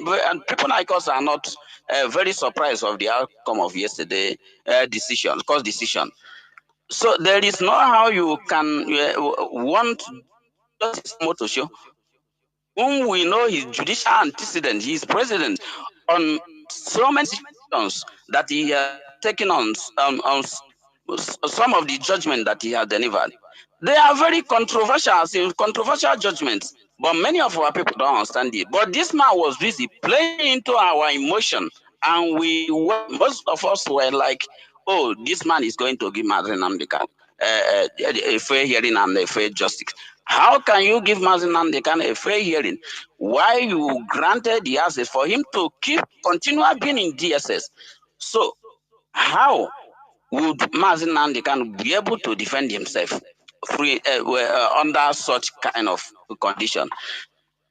What I'm saying is, you see, Barrister Aloy Ejimako and this sibling of iniquities, they got Mazi Nnamdi Kanu into the, and they must continue with this Mazi Nnamdi Kanu out, or they will be forced to be tried in the open court of Biafran masses, because what these people have done is unforgivable.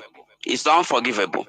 If by virtue of anything they commit the convicted Mazi Nnamdi Kanu today, IPOB will still continue, because one thing this movement has done is to build this movement around an institution and not just around a single body. Many places in the world, like we make reference to Onesime Mandela, he was in the prison, he was convicted, but yes, he kept moving. So for think that if perhaps Mazi Nnamdi Kanu is convicted, that is going to be the end of IPOB.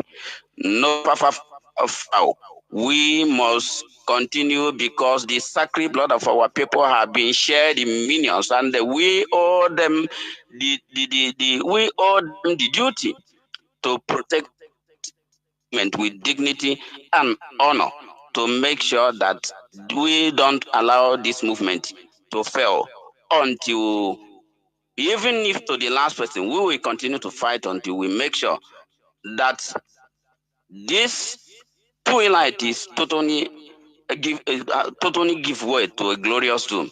And the Biafra must come under this IPOB, Professor Jonathan. We must have to continue, no going back. Almost way Biafra. Thank you so much. Let me allow us to talk. We must continue.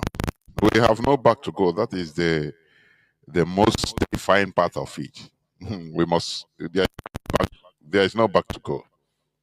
Caller on WhatsApp. Caller on WhatsApp, please go on. Caller on WhatsApp, can you hear me? Please go on. Caller on there. Yeah. Good morning here. There, Mazi. I want to remind our people what our late father said. Blessed memory.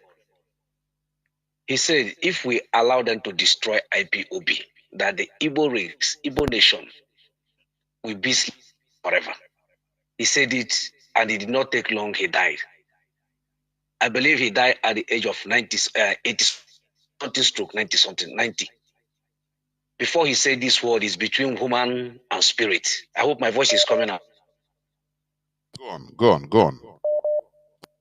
Hello, my voice is coming out.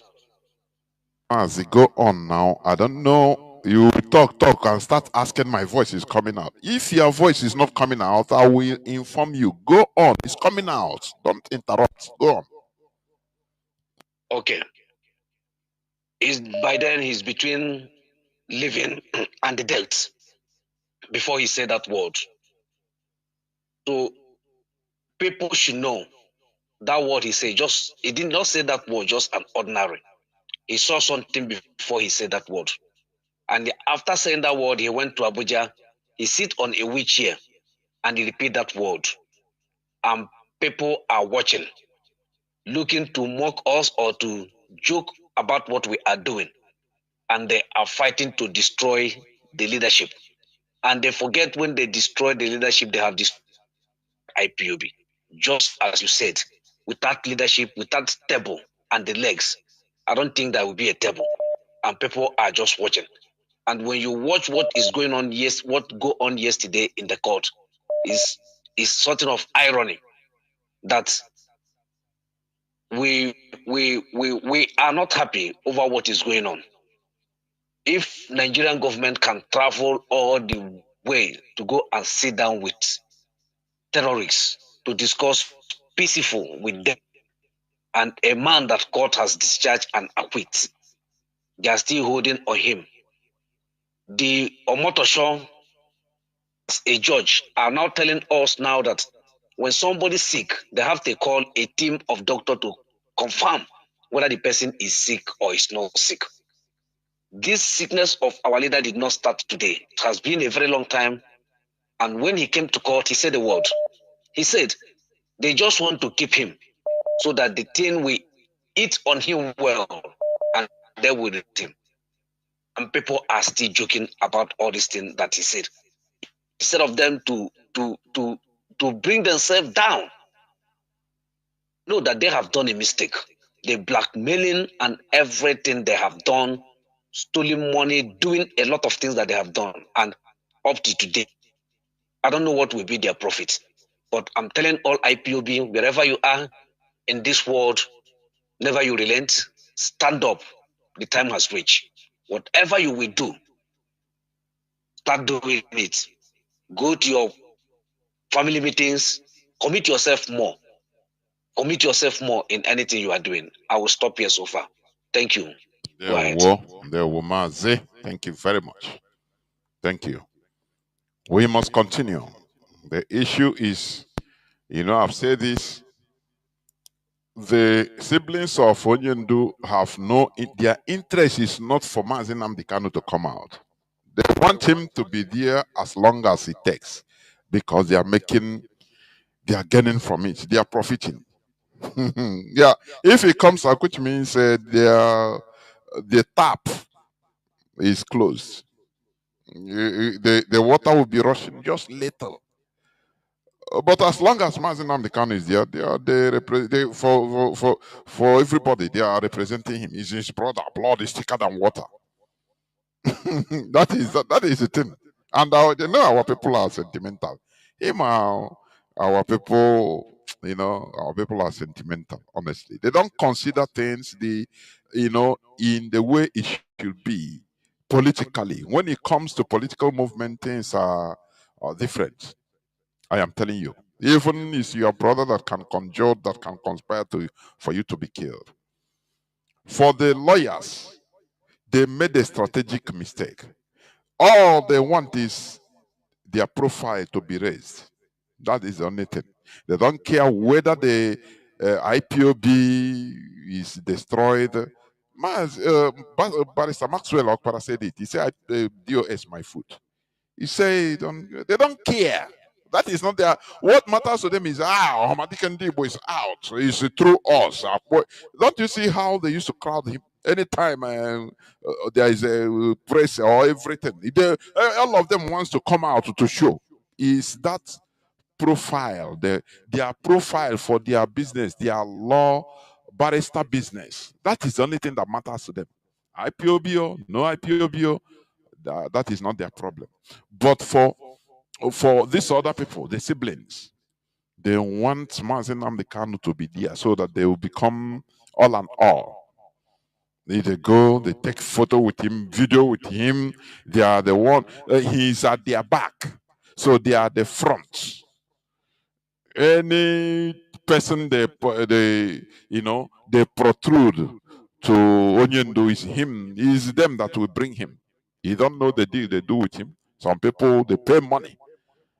It's business now. It's business. So this is what matters to them. So these are the two things. Caller on WhatsApp, please go on. Caller on WhatsApp, Mazi Onyemuche. Mazi Onyemuche, please go on. Caller on WhatsApp. As we are gradually heading towards the end of the program. Caller on WhatsApp, please go on. Can you hear me? I don't know. Mazi, go on, please. Go on. Mazi, go on. Caller on WhatsApp. Gani Rubicon.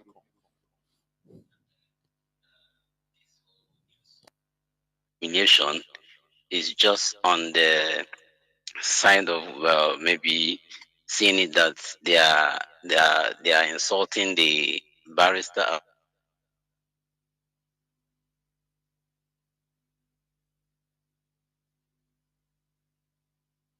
Mazi, are you still there? The whole insult is coming to you and all the. Whenever somebody say go and beg the lawyers, I now begin to ask questions. Does it mean that we don't have people who read ABCD and interpret what ABCD is among us, that will know that this case have ended like how many years ago? 2 or 3 years back or 4 years back, and yet somebody will again and appeal. And I'm trying to let us know that the whole world is watching IPOB. The reason is that have the understanding that we have two people representing us in this case. The ones representing IPOB and the one representing the family. Now people will be like, do IPOB have the rightful leaders? Understand where I'm coming. I'm not pointing out our leaders as if they are not intelligent. But the question is that the whole world, even the Nigerians, are even feeling like this thing won't work out because they are not seeing any response from IPOB leaders, in the sense that why would we allow a case that have ended to be taken up by a family individual, family lawyer to come up again to trap our leader down and bring insult to us? So I understand that you people know what you are doing, but the thing is that we should also realize that the insult is not going to either of those idiots chanting, coming to ask you question on the radio. That the question is that the IPOP leaders, what are they doing? But I'm not saying that they should tell us what they're doing on radio, because I know they have waited patiently for the whole world to see that our hands are off from this useless incrimination that they want to incriminate our leader. And do you understand? So somebody coming to say, go and beg the Mazi, what's his name, Ifeanyi Ejiofor and is Ozekome, the person should also ask himself, why will I even accept a case that had been ended to be brought back again? So this is the only thing I want us.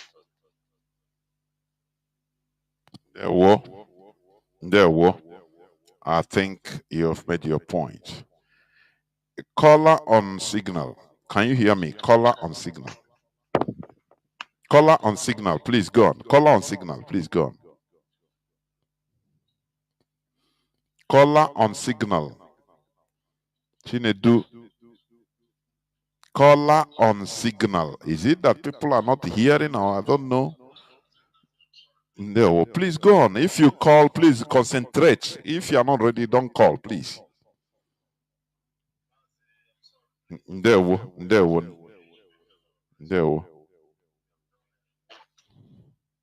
Mazi, I'm here and I'm hearing you. I'm sorry, please. I've been trying to talk, but something is not coming out. I'm sorry. Mazi, I say, may Elohim bless you.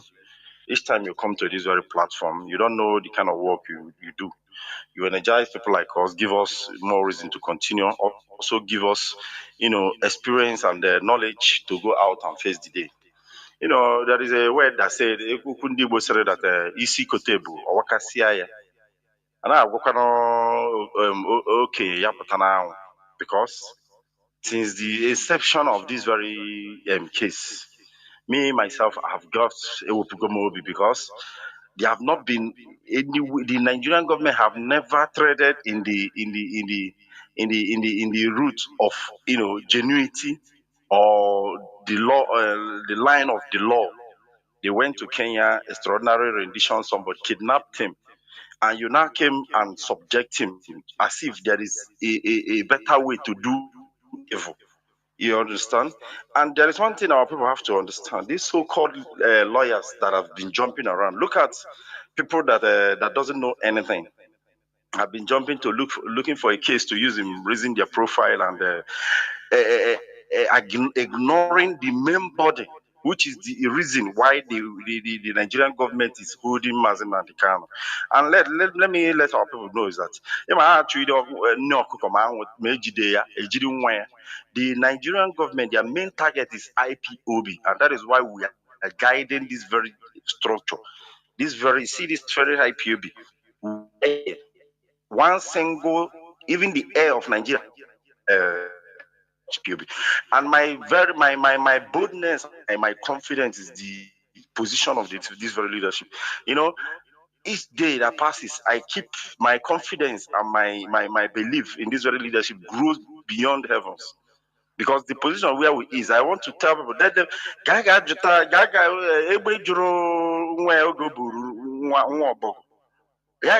go and find out what Obog was doing, and now know what the leadership wants to do. Because if you are in a position of, where we are presently, where these very evil siblings have made sure that IPOB is no longer in part of the Mazi Nnamdi Kanu case, what take position where you ambush them, because this very group so-called siblings, they don't want their brother out. Because there was a time I remember that this very person, we are telling the people that there was a time we even raised alarm that Mazi Nnamdi Kanu is ill. He came out openly and debunked it. Look at the singular person. toying with an organization that house millions of people, an organization that have shielded even presently the Igbos, because without IPOB, everybody would be running head scatter. You know, it is only when you are, I say no,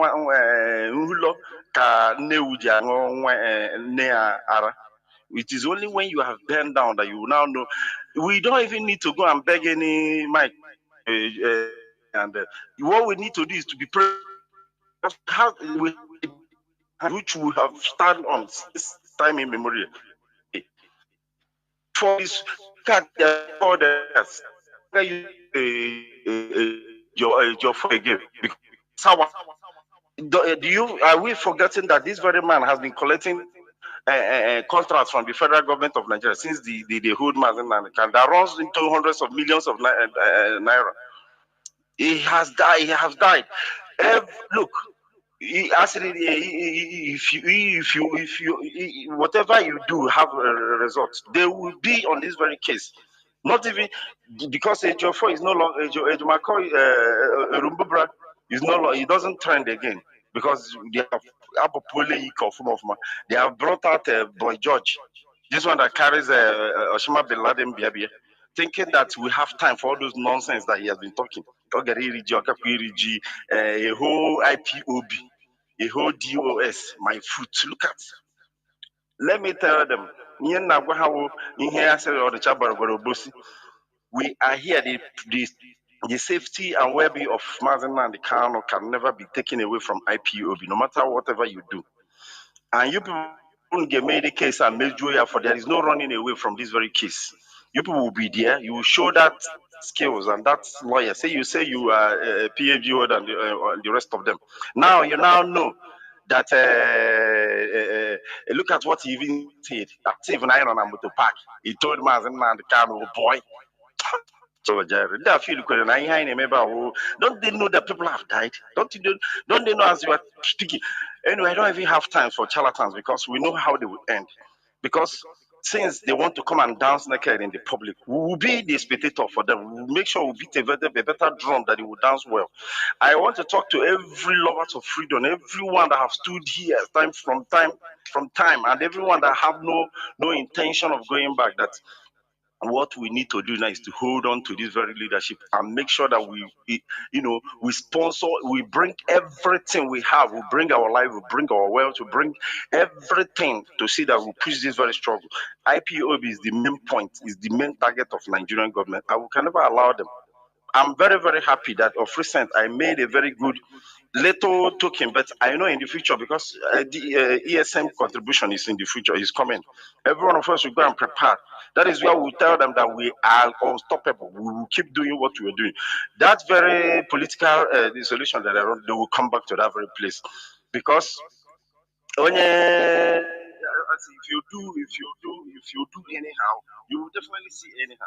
The Nigerian that is using all kinds of muscle, using all kinds of lawlessness, all kinds of intimidation to prosecute Mazi. It is nature. It is natural.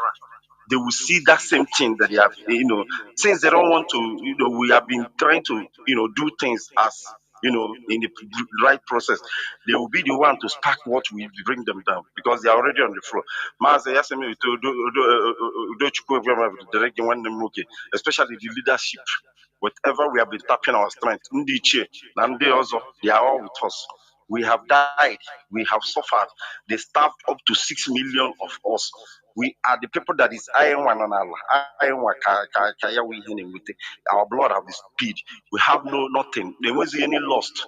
There is nothing they do to us today that is new or that is so that have not been done to us.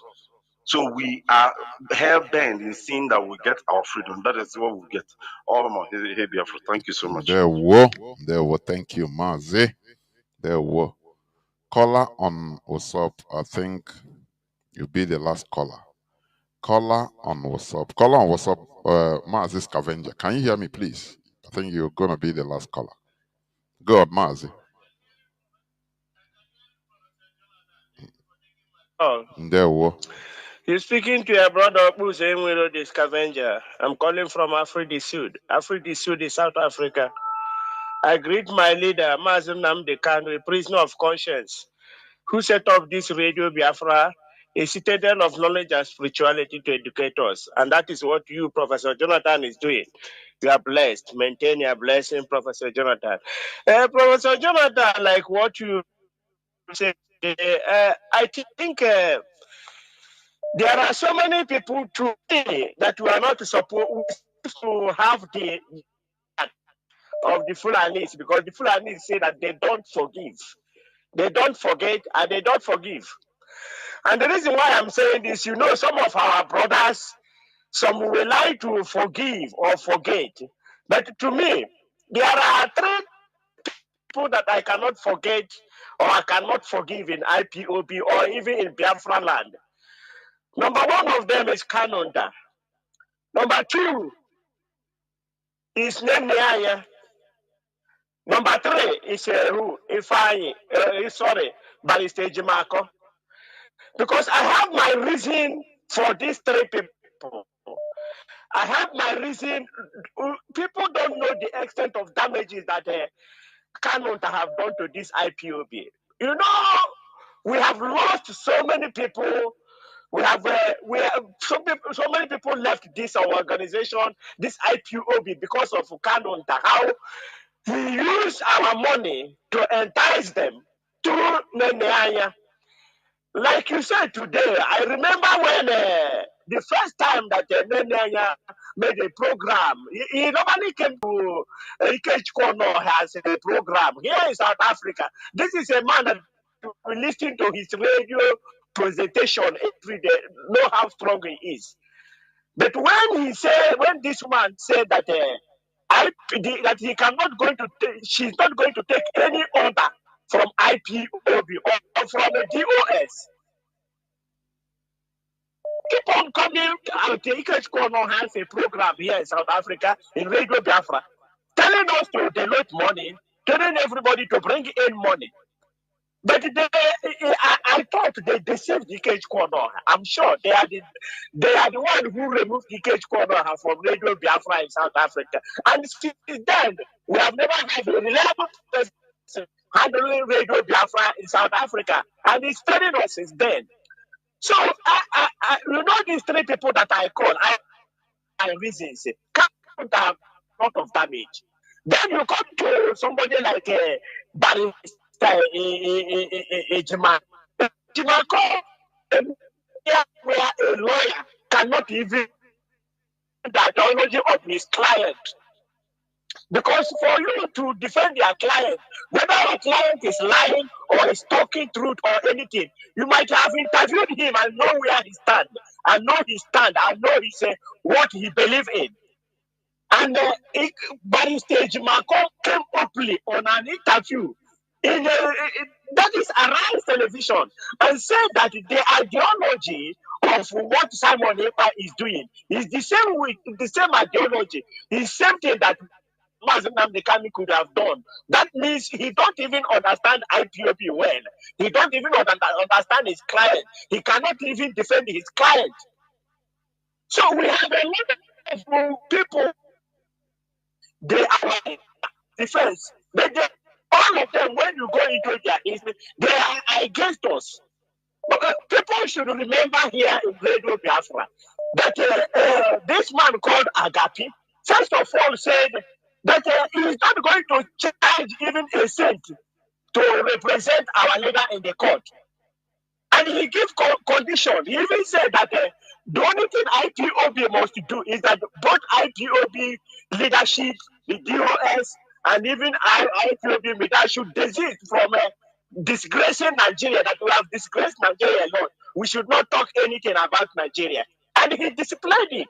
Because even if you look into the case before he made this no case submission, it was at the critical time, the time he's supposed to open the latch of Nigeria about the Lekki Beach massacre. He didn't show up there. That was the time he's supposed to even play the clip. Even him, he accepted people with a mask to come and testify. And this is a man who said brought him and the Motoshe said, accelerated justice. You want to do justice. But you cannot even advise somebody in your front, if you want Nigeria to move, to say, okay, I know he's a Nigerian agent, he's not going to tell him. But had it been that he's a genuine advocate or a genuine lawyer, he could have told this man, hey, there is a file that is missing here. Please bring this file in front because I don't want to overflow this issue. Since he wants an accelerated justice, but look at it. Maxwell said that IPOB is today that I even hear the clips where that we are foolish people. We are in politics. We are doing politics. We are taking position on politics. That we are foolish people. Not even only that, he said DOS under my feet. And this DOS is talking to people in diaspora. Is this so?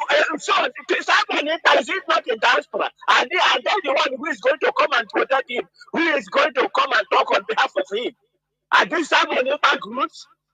Is it not the only IPOB member that can be strong to come and talk? I mean, look at him down there are talking today. Look at them. They are making, when everybody is talking, nobody is talking. Whenever they this one jump out, this today they know that Igbos are marginalized. Photos is 90 credim about the marginalization. We are seeing it. The killing of the Biafrans since 1967. So you can see all these people around our leader. They are all against us. And we are not going to expect anything good from them. Because you can see all of them are against the IPOB. Their main aim is to destroy IPOB. But we cannot be destroyed because IPOB, we have our own mind. That is where I am. And we still stand on discharge and acquitted. There is nothing, we are going nowhere. Discharge and acquitted. Whether they have destroyed it or not, at the end, what we know is that our leader is discharged and acquitted. And we are not in the of to give our leader bail on condition of e-health. Because if they are going to put the condition, there must be the condition when released on e-health. They might even say, since now you're not talking now, don't talk forever. Again, even if we release you, remember that is why we release you. And then what we want our leader to be released is unconditional release. That is discharged and acquitted. That's the only thing where we stand. DOS, we are behind you. When you hear us talking, giving advice, it's just our own advice. But when now Jonathan tell us what we should not talk, what we should not ask, these are the implications. This is where we stand. We know now everything, and we are not going to ask for anything. We will just wait whatever DOS said. We obey it. Command and control. That is where we are. Thank you for taking my call, Professor Jonathan. There were Mazi. Thank you very much. I don't know people are still calling. Caller on, let me see. Caller on signal, please go on. Caller on signal. Caller on signal, please. Can you hear me? Please go on and make it as brief as possible, please. Caller on signal, Mazi Ejike. Can you hear me?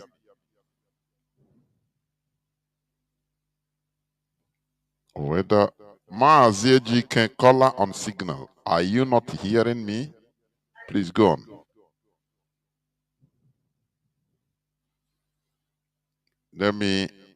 You have waited for 7 minutes, going to 8 minutes. Caller on signal. Mazi Ejike, can you not hear me? Please go on. No. Caller on WhatsApp. Caller on WhatsApp. Go on, please. You be the last caller, real last caller. I know. Mazi. Oh, are you not hearing me? Caller on Mazi Jidofo. Can you hear me? Caller on WhatsApp. Ndewo Mazi, please go on. Ndewo. Welcome to the program. Ndewo. Mazi, my name is Mazi Jidofo, Biafrans. Mazi, what I want to add to what you explained this evening to our people is the character of the siblings of Mazi Nnamdi Kanu. And there was a time, Mazi, I must remind Biafran, which is what I kept on calculating the actions of this towards their brother, who is our leader, Mazi Nnamdi Kanu. There was a program Mazi Nnamdi Kanu made some time ago and said on that very program, or maybe town hall meeting, that if coming of Biafra requires him to sacrifice his family, he's going to sacrifice his family. If he warrants him to sacrifice anything sacrificable, that he's going to sacrifice. As these things are going on, to begin to remember that statement, I narrow it down that this is brothers at this very point in time. They want to, they can for him not. It's what I kept on thinking whenever I see all this character and the behavior they are trained towards their brother and the organization is leading. They are sacrificing Mazi Nnamdi Kanu. They don't want him to come out, so that he will not come out and sacrifice them for Biafra to come, because they don't want Biafra. This is what Biafra has to know, because the way things are going, Mazi, that the journey is easy, and the release of Mazi Nnamdi Kanu with all these things and that, Mazi, just believe, I believe in Jesus' name. And believe in Jesus' name is not required. People hate to hear truth. People hate to hear truth. They love lies. And the sugar-coated words that we make their hearts sweet and they will go and sleep. Building hope that we know that is far, is more destructive than, it's more destructive mass. The same way Eperima built hope on autopilot them. Today, nobody is remembering the hope. Aloye Jimako stated that Mazi Nnamdi Kanu will be released on bail and start coming from house to all those today. They are not saying it again. And mind every Biafran that if care is not taken, like Maswell stated on his recorded voice, that if they did not release Mazi Nnamdi Kanu on 10th, which they brought down on 26th of December, that he will know that they are going to jail him and he will quit from the case. People should know that these people can vacate from this case any moment from now and go back to their normal businesses. Because I listened to what Wazirike was saying yesterday, which was what IPOB has been saying since ever. And they asked question, does that mean these people they don't have any preparation? Their only preparation is negotiation for Bintanyako to give Mazi Kanu bail. And as Bintanyako has done his job, immediately Mazi Kanu said that he must step down. The woman went because the job has been done and nobody is calling the woman again. The main game has started. Mazi, I am on a serious problem. The only thing that I want to tell Biafrans this night is the institution which Mazi Nnamdi Kanu kept behind that we all are building now is the only thing that will release Mazi Nnamdi Kanu. Anything else, Mazi, to be honest, the institution is what all of us must come together to build. And when we build this institution, it will have to push Nigeria. Because Mazi Nnamdi Kanu siblings and these lawyers that want to build their profile has destroyed a lot of things. And Mazi Nnamdi Kanu is heart wounded. He's heart wounded, honestly speaking. But we must continue, honestly speaking, Mazi. I want to also announce to Biafran that tomorrow is our 6th episode on Radio Biafra Twitter space. Ebe a na-agwọ ndị ara, na-agwọkwa ndị mmadụ. come with your question and be ready to answer our question as well. 5 o'clock p.m. Biafra time. Thank you, Mazi. May Chukwu Kikabiyama bless you. There will. Thank you very much. And this is where I'm going to switch off the phones, please. I do not take any other call, please. I will not take any other call. People are still calling. Biafrans and lovers of freedom, we should understand what we are in because we always face the reality. This is IPOB for you. We are trained to face the reality. It doesn't matter how bitter it is. The court shenanigan of Mazi Nnamdi Kanu, our leader, should not be any impediment.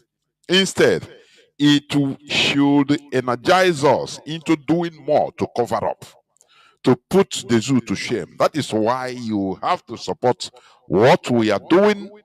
It doesn't matter. Because let us prove at least we are proving the zoo wrong.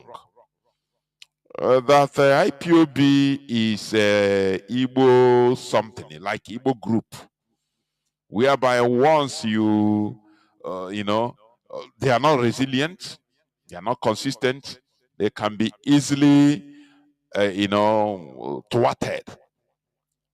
We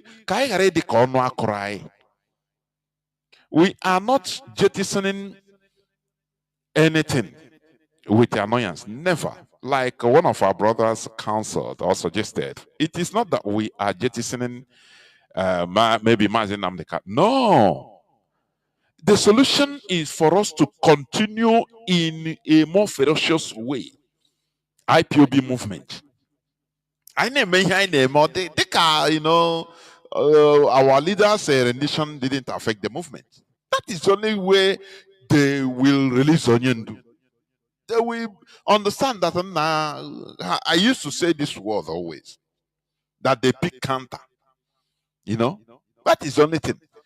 They will say, oh boy, now this thing this rendition, this their leader we hold is not affecting them at all. Because the Nigerian strategy is to destroy IPOB, whether we like it or not.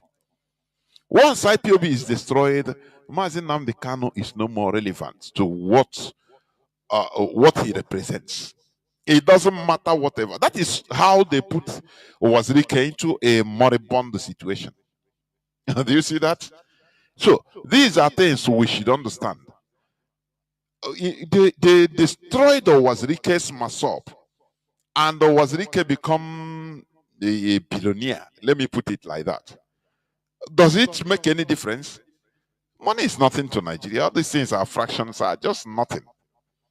Do you see that? But once we continue moving in our strategic position or goal, now Nigeria will be tired. And they will be forced in order to look at Mazi Nnamdi Kanu in his eye and say, oh boy, man, you tried building this institution.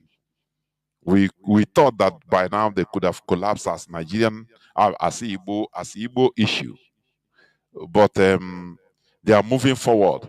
So let us come to the negotiating table. That is the political movement, political solution. Nothing more. We force them to do it. It's not this expressing this emotion. Hey, now today, now wow, now hey, when you are expressing this deep sentiment, you are showing Nigeria your weakness. That they should hold him. They should continue holding Mazi Nnamdi Kanu so that, because once they continue holding him, they know that, oh, you will be tired. They are expressing tiredness already. Let's hold him a bit longer. But once you neglect and continue moving, now come on back, continue contributing your quota to IPOB. We continue doing what we are doing. They will see that this thing is not even affecting them. They will go back to Mazi Nnamdi Kanu. That is the strategy.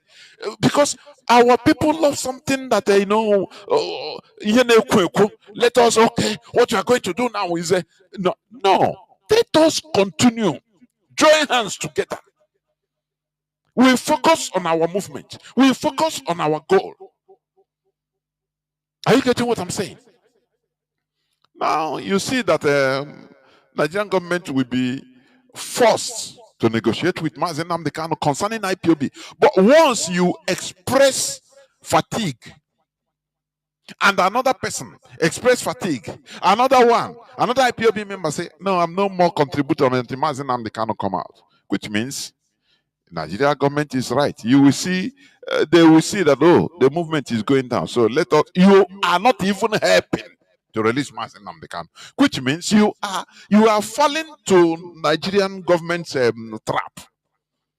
And you are also helping to continue keeping Mazi Nnamdi Kanu there, because their trap, their strategy is hold him until we collapse IPOB. That is it. Nothing more. Nothing more. They didn't hold Mazi Nnamdi Kanu because he's a Kanu from Kanu family. No.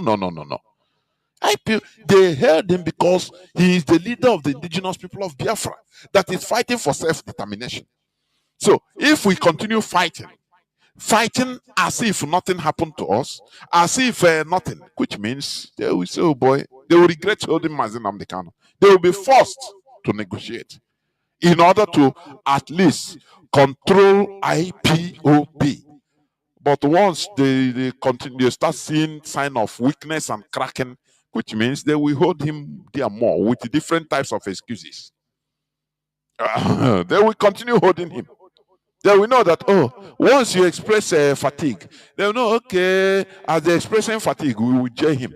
If we jail him, many IPOB will scatter. They will say, no, can you go now? I know if you do anything again. And I won't go because Mazi Nnamdi Kanu has been jailed. Do you see the trick? This is common sense. Common sense. Just critically think and have political, political way of thinking. Now, analyze something very well. You start understanding it. If you are showing weakness, why is it that in military strategy, you don't allow your enemy to understand, to know your weakness? I could remember, according to one of my uncles that went to the war, he said that sometimes, the Biafra Nigeria war, that sometimes Biafra sometimes their bullets will finish, and they have this ekwe, we call it ekwe ntoshi.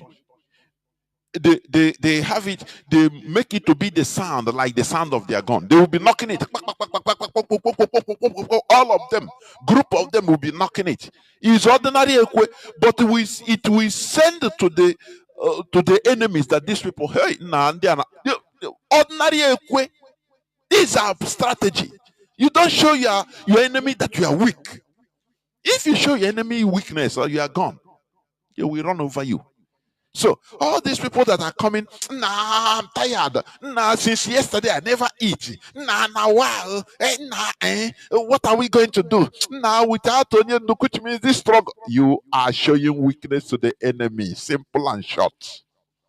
Which means you want them, you are showing them that, oh, they should hold him there because that IPOB is falling apart, which is not true. But once you show strength, even in weakness, you show strength and say, no, your enemy will respect you. And so, boy, these people, they are consistent, they are resilient. There is nothing, you cannot destroy them. They become discouraged. They become fatigued themselves. So this is one thing we should understand. It's a strategy. And IPOB remains our ideology. It is our religion. There is no other two ways about it. That is why we must continue to making sure that Biafra is restored. Thank you for listening. And we must not forget to ask questions or be holding this Mazi Nnamdi Kanu sibling to accountability. Please hold them responsible. That we are watching them. What they promise is taking over. What are they doing? Because they have been bringing control, sponsoring blackmails upon blackmail. That is the thing. Now, Togo, we must forget about their blackmail. Don't answer their blackmail. This and that, because they want to turn away your brain so that you continue focusing on the blackmail, continue being on the defensive. No, no, leave them, because focus. Oh boy, you. Since you become leader, counsel, since you sack through your useless blackmails, you sack our genuine erudite barristers, respected barristers that brought us discharged and acquitted. You promised that these are the people, the problems. Once they go now, Mazi Nnamdi Kanu will be released. How many years today? He's not released. Why?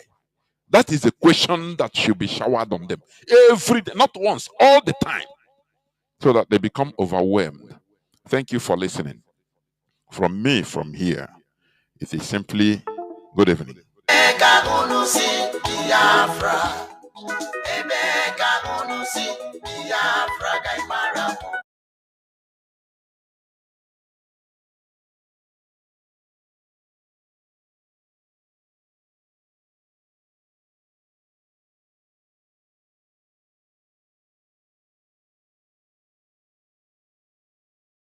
Waited for in anticipation is here, and I want to say welcome.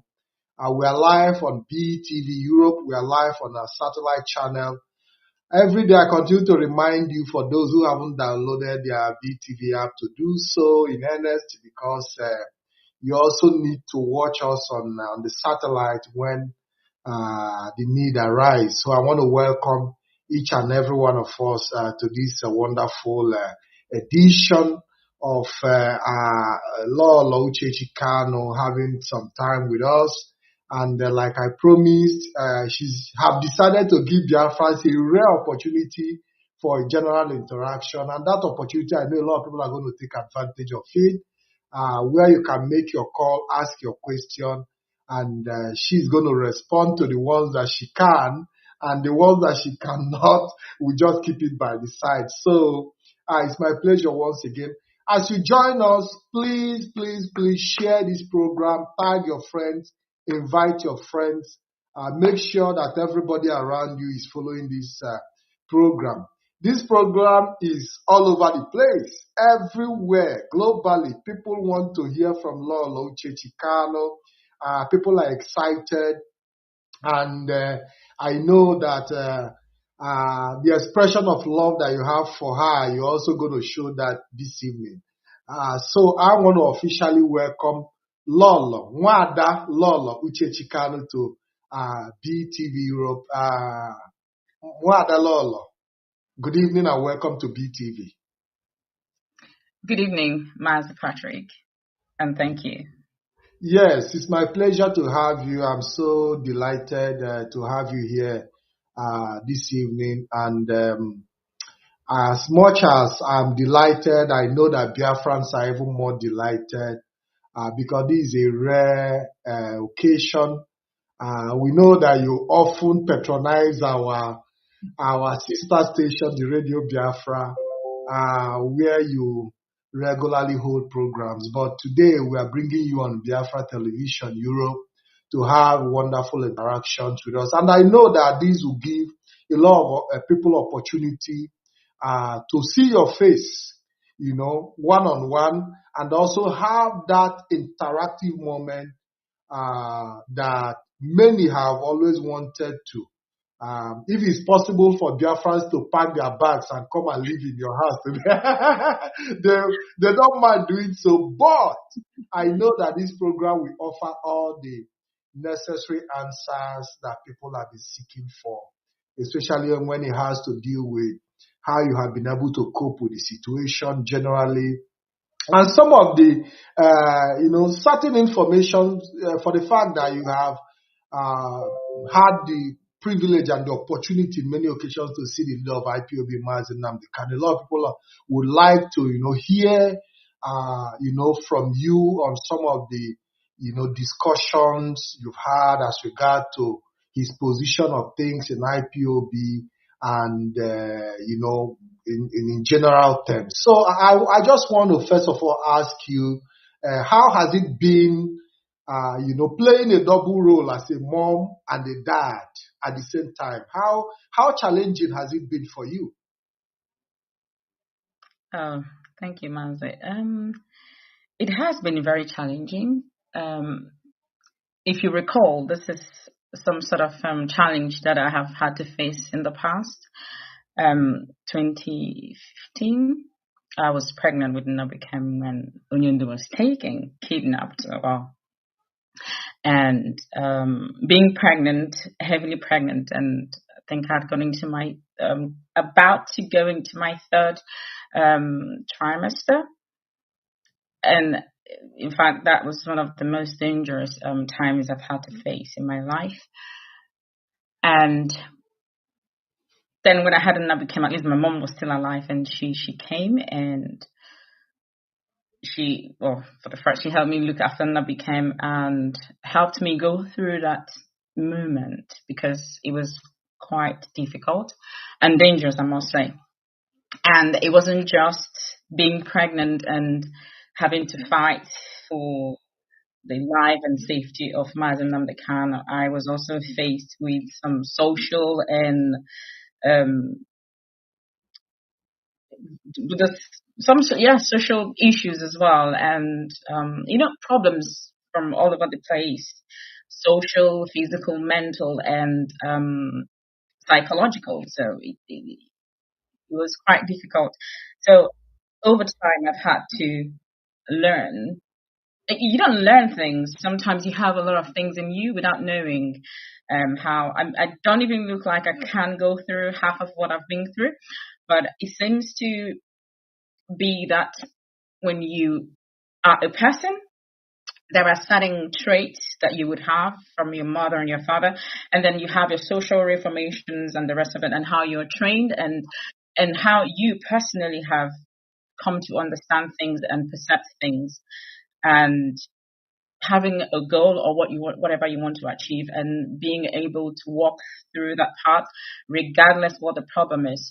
So in fulfilling the role of mother and father, it's something that has to be done. So I remember Nnamdi then when he got out from Ikuja, he did say to me, "Oh, he was in my mechanic." So I'm everything, engineer as well. I have to change batteries and do a lot of things, taking them became to wherever and do other things. So it's overwhelming, but it has to be done. And because that is what the challenge is about, I deal with it. I am someone who I do very well with pressure and challenge. I mean, when something becomes an obstacle, one of our sisters did say that, and I did smile. Like, people who were born on a day such as mine, 28th of August, quite peculiar. And I like it when people come to me, they need to understand who I am. I'm not just your ordinary person. So you need to understand that when I have an obstacle, it needs to be dealt with, and I obliterate it. So that is how I just go through the daily fitting in of mother and father. Yeah, so who would say that the Nigerian justice system have rendered you a single mom in the short term? The denial of justice. Of course. Yes, and how have you been able to garner the strength, the inspiration? Because you are just saying, yes, there are certain things you have within you that comes out eventually when you face challenges. But outside within you, how on your own have you been able to find that strength and the energy to say, I'm going to stand up to this challenge, and notwithstanding, that I'm going to be there for my son, and I'm also going to be there for my husband. How are you able to garner those strength and the energy to sustain yourself all this while? Yeah. Okay. Thank you. I understand what your question is about. So to garner strength, like I said, you have a challenge, and a challenge means that you have a goal and you need to meet that goal. So outside of myself or whatever traits that I have garnered, sometimes, like I said, it's quite overwhelming. So I do a lot of spiritual exercises. I will, because in terms of traits and experience and consciousness, it's something I've done in the past, but something I have taken a step further on to practice on, which is consciousness and helping people to kind of map out sometimes when their journey is quite daunting and what they can do about it. So that's life coaching. I'm experienced in life. I might not be very old, but I have quite a lot to teach. So outside of myself, I garner strength from spiritual activities, a lot of it. For example, I've had to coach some. We're not. You've muted. Can you please unmute? I think you touched somewhere on your. Okay. Yes. Yeah, sorry, I did this touched. Yeah, sorry about that. Okay, so in consciousness, I found being able to understand the problem, because these things can be overwhelming and you can easily fall into depression or fall into a lot of issues. So, for example, last Christmas, it was Oyendu's court case. That was on the 15th of September, of December rather. And before that time, I had an interview with BBC from organized by the leadership of IPOB, and how after that interview, and I'm not sure it's still aired, it hasn't been published, or even before the interview, I had begun to see signs of unsettling patterns in my thoughts, and that's depression. I mean, you need to understand what it is. So when I see signs, I do know, and that's where the consciousness comes from. And it was easier for me. So I thought and was waiting for the 15th of December for the court to rule. Their ruling wasn't. I mean, it was surprising, but out of that anticipation, and already we know what was going on, but at least we were hoping that these judges in the Supreme Court at least can stand for what justice is for, and not about what influence they have. I mean, someone has over them. So after that declaration, or the whatever from the Supreme Court, I found myself not being able to hold any longer. So in that very moment, it was easy for me the only way I could sustain my energy and my consciousness was to slide into dry fasting, because that is the only level I could find myself, or I could keep myself, because no one could console me. No one could do anything to make me feel better or to make my situation look lighter.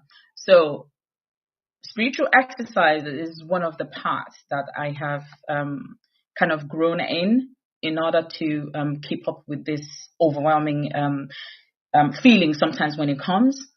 So that was that was the first time for me to actually go into, I have done dry fasting. I do dry fasting, which is 6 to 6, and then you drink water or eat fruits, and then the next day you carry on again for 3 days, 7 days. But I have never done dry fasting before for 3 days. No food, no water, just darkness, I was battling with that darkness. And for me to deal with that darkness, I have to be in that darkness to fight it. So this is one of the things that I have picked up in my growth in spirituality, using the spiritual path to deal with physical things, and because it's stronger than the physical things. And then another path that I've taken to deal with this, how I garner strength, is to work out. I go to the gym a lot. So, and I found that, are you okay? Okay, sorry. Kids are just running around. Go ahead. We are following. Yeah. Okay. So another path, or another pattern that I deal with these things. And I found that actually that came after I do like to work out and go to the gym, but never really found meanings. And I'm someone who finds meaning in everything that I do. In how you sit, when someone sits down, I'm reading meaning into how the person sits down. Everything is detailed for me. I'm constantly working in my brain. So going to the gym is fun. I like it. But it was after I had Nnamdi when Nnamdi was in Kuje prison that the doctor did say to me, okay, because when I was pregnant with Nnamdi, our doctor understood what my situations were, and I needed, because I wanted to go home then with the pregnancy, and he did say to me, you have some certain complications, so I will not allow you to travel. And if you're not careful, you're going to hurt yourself, you're pregnant, and the rest of it.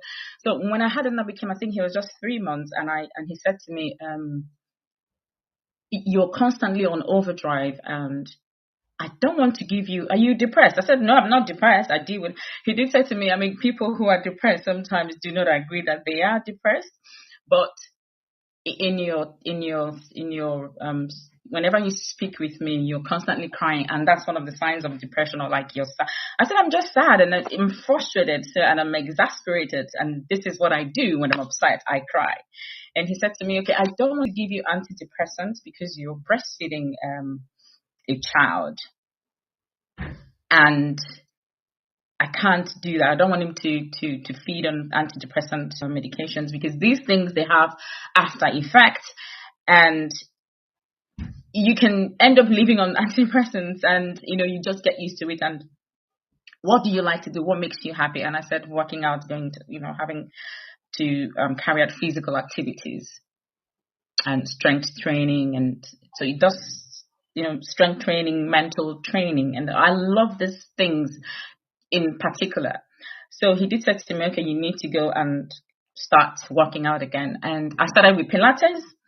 So when I do these movements, it works with how I detail things consciously, and it was working with my energy flow, and I began to find balance in my worries, in my apart from praying, because you're not going to speak in, we're not going to speak in tongues. You're not going to pray for 24 hours. You will pray for time, and after praying, there are other things you see. Of course. Yeah. Because the prayer ends at some point. At some point, yeah. And in the prayer as well. So music, I like music. I like I said, I like meanings. So, and then sometimes you're going, I don't want this music, I want this, or you don't want music at all. So reading and writing a lot, I do all of that. So it's just finding the things that kind of helps me flow, and in the consciousness as well. So when I go to the gym, I began to, after 3 months, I started with Pilates, and then I started to do strength training. And I'm not very good runner. I don't run a lot. I do more of strength training. So like high intensity interval trainings, I do them a lot. And they set me, when I do it, there's something, I'm not going to say it here, but it's in my book that I'm writing. When I carry out these exercises, I kind of ascend to a certain, apart from the spiritual ascent that you go through when you do fasting, and you begin to see yourself floating above every other issues, every other thing becomes very tiny. That is what happens to me when I work out. When I do very heavy workouts, when I'm coming out with that strength, I feel so much strength, and I feel like I'm above every other thing. So that kind of sets me above. So that's how I constantly go. And sometimes I wail. Sometimes I scream and I weep. And I say, God, that is also a therapy on its own. Thank you. I said, this burden is heavy. Take some part of it away. And I do that, and in 20 minutes, I'm on the next challenge. So this is how I go through these overwhelming times. Sometimes it can all come together at the same time. I could be dealing with that becomes educational stuff, and there are other issues, and I'll just like scream. I can relate. I can relate absolutely, because when you talk about depression, each time Mazi Nnamdi Kanu have issues, It's not just you, the case. Everybody is always depressed. The entire IPOB family always feel that impact. In fact, there are people who cannot even eat for days trying to figure out, what happened and things like that. So when you even talk about you being depressed, I personally can imagine how, IPOB family comparing, so, but it's quite also interesting to see how you've been able to build your character subsequently to match the challenges, and also how you have been able to accept the reality, because there are, in most cases, people fail to accept the reality, and they live in the denial of the fact that certain events are real. And for you, your ability to accept that reality helps you in dealing with the challenge. And I believe that is where your area of strength comes in. Ability to, accept the reality and facing those challenges. And that is quite inspirational. You've also given me some sort of a lesson here, because when you talked about dry fasting and things like that, it's like I have to embark on that, because the way your face is glowing and shining, I believe is part of the secret of that ritual, if I may use the word. Now, there is a question I want to ask you. You've been able to give a little detail of your personal challenge and how you have been able to match up to these challenges, trying to deal with them. And in the face of all these challenges and all the whole,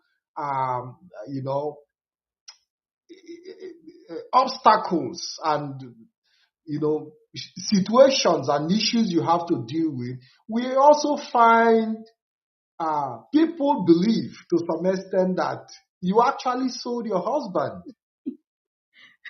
You are not obliged to respond or dignify that accusation with any response. But I like to find out, when you hear such accusations, how does it make you feel? I don't feel it. I just feel, Mazi, well, it's something that I know that was directed to quite a lot of people. And I am someone who I do not underestimate anybody. And I do not underestimate the capacity that a person's foolishness, or how much or how far it can go when someone is foolish. It can go a long way in ruining things and destroying things for you. Having said that, the very first time I ever heard that, I laughed. I laughed. But then when you look at the people who are saying these, they are not important. And that's one of the things that kind of drives them mad, because individually, we all know the people who are important in our lives and whose sayings would matter.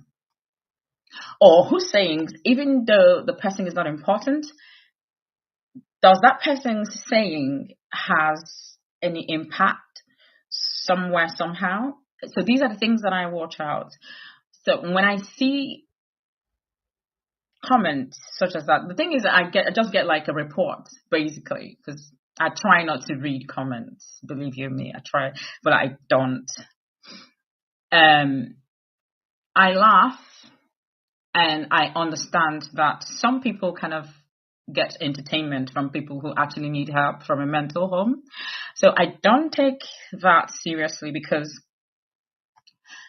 in a situation, you have a husband, you have a wife, and then you have family members, extended family members, and you have uncles and aunties, and then you have the communities and you have the village people.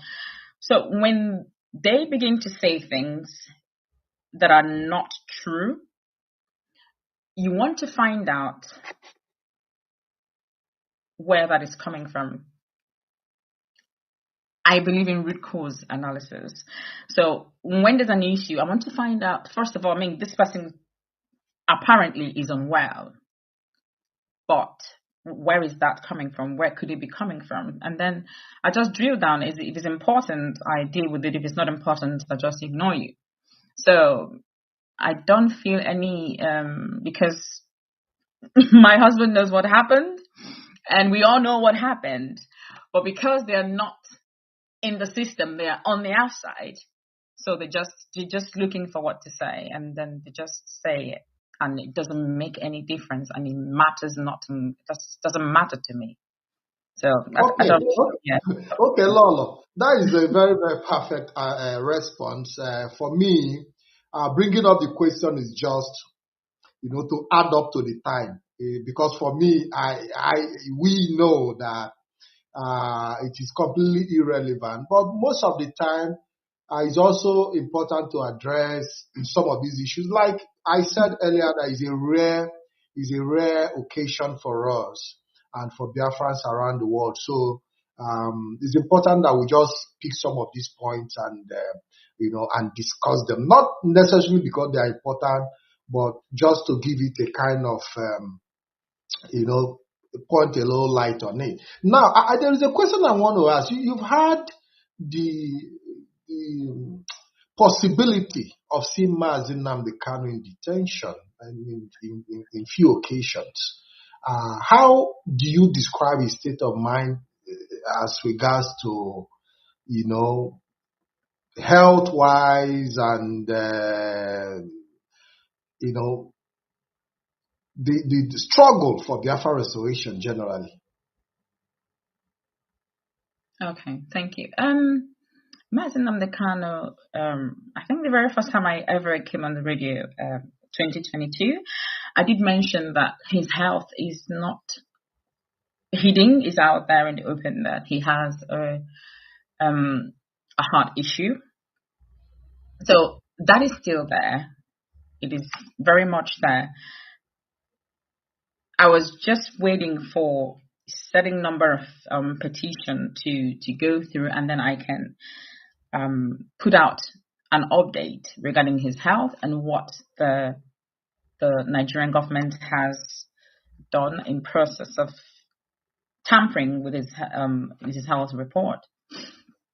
So that is there, and we are seeking also to make sure that his health condition is considered, is also put and placed on the table to be discussed with, or to be discussed about, because he needs to be healthy.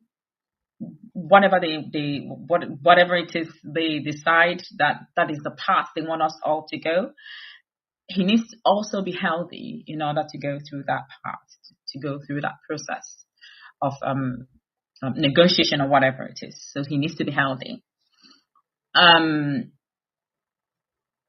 Now, having said that, his state of mind is, I keep saying this, and I will continue to say it. Mazi Nnamdi Kanu is one of the strongest minds you will ever meet, you will ever see, you will ever encounter. It's as if, it's like awkward, he's as strong as being stronger than he ever was. So he's very, very strong, and he would mention a few times, well, he did say to me that, and he would shake his head. Lolo, do we say that Mazi Nnamdi Kanu have accepted his fate in the situation he found himself? Do we use the word that he has accepted his fate? Mazi Nnamdi Kanu knows he's not loved because he speaks, but before he came out, he understood what the quest entails. He also understood the people that he's fighting for, the characteristics that they're made up of. And he also knew what the journey looks like, what it would be like. So he knows that powers and principalities, and you know, before even the beginning of this journey, there are certain points or certain signs that we know, we are aware of, but not until you come into the field where you're playing, then you will begin to understand deeper meanings and deeper signs, and you get deeper understanding of what you're faced with. I will allude to Showere in his I think Honest Bunch. I referenced that some time ago, where he talked about a policy, something hidden document or something somewhere that targets the Igbo people particularly, and in other parts of Nigeria, they have unconsciously just carried on with that, where they reference Igbo people disparagingly, with so much hate that they don't even understand. They're just saying it because it's becoming norm, as no yes. Yeah. So people have carried on to say, oh, Igbo, don't let them Igbo. That person, call the person and ask the person to explain what they mean. They don't even know what they mean. So people, it's become generational. They learn these norms and they just say it and just go with it. So we would say that it has become a culture. It's become a culture of Igbos not being liked.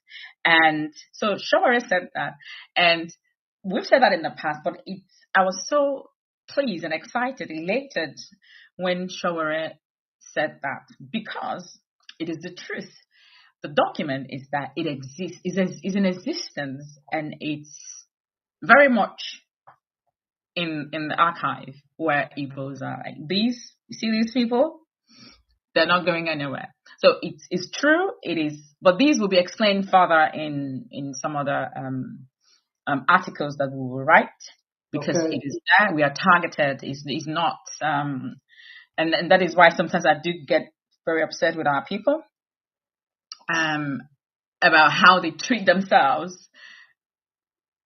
But then it goes to being unconscious. They're not conscious of who they are and what they're up against. So it is very much there, and that is what we are fighting. So Mazi Nnamdi Kanu knows all of this. He studied and studied and studied, and he found out where the problem is coming from. And he knew that in order to go through this fire, he needs to work with his people. And that is why we're where we are today. Beautiful. In terms of working with his people, I've also seen your relationship with the leadership of IPOB, how you have worked closely with them. How will you express your views in working closely with the leadership of IPOB, Directorate of State, and in general terms, how do you evaluate their management skill and how they have been able to manage IPOB in the absence of Mazi Nnamdi Kanu? Thank you, Mazi Kim. The leadership, first of all, I don't know how to say, and I wish and I hope that our people would appreciate them for what they have done and who they are.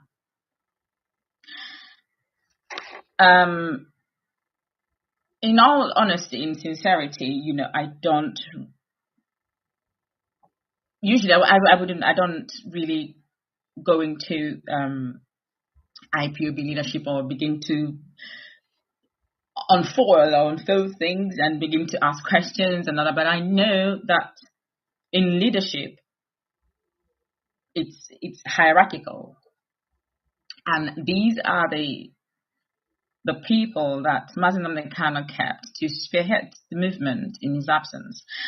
So my relationship with these men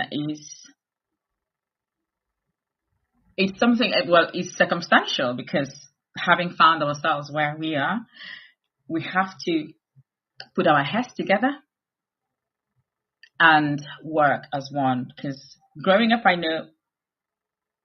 understand what it means to work as a team. And I am not an emotional person. No. You might wait for me to support my mother or my father in a situation, but I wouldn't, because that is not what it is. It's something else. So I look at things logically. So these are the men who, whilst Mazi Nnamdi Kanu was still out with us, they worked with him, and they understood, or they understand, the legacy of IPOB, legacy of Mazi Nnamdi Kanu. Because what is legacy? When you say legacy, it's carrying on. It's not always about money, or when someone says carry my legacy and all that, maybe what is it called, like company, or having your children inheriting your assets and your wealth. In legacy as well, it could be character. In legacy, it's core value. So in legacy, these men are keeping the core values upon which IPOB was founded on, and they are holding on to it, and they're making sure that it does not destroy or be pulverized by the events of by distractions. Now, before you move forward, I'm not gonna cut you off. I want you to continue from there. But have you ever in any way had any doubt in your mind for a second about the leadership of IPOB? Have you ever had any doubt in your mind about their capacity? No, never. I don't have any doubt about their leadership or their capacity. I only pray and hope that whatever they're doing now, they will increase it more, because they're doing very well and they've done very well. What they've done is, can't be seconded. So no, I've never had any doubt about their capacity to carry on, because the 3 years of storm and whirlwind and tornadoes and tsunami, and they swam it all and still standing. So there is no doubt. I have no doubt about their capacity. So do I say that is a vote of confidence? Absolutely. Of course, that is of course, it's a vote of confidence. Of course, I have confidence in them, and I'm gonna imagine this to where I stopped. I have confidence in them because they have kept the legacy of Nnamdi Kanu and IPOB. They've kept that core value, which is we are not going back. We are out here for our people. Our people are suffering, and we must protect them. Self-preservation. That is one of the things that I preach. And these men are standing upright, standing firm for this very legacy. What more can anyone ask? So I would have been worried if they were, we don't know what to do. What can we do? I would have been worried. And, well, of course, I would have stood up and said something about it. But since that is not the case, it's only going to be more grease to their elbow, more strength to the strength that they already have, and making it times 1,000. Strength. Nnamdi Kanu would give me the name of the rest of the power that that it is. So yeah, maybe November Tijillion or whatever he calls them. So yes, so it's just going to be more grease to their elbow. Yeah.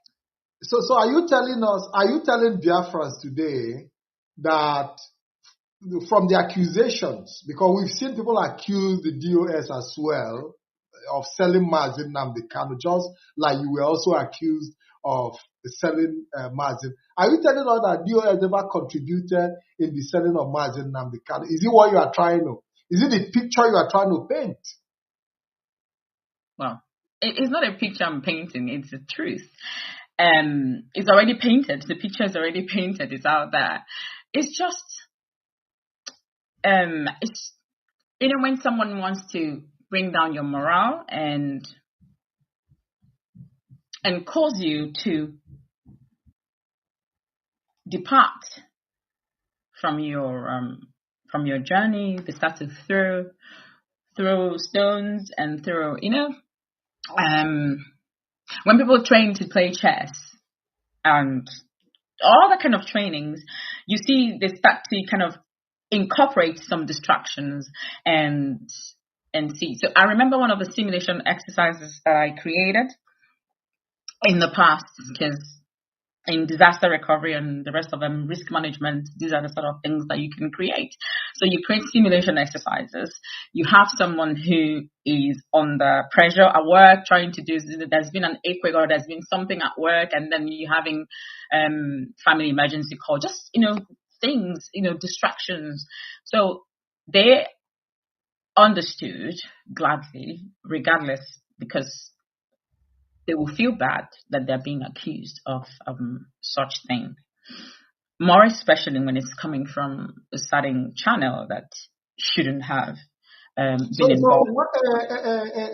Lolo, does it mean that all through the time you visited Mazi Nnamdi Kanu, he never confided in you, he never called you by the side and said, my wife, listen, these men in the DOS sold me, they contributed in my betrayal. Was there no such an interaction? Mazi Nnamdi Kanu never told you, confided in you, telling you that DOS sold him all through the time you visited. No. If you recall, in 2021, that was during my mom's funeral, because I had to try and attend. And Onyindu said to me, "Oh, has Mazi Chinedu called you?" And I said, "No." I said, "No, he hasn't called me." He said, "He has not called you." And he Onyindu is always like a deep thinker, and he thought deeply. And I said, Mazi Chinedu is very busy, and to be honest with you, as at that time, I wasn't quite out, because that was 2021. Onyindu was taking June 2021. So I recall Onyindu made an announcement about my mom's demise on the radio when I lost my mom in March 2021. I think he made an announcement. He did say to me, people are sending their condolence greetings to you, and I asked him, did you make and he said yes, he did make an announcement that I lost my mom. So in that time of finding my reality, because up until now I still don't take it that my mom is dead. I just have the picture that she's somewhere that I can't reach her, even though we do reach her in the dreams and the rest of it, and she comes in the dream, but in physicality you want that mother interactions and advice and the rest of it, but it's not there. It comes in the dreams, but I still have that thinking that she's somewhere that I cannot reach her on the phone at the moment. So that's how I've managed to deal with my mom's departure. So in that tiny time that I was trying to figure out I just couldn't make sense of it. My mom dying March, April, May, June. Within 3 months, Onyindu was taking. You can imagine what it was. And immediately I fell ill, and the ill that I didn't know what was wrong with me. And I was diagnosed of what it was. So it's not something I'm going to mention here. But I was battling with 3 things throughout that 2021. And I managed to go for my mom's funeral. But I didn't really attend the funeral physically. I had to go see her at the morgue. And I spoke to her, and then I left, because Onyindu didn't want me to be there physically. So So I left and I saw Onyindu and we spoke, and Onyindu never said anything. So I said to him, the Mazi is not a talker, it's not much of a talker. So, but then I will tell him that Onyindu is asking if he's spoken to me. And so when I got back, I reached out to Mazi and I said, Onyindu was asking if you've spoken to me, so you better speak to me now. So he called me. That was the first time ever. That was the very first time ever we spoke, and that was it. So, and then I went again this year to see Onyindu. So Onyindu has never, ever, and he gives me messages for them as well. So he's never said anything, and because they are not the ones who have sold him, they did not sell Onyindu, and Onyindu understand. Onyindu knows what happened, and those who sold Onyindu are very much alive, although they have no peace. And they will get their comeuppance when the time comes. So what we've been dealing with in that regard are just speculations, if I may use the word speculation. Of course, it is speculation. You know, they said that the enemy is an accuser. The enemy is an accuser. So the enemy wants to bring down. So these are some of the tactics that the enemy would use. This is one of the psychological warfare traits that the enemy would use to defame and blackmail you. Blackmail. So I did say something to Onyindu at some point. Sometimes when I don't speak, I prophesy, basically. So I did say something about blackmail and lie walking in human form. I told him that. I mean, when he comes on and watches this, he would attest to that. Although I said that in anger, but it was something that led to that. And when all of this came and began to happen, and I began to pick out all the liars and blackmailers who, they've taken the form of, or these traits have taken the form of humans and working amongst us. So that's just speculation, and that's one of the works of the enemies. They come with it. All the enemies, that even in other countries, one of the warfare tricks, or what is it called? What do you call one of the warfare weapon? Or propaganda.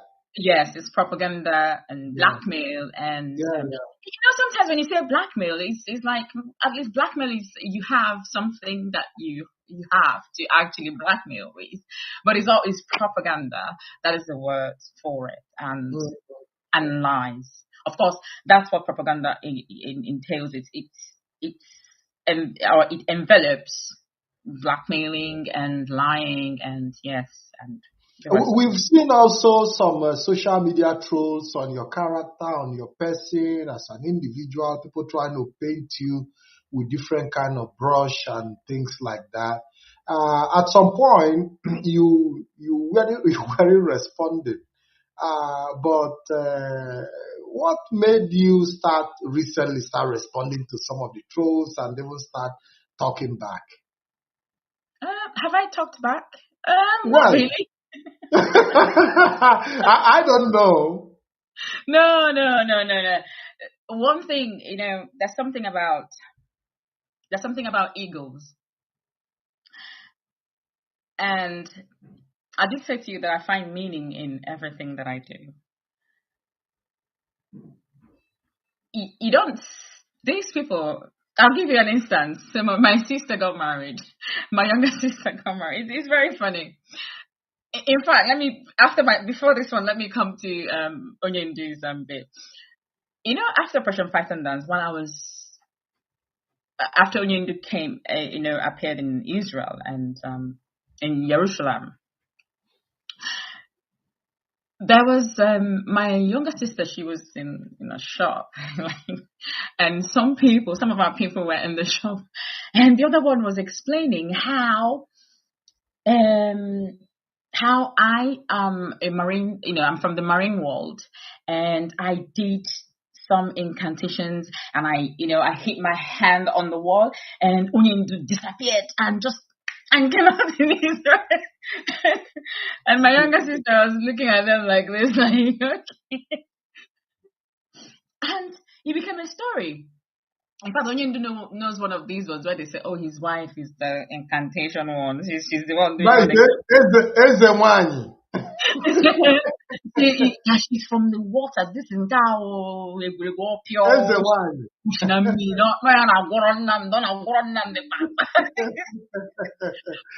No, but absolutely, your prayers have definitely sustained, because the prayer of the wife is always sustaining the husband. So when you are referred to as Ezewanyi, those who make those proclamations are speaking from their own understanding of the kind of prayer you've offered, because without being told, it is very, very clear that you've been supportive of Mazi Nnamdi Kanu. You've been there for him, both in prayers and in thought, and you've also been there physically. And that leads me to the recent petition that was signed, which I also participated in.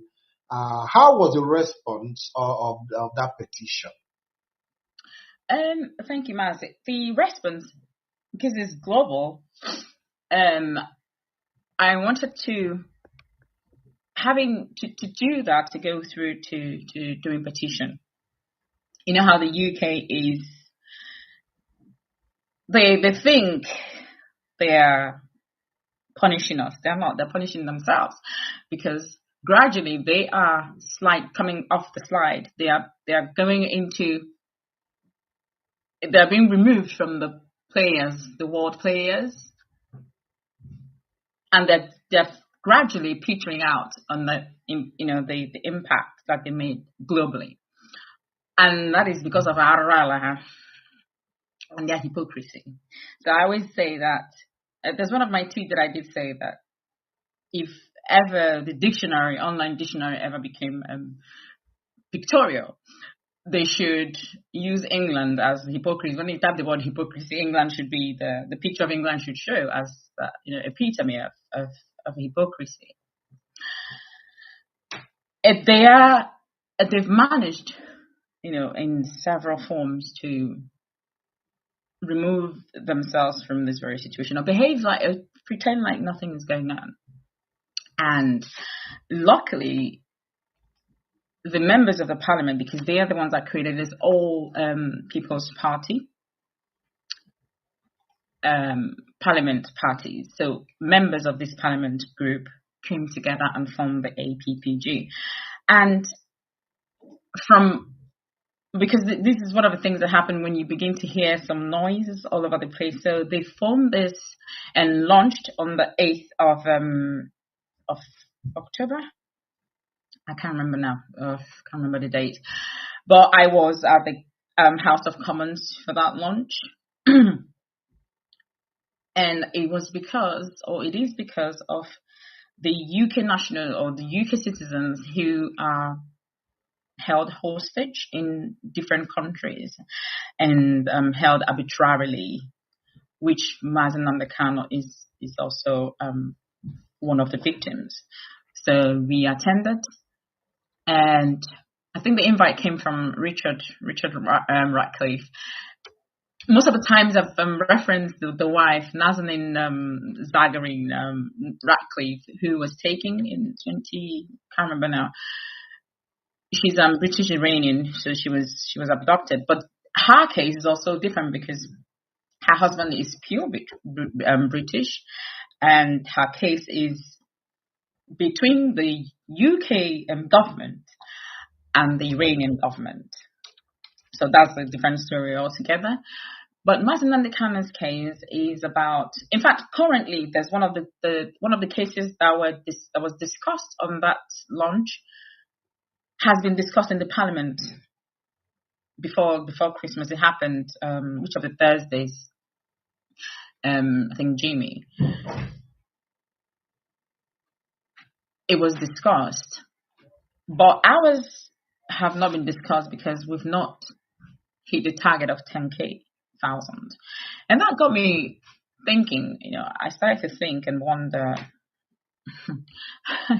Mazi Nnamdi Kanu is a leader of over how many million people. So having a signature on that petition of 10K would have been like that.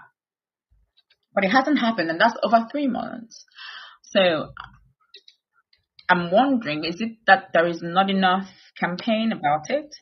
Or is it that these people feigning to love Mazi Nnamdi Kanu or be followers of Mazi Nnamdi Kanu are not aware of it, or they're just feigning, and this is the time to show that you are against the injustice being meted out on our people? Because it's not about Nnamdi Kanu. Nnamdi Kanu is the voice and face of Biafrans.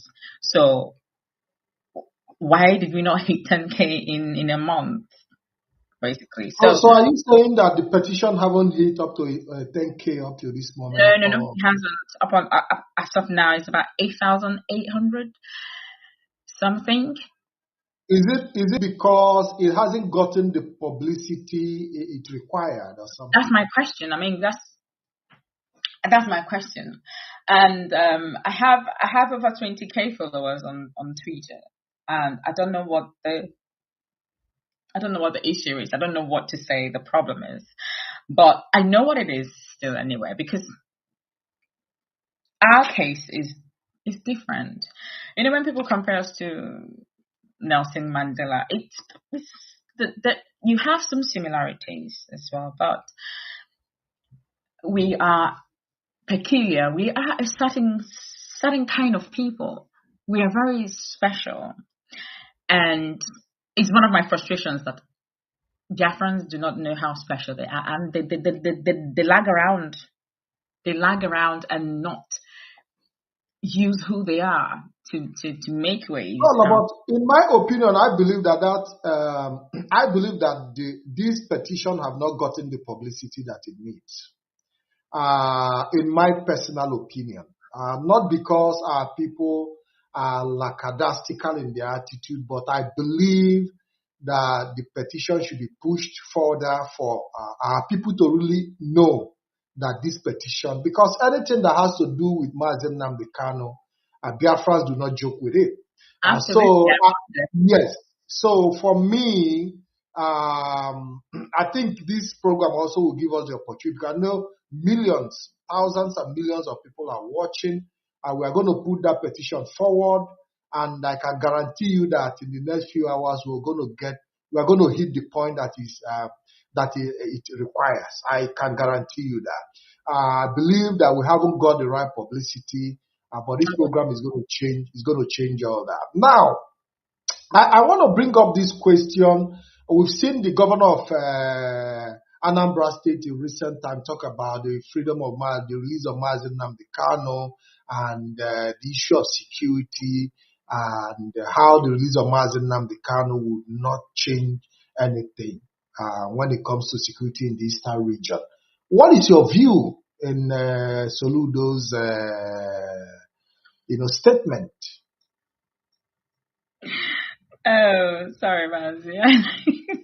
I saw your comment. That got me laughing. The governor of Governor Soludo, in his recent interview that he gave, first of all, we need to understand that the governor is speaking also for himself and for his I say cohorts, those who he's probably representing and speaking. He's speaking the mind of himself and his group, or speaking the mind of his group. You would understand, or if you recall, there was insecurity in Southeast for a very, very long time. The marauding of the Fulani headsmen who come into our farms and rape our mothers, murder our people, and nobody was doing anything about it. And like I keep saying, Mazi Nnamdi Kanu continued to lament and worry and press for the security of our people and how they can be protected. So even when the Eastern governors, some of them managed to call the 82 Division, the military in Enugu, and there was no response to them until Mazi Nnamdi Kanu and his men established the Eastern Security Network, which is called the ESN. And some of these incidents, you don't see much of it, you don't see many of it any longer. But in the recent time, or since Mazi Nnamdi Kanu was taken, the target is to destroy IPO. The target is to destroy Nnamdi Kanu, and they have worked so hard for that to happen. There's something about insecurity. When there is insecurity in a state, it becomes public. And after 48 hours, if that is still in existence, then you need to hold responsible the security forces of that state and the politicians. So these two people work in hand with these whatever they're called, terrorists and people killing. The insecurity itself is being funded, is being managed, is being orchestrated by the politicians and by the security agencies, because from what is it called, from Jos to Abuja, from where you don't see any military troops anywhere. You don't see any checkpoint. They're all free, but that is where these terrorists are just taking over and running over their military bases. But you don't see any military checkpoint. So what are they doing in the east? But maybe every 500 kilometers or 1,000 kilometers, there is a checkpoint. Yet you have loads of people being kidnapped. Who is fooling who? These people work with the security agencies. So Soludo, or Governor Soludo, saying that the release of Nnamdi Kanu would not stop insecurity. Is he confirming or is he affirming? Because it's being a thing of debate that whether to release Nnamdi Kanu would stop the insecurity or would it not. So he said because they will not listen to him. How does he know that they will not listen to him? That is number one. Number two, he also said that these people who are carrying out these unrest are hiding under Nnamdi Kanu. In fact, I need to mention this. One of our brothers, the older brother, was taken, and they demanded billions. And they said, "Oh, that they're doing it for it's Biafra. They're doing it for Biafra to come," which is absolutely not true. So Governor Soludo said that they are hiding under the name of Nnamdi Kanu. Nnamdi Kanu also said it. People fapping about with his name and the rest of it. Now, if Nnamdi Kanu comes out, that will give you at least a leverage. Will it minimize it? Yes, it will minimize it. Will it stop it completely? No, because there are people who are orchestrating this, and these people are in higher places. So if they are... Okay, Lolo, there is a question I want to ask you. Very, very short one. Based on the Soludo statement and the issue of insecurity, we just have to... I want to ask you a question in that regard again. Does the Eastern governors feel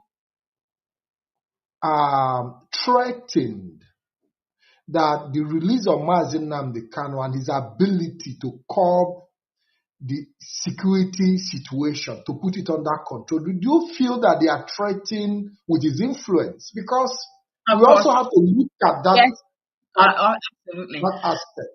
Absolutely, that is not debatable. That is not debatable. That is what it is. You know, when Nnamdi Kanu says that Ndi Igbo, you know, anyofu and, you know, envy and jealousy, that is what is at play here. So the influence of Nnamdi Kanu, but keeping Nnamdi Kanu there is not going to diminish his influence. You are only making it wider, you are extending it internationally. I mean, it's becoming a thing that not just the Biafrans are aware of now or involved. In fact, you know, Margaret, a 92-year-old woman, she was at the hospital, and a lot of people were talking about Nnamdi Kanu, pure British people in the hospital discussing Nnamdi Kanu. So keeping him there, you are widening his influence. So keeping him there is not going to change anything. You think when you keep him there, and also keeping him there is diminishing their own relevance, because they're making a fool of themselves. They have one of their brothers going through an injustice, and they are actually working for him not to find justice. They're actually working against him. For who? Because whoever you're working for would never like you more than your brother would like you. So to answer your question, yes, it's about his influence, because there's never been a thing like this before, and they don't like it. But okay, now we also have a situation where the Eastern governors also, we know that they receive security votes. Because I try to to balance my thought, does it mean that the curbing of insecurity as well could also affect the security vote? So most probably some of the governors might want to see some level of insecurity, because if definitely they are able to put these insecurity issues, arrest this insecurity, their security vote might stop coming. Because you need to have insecurity to have a security vote. Absolutely. Because they are all corrupt. They have immersed themselves in corruption and can't do anything straight, can never be truthful or honest in anything they do. So they have to create the unrest, they have to create the insecurity, they have to create the mayhem in order for them to thrive. So it's not just all about it's not all about being interested in curbing security, because definitely if they have the interest of securing the Eastern region, considering the influence of Mazi Nnamdi Kanu in the Eastern region, they would have worked extremely hard to make sure he's released, to also assist them in doing this job of securing the land. Absolutely. You would think that. But because these leaders, they lack vision, and as a leader, what makes you a leader? Why are you a leader? Because you're leading people. And these people, what do you have in store for them? You're out to lead. They need to understand what it takes to be a leader. For you to be a leader, you've become selfless. You have become a servant. You become you've become an errand boy. You run around for the safety of your people. You run around for what is one of the what is it called? One of the 4 eyes of leadership keys. They have this individualized consideration that they need to incorporate, and the idealized influence.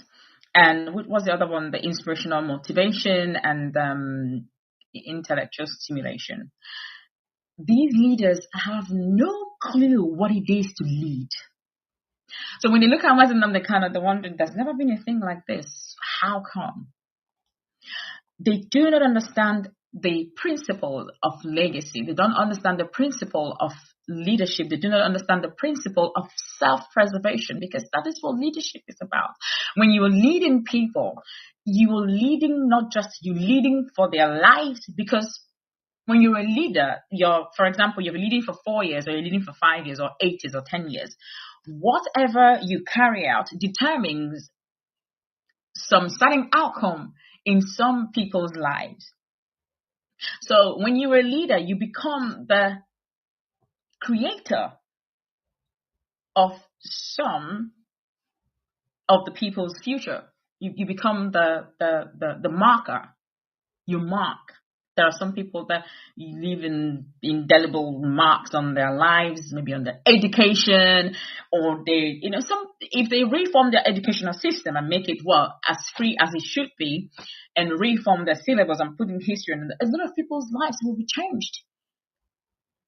If they reform securities and the rest of it, making sure that healthcare is accessible and at least up to a standard that a human requires, things will change. Some people's lives will change.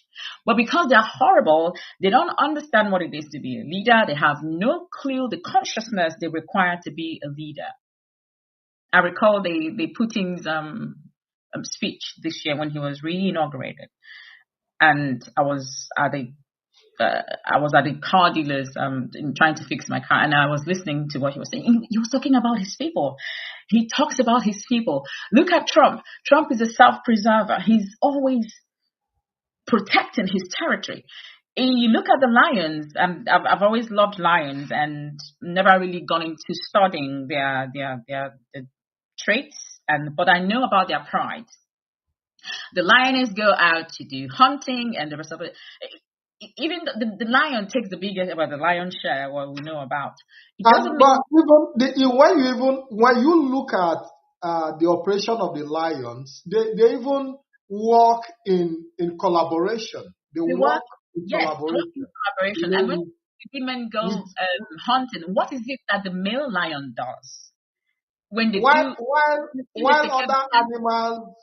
other animals are always on the run. But there is this video that I saw recently when the bulls charged together against the lion, and the lions ran away. Because they came as I've seen that video. They ran. That is one thing with unity, and I always say this: there is something about unity. And if I'm finishing this, the lions, the male lions, when the lionesses are hunting for food, what are the male ones doing? They are marking the territory. They are protecting the territory. You can't come into the pride. They are protected. So these leaders don't understand that what it takes to be a leader. And as a man, when we keep saying, the leadership lies on the man in the home, it comes with a lot. It comes with love. These politicians are greedy. They have absolutely no clue what it is to have the interest of someone at heart. I mean, Nnamdi Kanu could have just stayed in the UK and do whatever and live his life and as he likes it. But each time he sees the suffering of the people, you see that pain. You see that. When you breathe down and it's in pain, you see all of that. And same goes with me. When I see people, and I wish I could just close my eyes and things will change. So these leaders they have no clue. It's just about their pocket. I saw a video of one of the politicians, I can't remember, they were breaking down the pillar in his sitting room and they were bringing out bags of money. And that was when I started to think about the mental state of these people. When someone is wicked, when someone is just wicked and good in every other areas of life, you can begin to separate their wickedness. And, if they have principles, you can sometimes, when someone is too principled, it can be, equal to being wicked. So it's being able to separate all of these traits. But these politicians in Igbo land, they are wicked. They're not just wicked, they are greedy. And they're foolish. These three traits, they are the most dangerous traits you can find in one entity. When one person is composed of these three traits, you are in trouble. So they need to go for leadership. It does my head in, because There is no continuous improvement. There is no continued learning. They just manage. I think that the reality is that when you are not voted into office by the people, there is no way you can have the interest of the people at heart. So that is the truth of the matter. Even when they're voted in, these people, they are not. There are none of them. When you look at the electoral system in Nigeria, none of them goes into office. The few that were actually voted by the people, we've seen the good work they are doing. So that already tells you the story. That tells you what makes it different when you actually come into office as a governor, as an office holder, voted, because the people knows who love them. The people know. But unfortunately, what we see is a situation where people find their way into office through manipulations, through court judgment and things like that. You do not expect them to lead or govern the people. Well, we are going to take a break, and when we come back, we'll start taking calls. We'll be taking break. When we're back,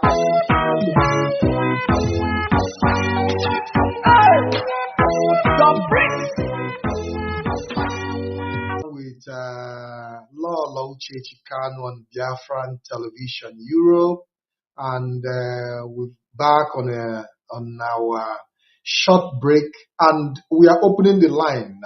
The number on the screen that will be on the screen in the shortest possible time will be +39 388 177 9665 +39 388 177 9665. Come forward with your question, come forward with your comment, and also come forward with whatever you have to say. Lolo is here to respond to some of your questions and also some of your compliments. I don't want to hear any negativity on this program, because I know that a lot of people would want to try to, make negative comments or call into ask questions that are not relevant. We want to, respond to relevant questions. Because we've seen in recent time how the mind of our people, have been manipulated in a way.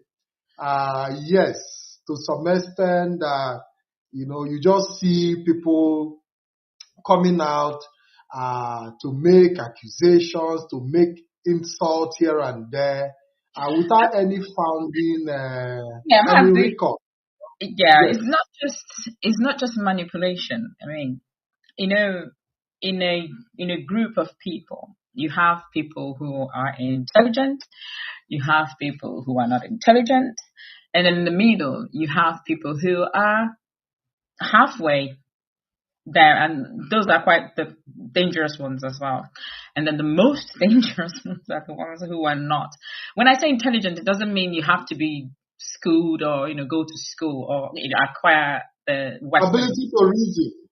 The ability to reason and analyze things is what separates us from being a human and being even animals. They do their stuff in their kingdom. They know in their hierarchy of things.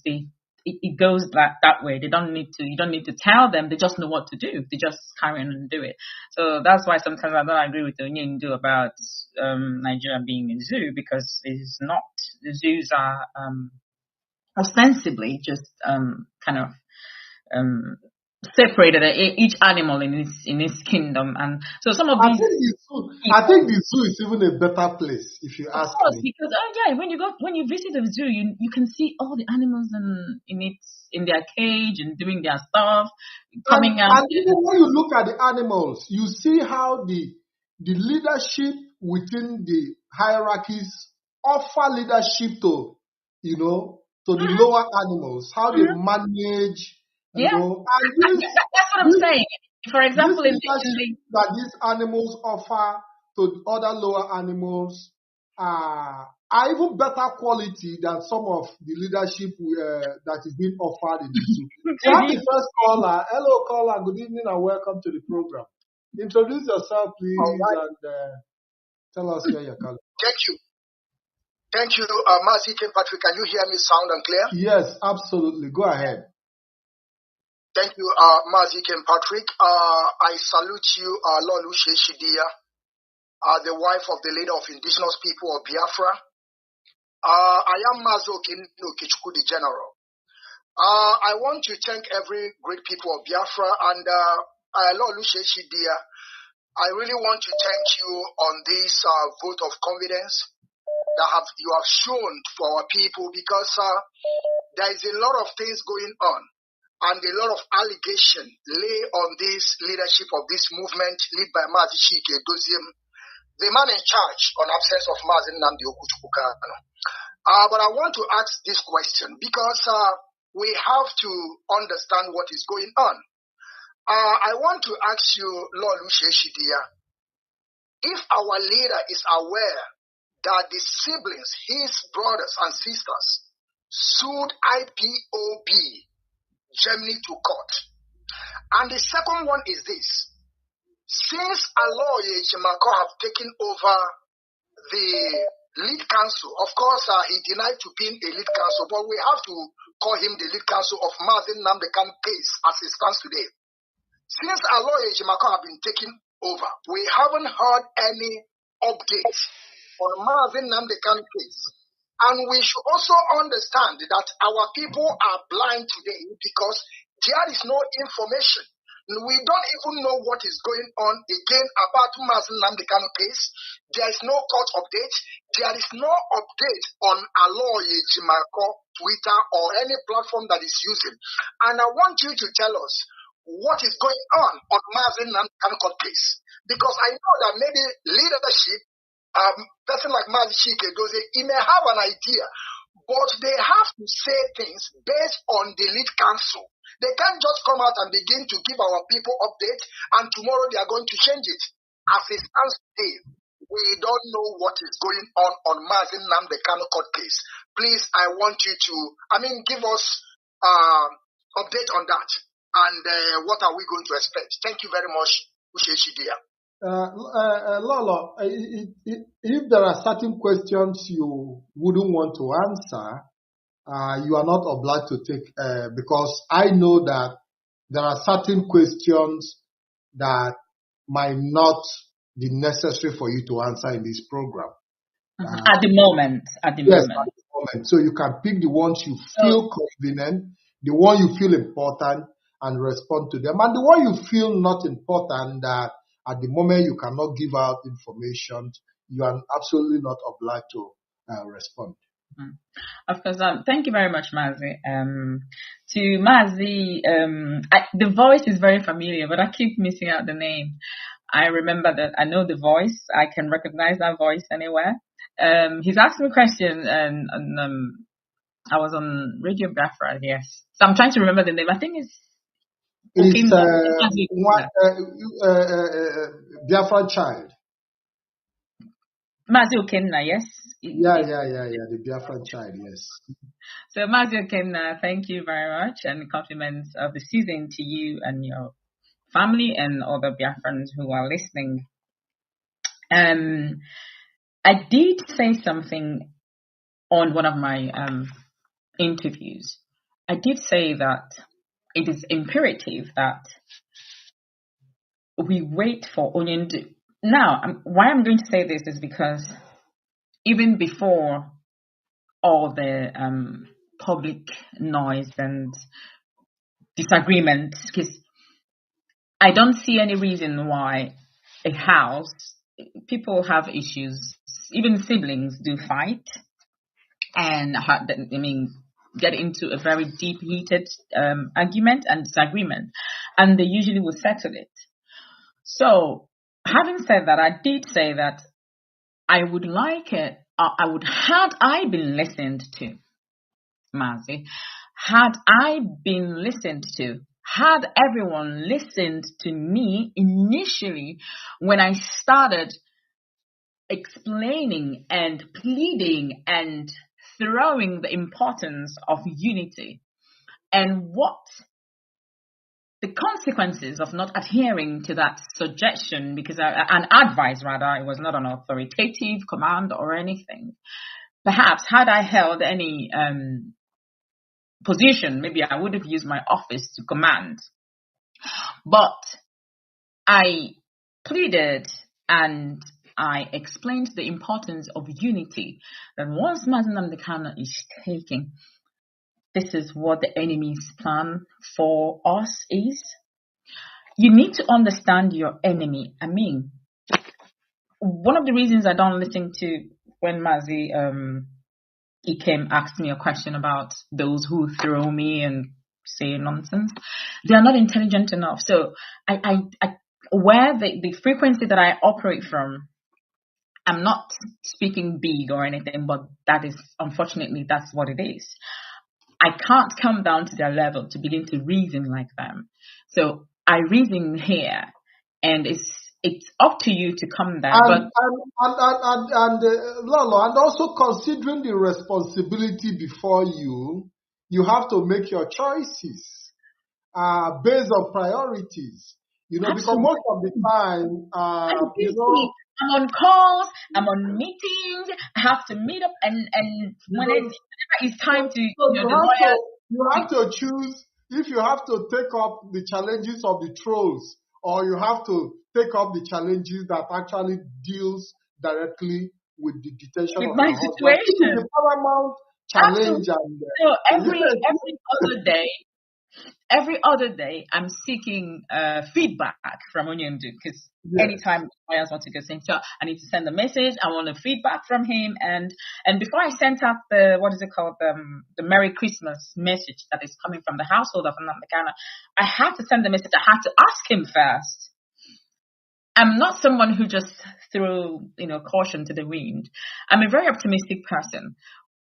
But if you don't understand me, you think I'm a pessimist. I'm not. I'm a cautious optimist. I believe in good things happening, but I also believe in having plans in place should my plans go awry. Lolo, we have another call. Sorry, let me finish with Mazi. Okay, now please. Okay, yes, go ahead. Go ahead.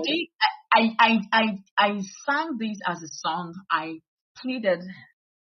I sent this out as a plea, and I sent it also as a warning of the importance of unity for these very distortions in squabbles. We didn't need it. We don't need it. We don't need it. The singular person who is the top, I mean, he's the tree, and all other, other branches are just attached to him. You can't say you're on your own. You're picking your tent from here. You're going somewhere. Or is that indiscipline that I speak of? So in the absence of Mazi Nnamdi Kanu, a lot of things, because people are not disciplined, people are doing what they're doing for several reasons. But if logic is in place and emotion was taken out of the equation, we wouldn't be here. So to answer Mazi Okenna's question, Nnamdi is aware of the squabbles, but this is something he's promised to deal with, because you don't expect him to deal with this from where he is. Do you know what it is for you to be incarcerated for? Any of these people, have they been incarcerated? Not incarceration in Europe or even at a burger and cheese. Yeah, I'm talking about proper incarceration in Nigeria. So some of these people, they've not been there. They don't understand what he's going through, because he's a strong man. He stands firm. Anyone be free. They not in bondage. Yeah, of course, because and it's because we are enjoying freedom. That is why we are creating problems. Anyway, let's see. So for the court case, we are yet to get a date, and when that happens, the lead counsel would explain that, and I think this also would kind of improve. This is 2025. We're going into 2025, so we're going into change, and we're going into dealing with our problems, facing it head on, and making sure that we get a change to it. So all of this is we're going into 2025. So things will change. There will be updates.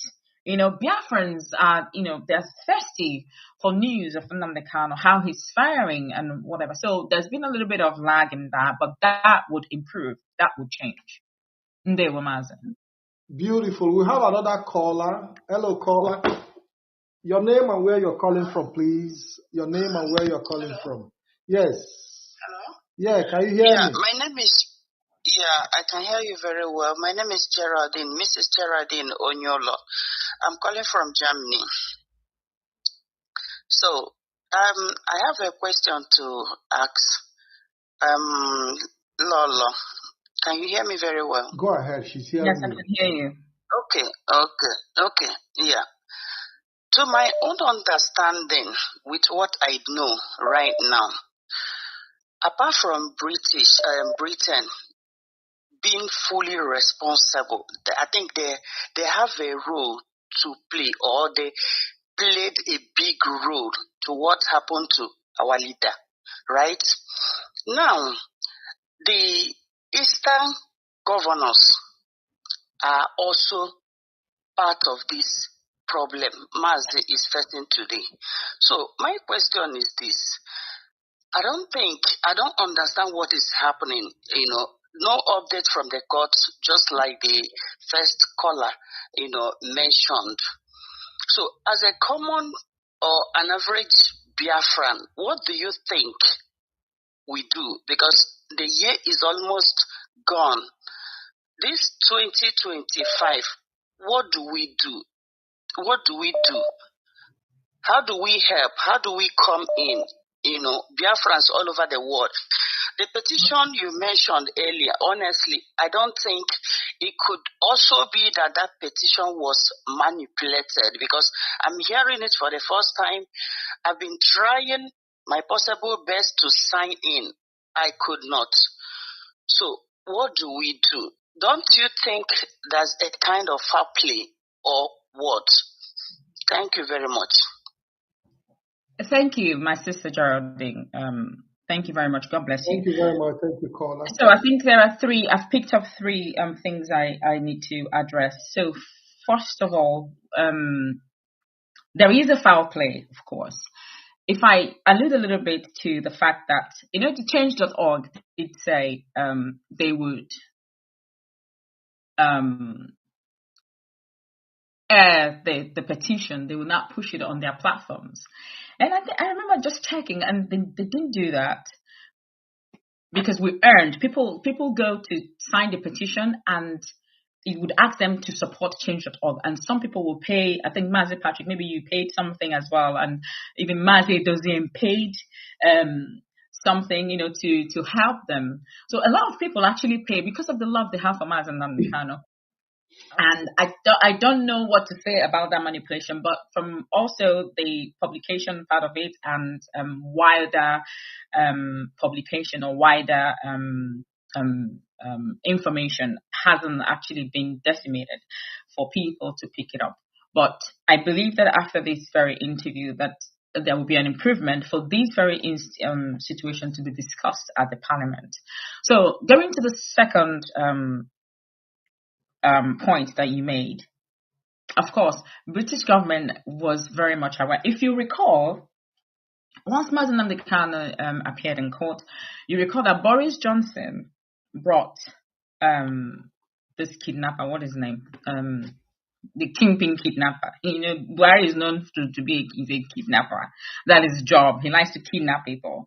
So he was called. He came to the UK, and the then Kenyan, what was his name, also came, and they held a meeting.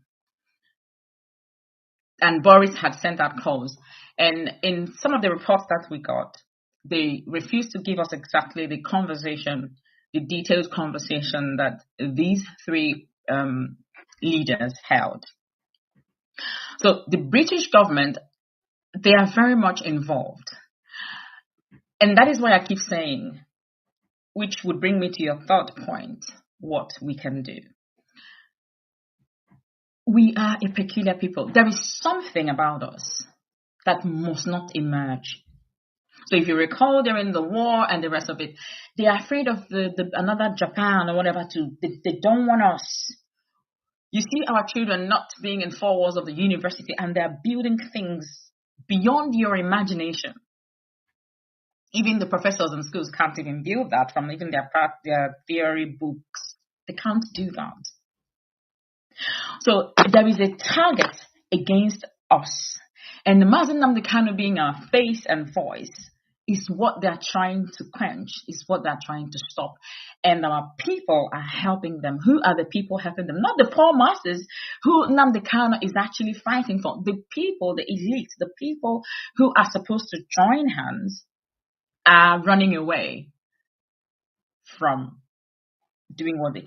I want to address something. Someone said something. He said, you people insult the politicians, and now you're calling them to help and ask for Mazi Nnamdi Kanu's release.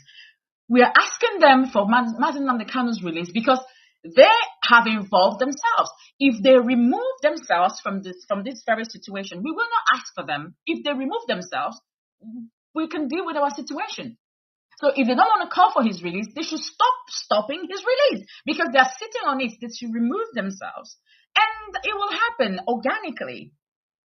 So what we can do as Biafrans is to come together as one.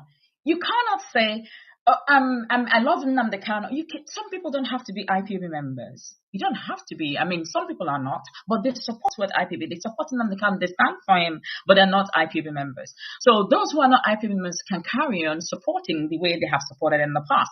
Then those who want to join under the umbrella, because you need to stand under the umbrella. Because had it been just Nnamdi Kanu is just one person, is an entity, but he's come out. He's a person representing the multitude of this clan, of these people.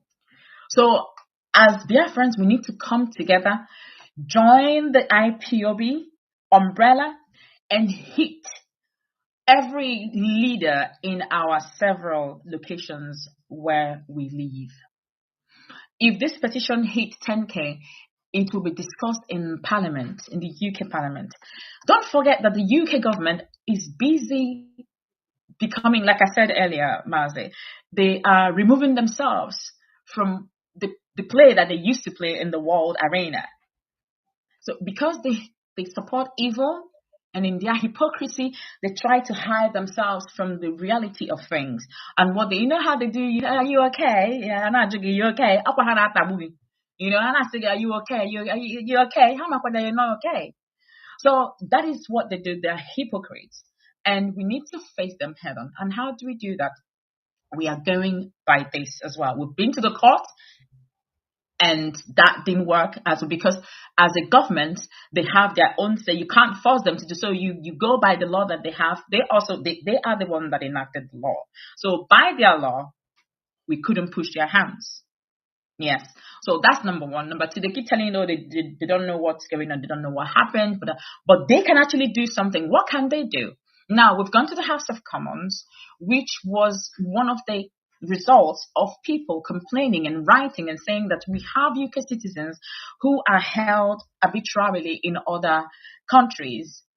Some are held hostages. There's one of them who owned a radio station and he was taken. I think he's in China. I think it's the Jimmy guy, and I think his petition hit 10K, and it was discussed in the Parliament. And now you have UK citizens in China, in Egypt, and what is the problem?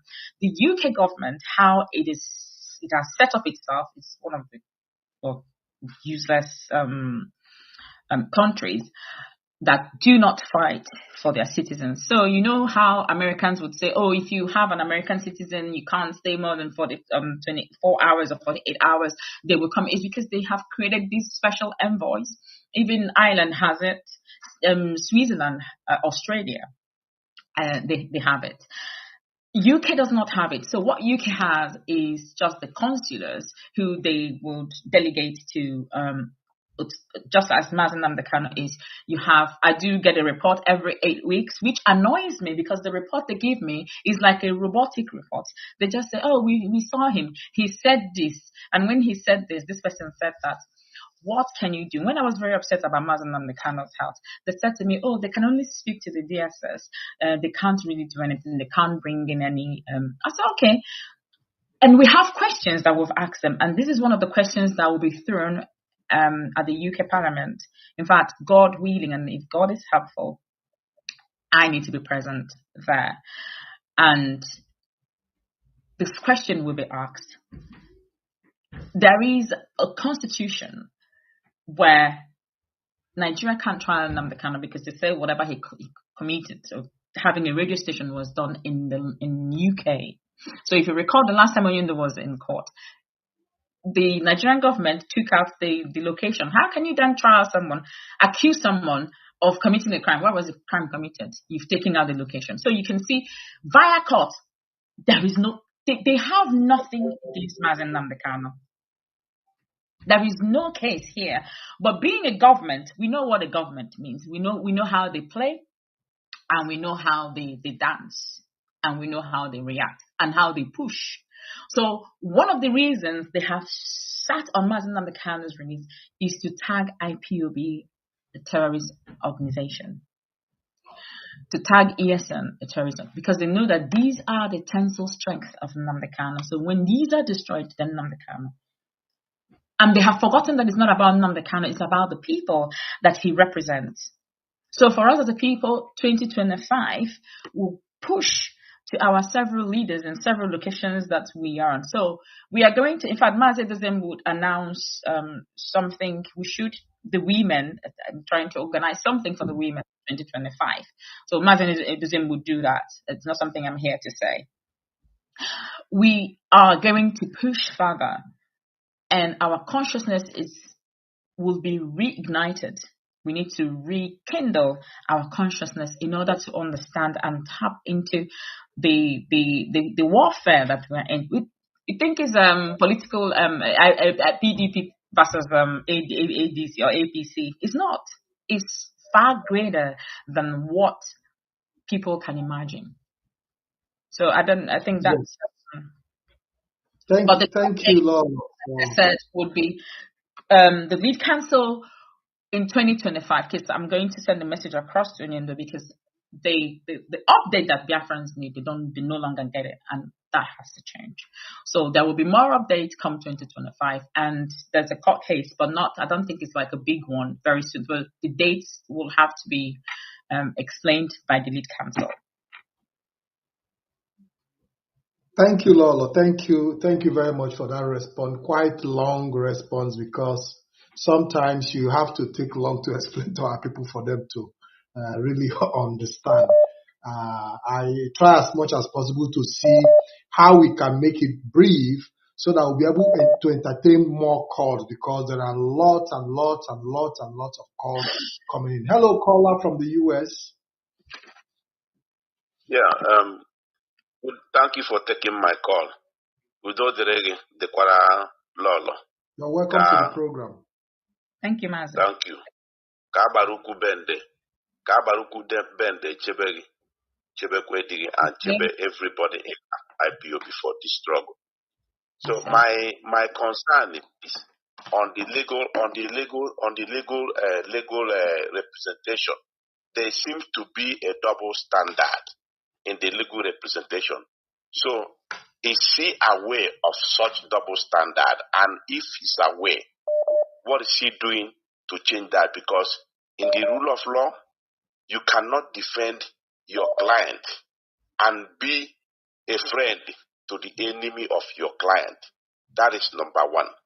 Number two is, I wouldn't like for IPOB to give too much information.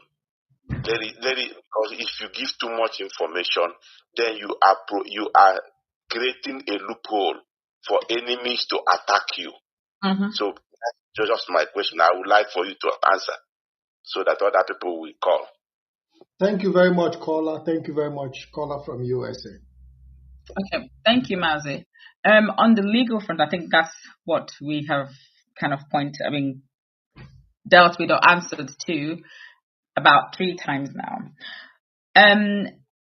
Onyendu hears things, but you know how he is. He needs to understand and be certain of what it is he's hearing.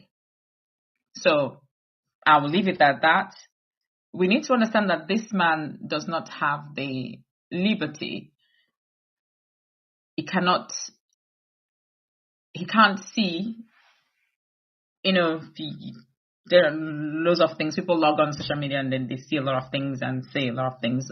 Does not have, is not privy to such information, or not privy to such doesn't have access to such information. So whatever it is that we are hoping that he would hear, probably would hear from someone, but not as deep as you would want him to know about it. And sometimes it's something that he would see differently from how you see it. So that's another thing. And Nnamdi is certain of what he's doing. And in regards to his representative working with the Nigerian government, that is something that has to also be proven in real time, in time to come. So it's not something that I don't know about it, don't discuss it, not sure. And like I've said earlier in the past, I do things in a certain way. If I'm seeking something or if I'm in a place and how I want, I'm not an authoritarian, but if how I want something to be, always from a good place anyway.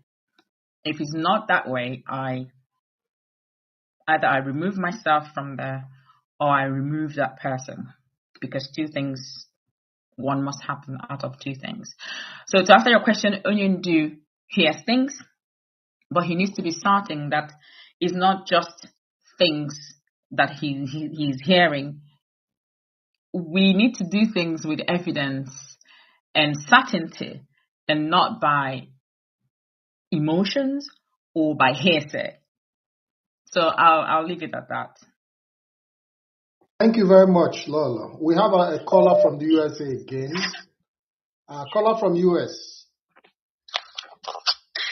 Yeah, hi. Thank you so much, Mazi, Ikem, and Lola. Thank you so much. You're such an inspiration, and I keep saying that. And I thank God for your strength. I thank God for the ability and the enablement that He has given you. It's not an easy place to be, actually, but when I look at you, I look at your tenacity, I just draw strength from you. And we will keep praying for you, for God to keep you and the children. Mm-hmm. So now, coming to the issue of the petition, I personally believe that something is wrong somewhere. I don't think that our people genuinely didn't want to sign that petition, because I know a lot of the people actually love Nnamdi Kanu so much. So there's something that they are not telling us about that petition. Are they holding it back? Are they actually intentionally not letting our people sign onto that petition? Something is not right. That's one. The second thing is, why is Britain not doing more? But when it comes to their citizen, they try to present themselves as the gurus when it comes to human rights. But this issue actually shown that that's not the truth. Because I think what the Brits are doing actually shows them as hypocrites. Because I don't understand why do we really need to sign petitions for them to stand up and ask for the well-being of their citizen that is going through a lot in the hands of another government? That don't make no sense to me as far as I'm concerned. Then now my question to you, Lolo, is this. What exactly is the MP that's representing Mazi Nnamdi Kanu, your constituency? What is he or she doing? Why is she or he not taking this up? Because that's the reason why they represent that constituency. Why are they not taking this up and pushing for the Lords to do something about their own citizen? Because it does not make sense. So that's my question, and I just pray that God will continue to keep you on, like I said before. Thank you so much, Thank you, Lola. But Lola, can you just give me a moment? Because I see a lot of people calling in and they are saying that the British are not doing anything about the freedom of Mazi Nnamdi Kanu. They are not working to make sure that Mazi Nnamdi Kanu is released from detention. And sometimes I wonder if these people have forgotten the interest of Britain in Nigeria. That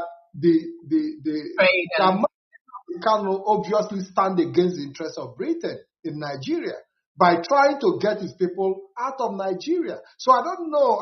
I can't figure it out. We understand that Britain might have other citizens detained somewhere else and things like that, like you said earlier. But the issue of Mazi Kanu is completely different. We know the stand of Britain when it comes to Nigeria, and you do not come to interfere with that interest, and you expect them to protect your right, So our people need to come to terms with this reality that Britain is not the one that is going to free Mazi Nnamdi Kanu, because Mazi Nnamdi Kanu stands against the interest of Britain. The Britain we are talking about is benefiting from the resources of the Biafran people, and they can only do that when Nigeria is in this form of unity that they are enjoying today, in their own understanding. Because if eventually Biafra gets free, Biafra can also give Britain those things they are getting, though not in the same condition, though I can guarantee that. Of course. But it doesn't still stop, not just Britain, but we'll be there for the world. We'll be there to contribute in so many ways to global peace and interest. But the truth of the matter is that the Nigerian politicians are convincing the British that if Biafrans go, that is going to go against their benefit, which is not true. And these are the things we need to let Britain understand, that Biafra separating from Nigeria is not going to it's not going to affect our business interest. It's not going to affect whatever benefit they are getting. It might not be the way they are getting it from Nigeria on the platter of gold. Because quite free. But certainly, it's not going to affect them, in any way. So you can go ahead and respond to our sister from the US. Okay, thank you. I think I recognize that voice. I can't remember her name. She spoke on the platform, the ESN fundraising, during the Americans' ESN fundraising. Thank you very much, my sister. And I say, you say to your prayers. Mazi Patrick has practically explained why the UK government is doing what they're doing. If you what's this book? Can't remember the name now. But if you read some certain kind of books on espionage and countries, or read on wars, and you see how countries can actually send out one of their own to go to another country to cause, just to rile up something.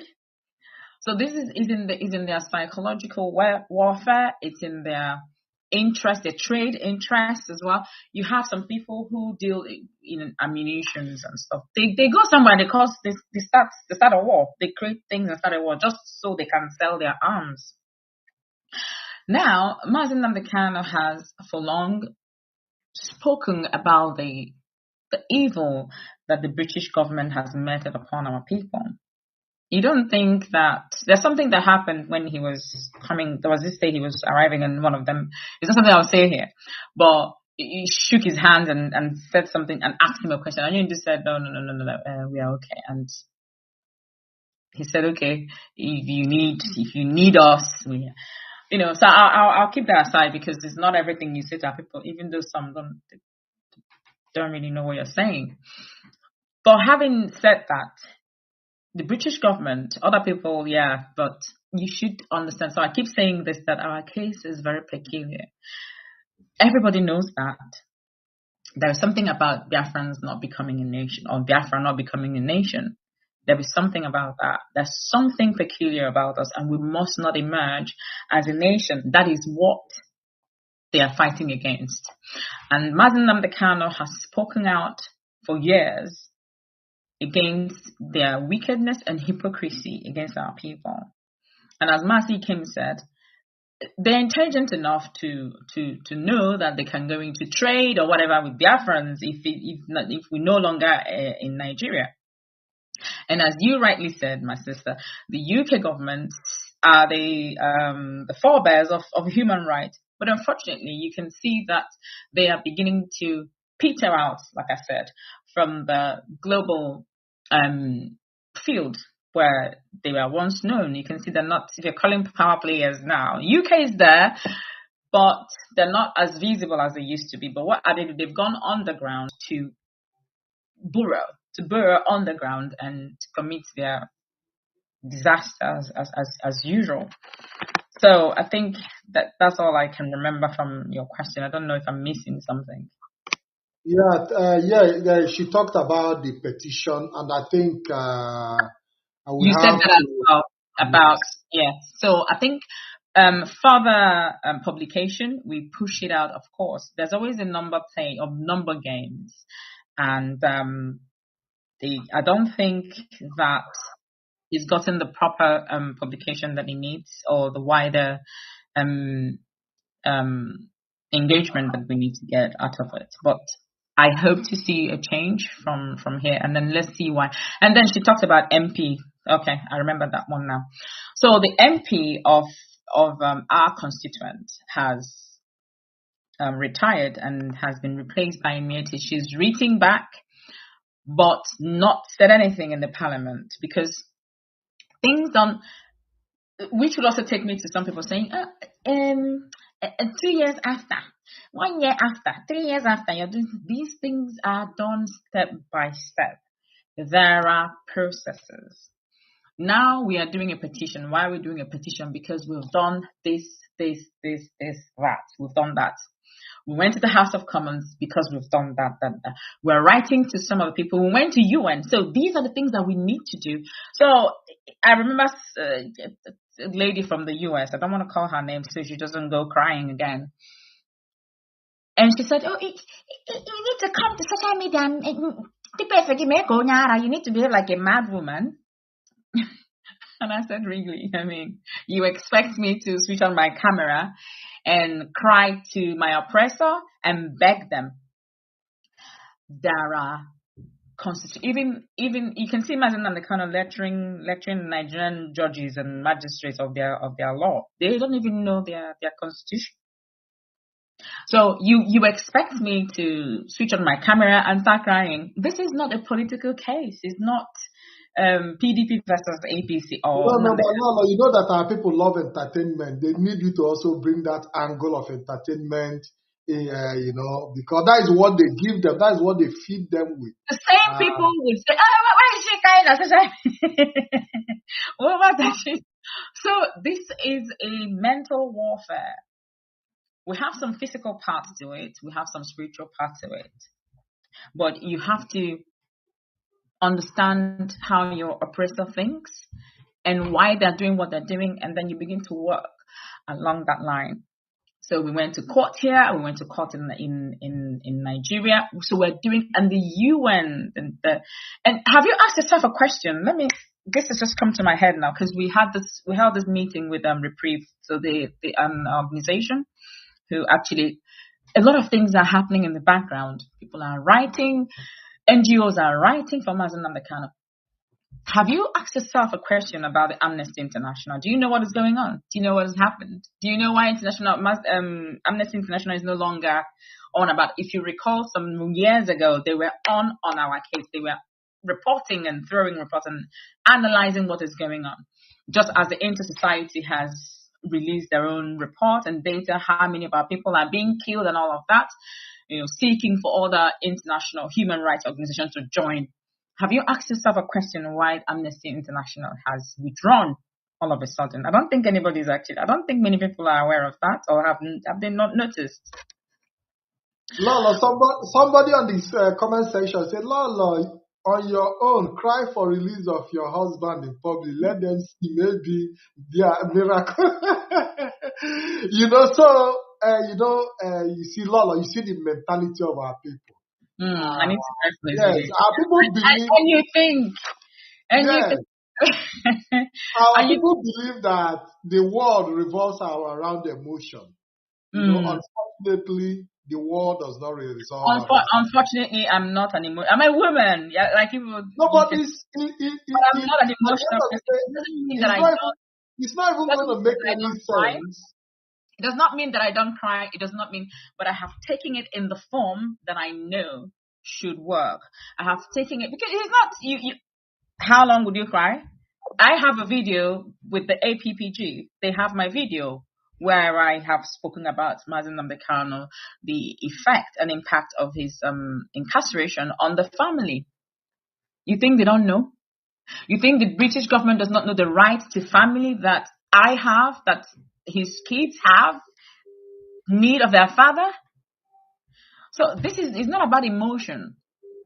It's not about emotion. It's about where we are.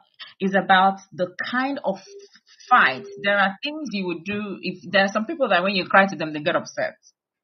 I have this boss at some point, like before I went to the university, that when you cry, he said, "Oh, because you cried out." Some people don't want you to cry, but that's not what I'm saying. What I'm saying is that people fight their wars differently. So you need to understand your war. You need to understand who you're fighting. Okay? So if myself and Nnamdi Kanu, if we agreed and knew that, oh, it's about me, once I cry, Mazi Nnamdi Kanu will be released, you need to go back to school. The thing is, our people does not really understand. Not to the person. I think that sounded a bit sarcastic. So I don't think that person is serious. I think the person is just being playful. But if that person is not playful, you need to go back to school. You need to go and read on the Biafran War. You need to go and read about the business that Nigeria was before the British changed it into Nigeria. You need to go and understand this, and you need to go and understand all the events that have taken place up until this moment. Nnamdi Kanu was taken when I was pregnant with Nnamdi Kanu. I gave my usual, because I know what the war is and I know how it is fought. So, and I understand, like Mazi would say, he would say, and they want you to come out and tell them everything. Like they even when you come out to say everything, they still don't even understand it. So that is not, it's taking step by step. So Harriet Hammond, the first time Onyini was taken, she was up. I wrote to her, she responded, and the rest of it. And then when Mazi Nnamdi Kanu was taken the second time, now I'm talking to our sister from the US. I'm responding to her question about our MP. She did not respond to my emails. And I'll say something. You remember also that I wrote to the Bishop of Canterbury, the Bishop of Canterbury here in the UK. What is going on in the background is not what I'm coming here to say. But like I said, I'm writing a book, and all of this would be there. By then, Mazi Nnamdi Kanu would have been released, and then you will understand a few things. But the current MP of our constituency has written to the parliament, and she hasn't gotten a response yet. They don't wear their slippers or shoe and call, are you there? Coming by 4 p.m. and then they appear. No, it doesn't happen like that. They write and then they get a response and they move it up from there. And these things, they take time. You can see that people just went on holidays. Those carrying it at Christmas and Yuletide. That has happened. So, but that's lots and lots of bureaucracy. Yes, and that's also what the petition is also pushing. So with the petition, this is one of the steps to that taking place, where this will be discussed in the parliament. Thank you very much, Lola. I think we have another call. I don't want to exhaust you. We'll be rounding up very soon. You've taken series of questions and lots of questions. Sorry, there's our brother called Mazi Austin Chika Austin. Okay. One of our sisters. She sends me his links. She sends me his not links. What's it called? She sends me his videos on international politics. So you need to always go to listen to him to understand how this geopolitical things, how it works, how these international, how they think, how they play games. That I have a book and I will recommend it for people to read, The Art of Strategy. You need to understand how governments they play. Okay, and then you understand that it's not something you just throw like that. You need to also be as strategic as they are to match them. And IPOB is doing a good job. I must tell you that in matching them. Thank you very much, Lolo. I receive a series of comments on the comment section. People complain that I'm interrupting you. If I'm interrupting you, I really have to apologize for that.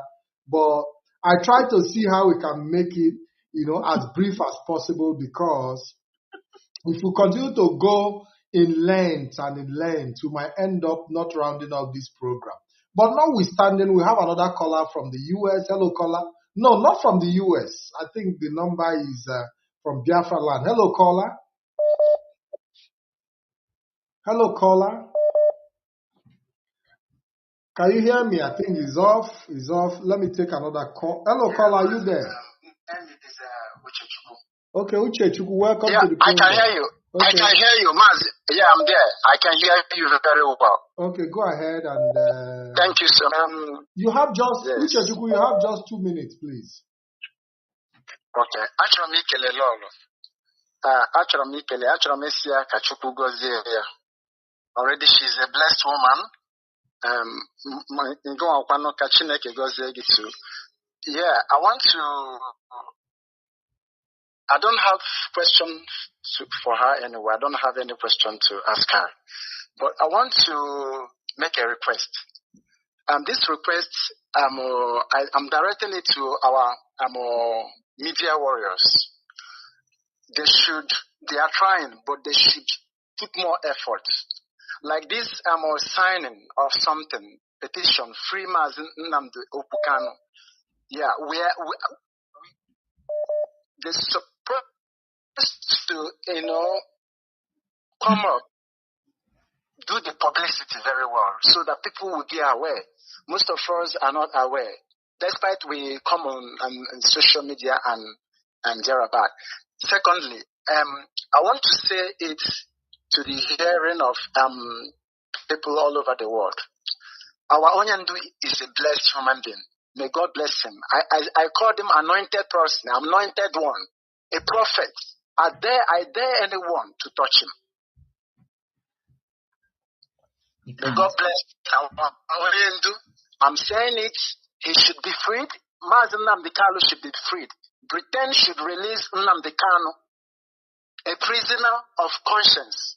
Mazi, thank you. Thank you very much for calling. Lola. Mazi,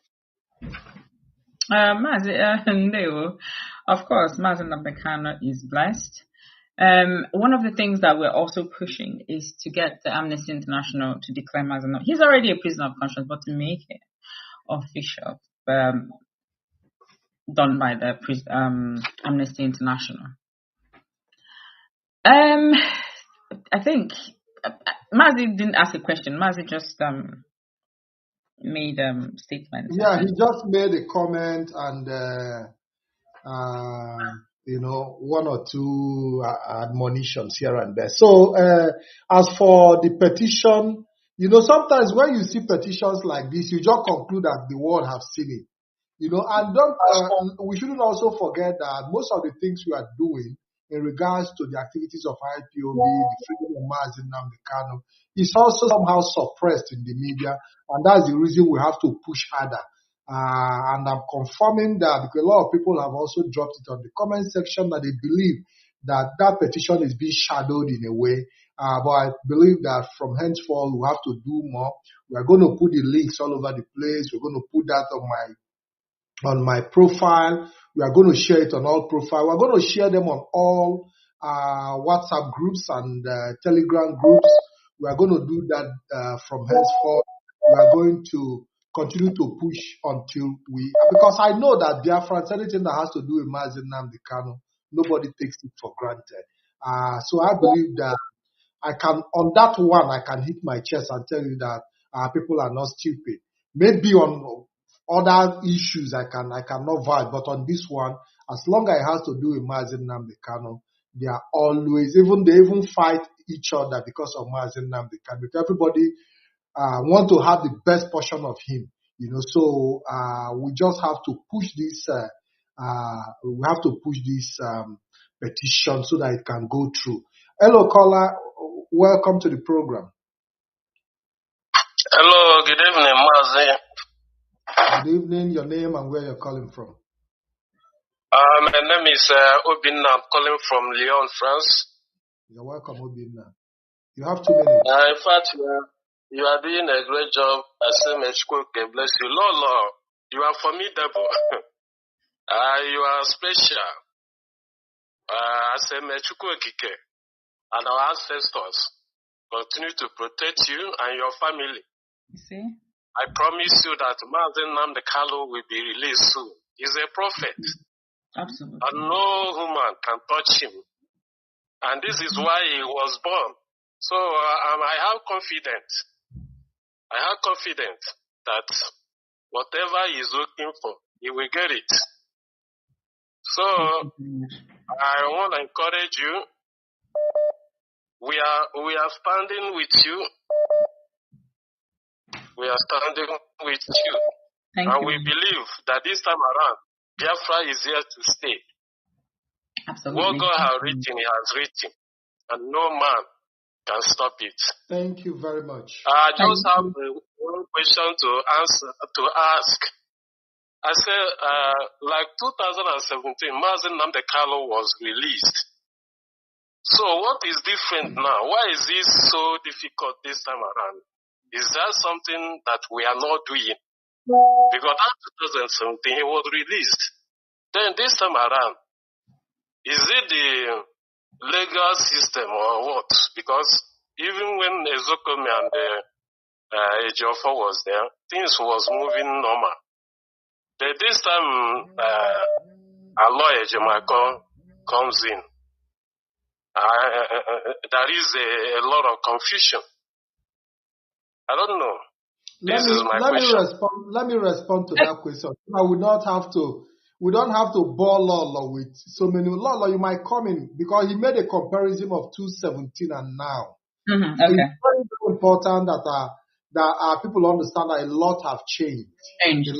A lot have changed between 2017 and 2021 when he was adopted in Kenya and now. For the fact that Mazi Nnamdi Kanu have remained resolute in his quest for Biafra is a concern.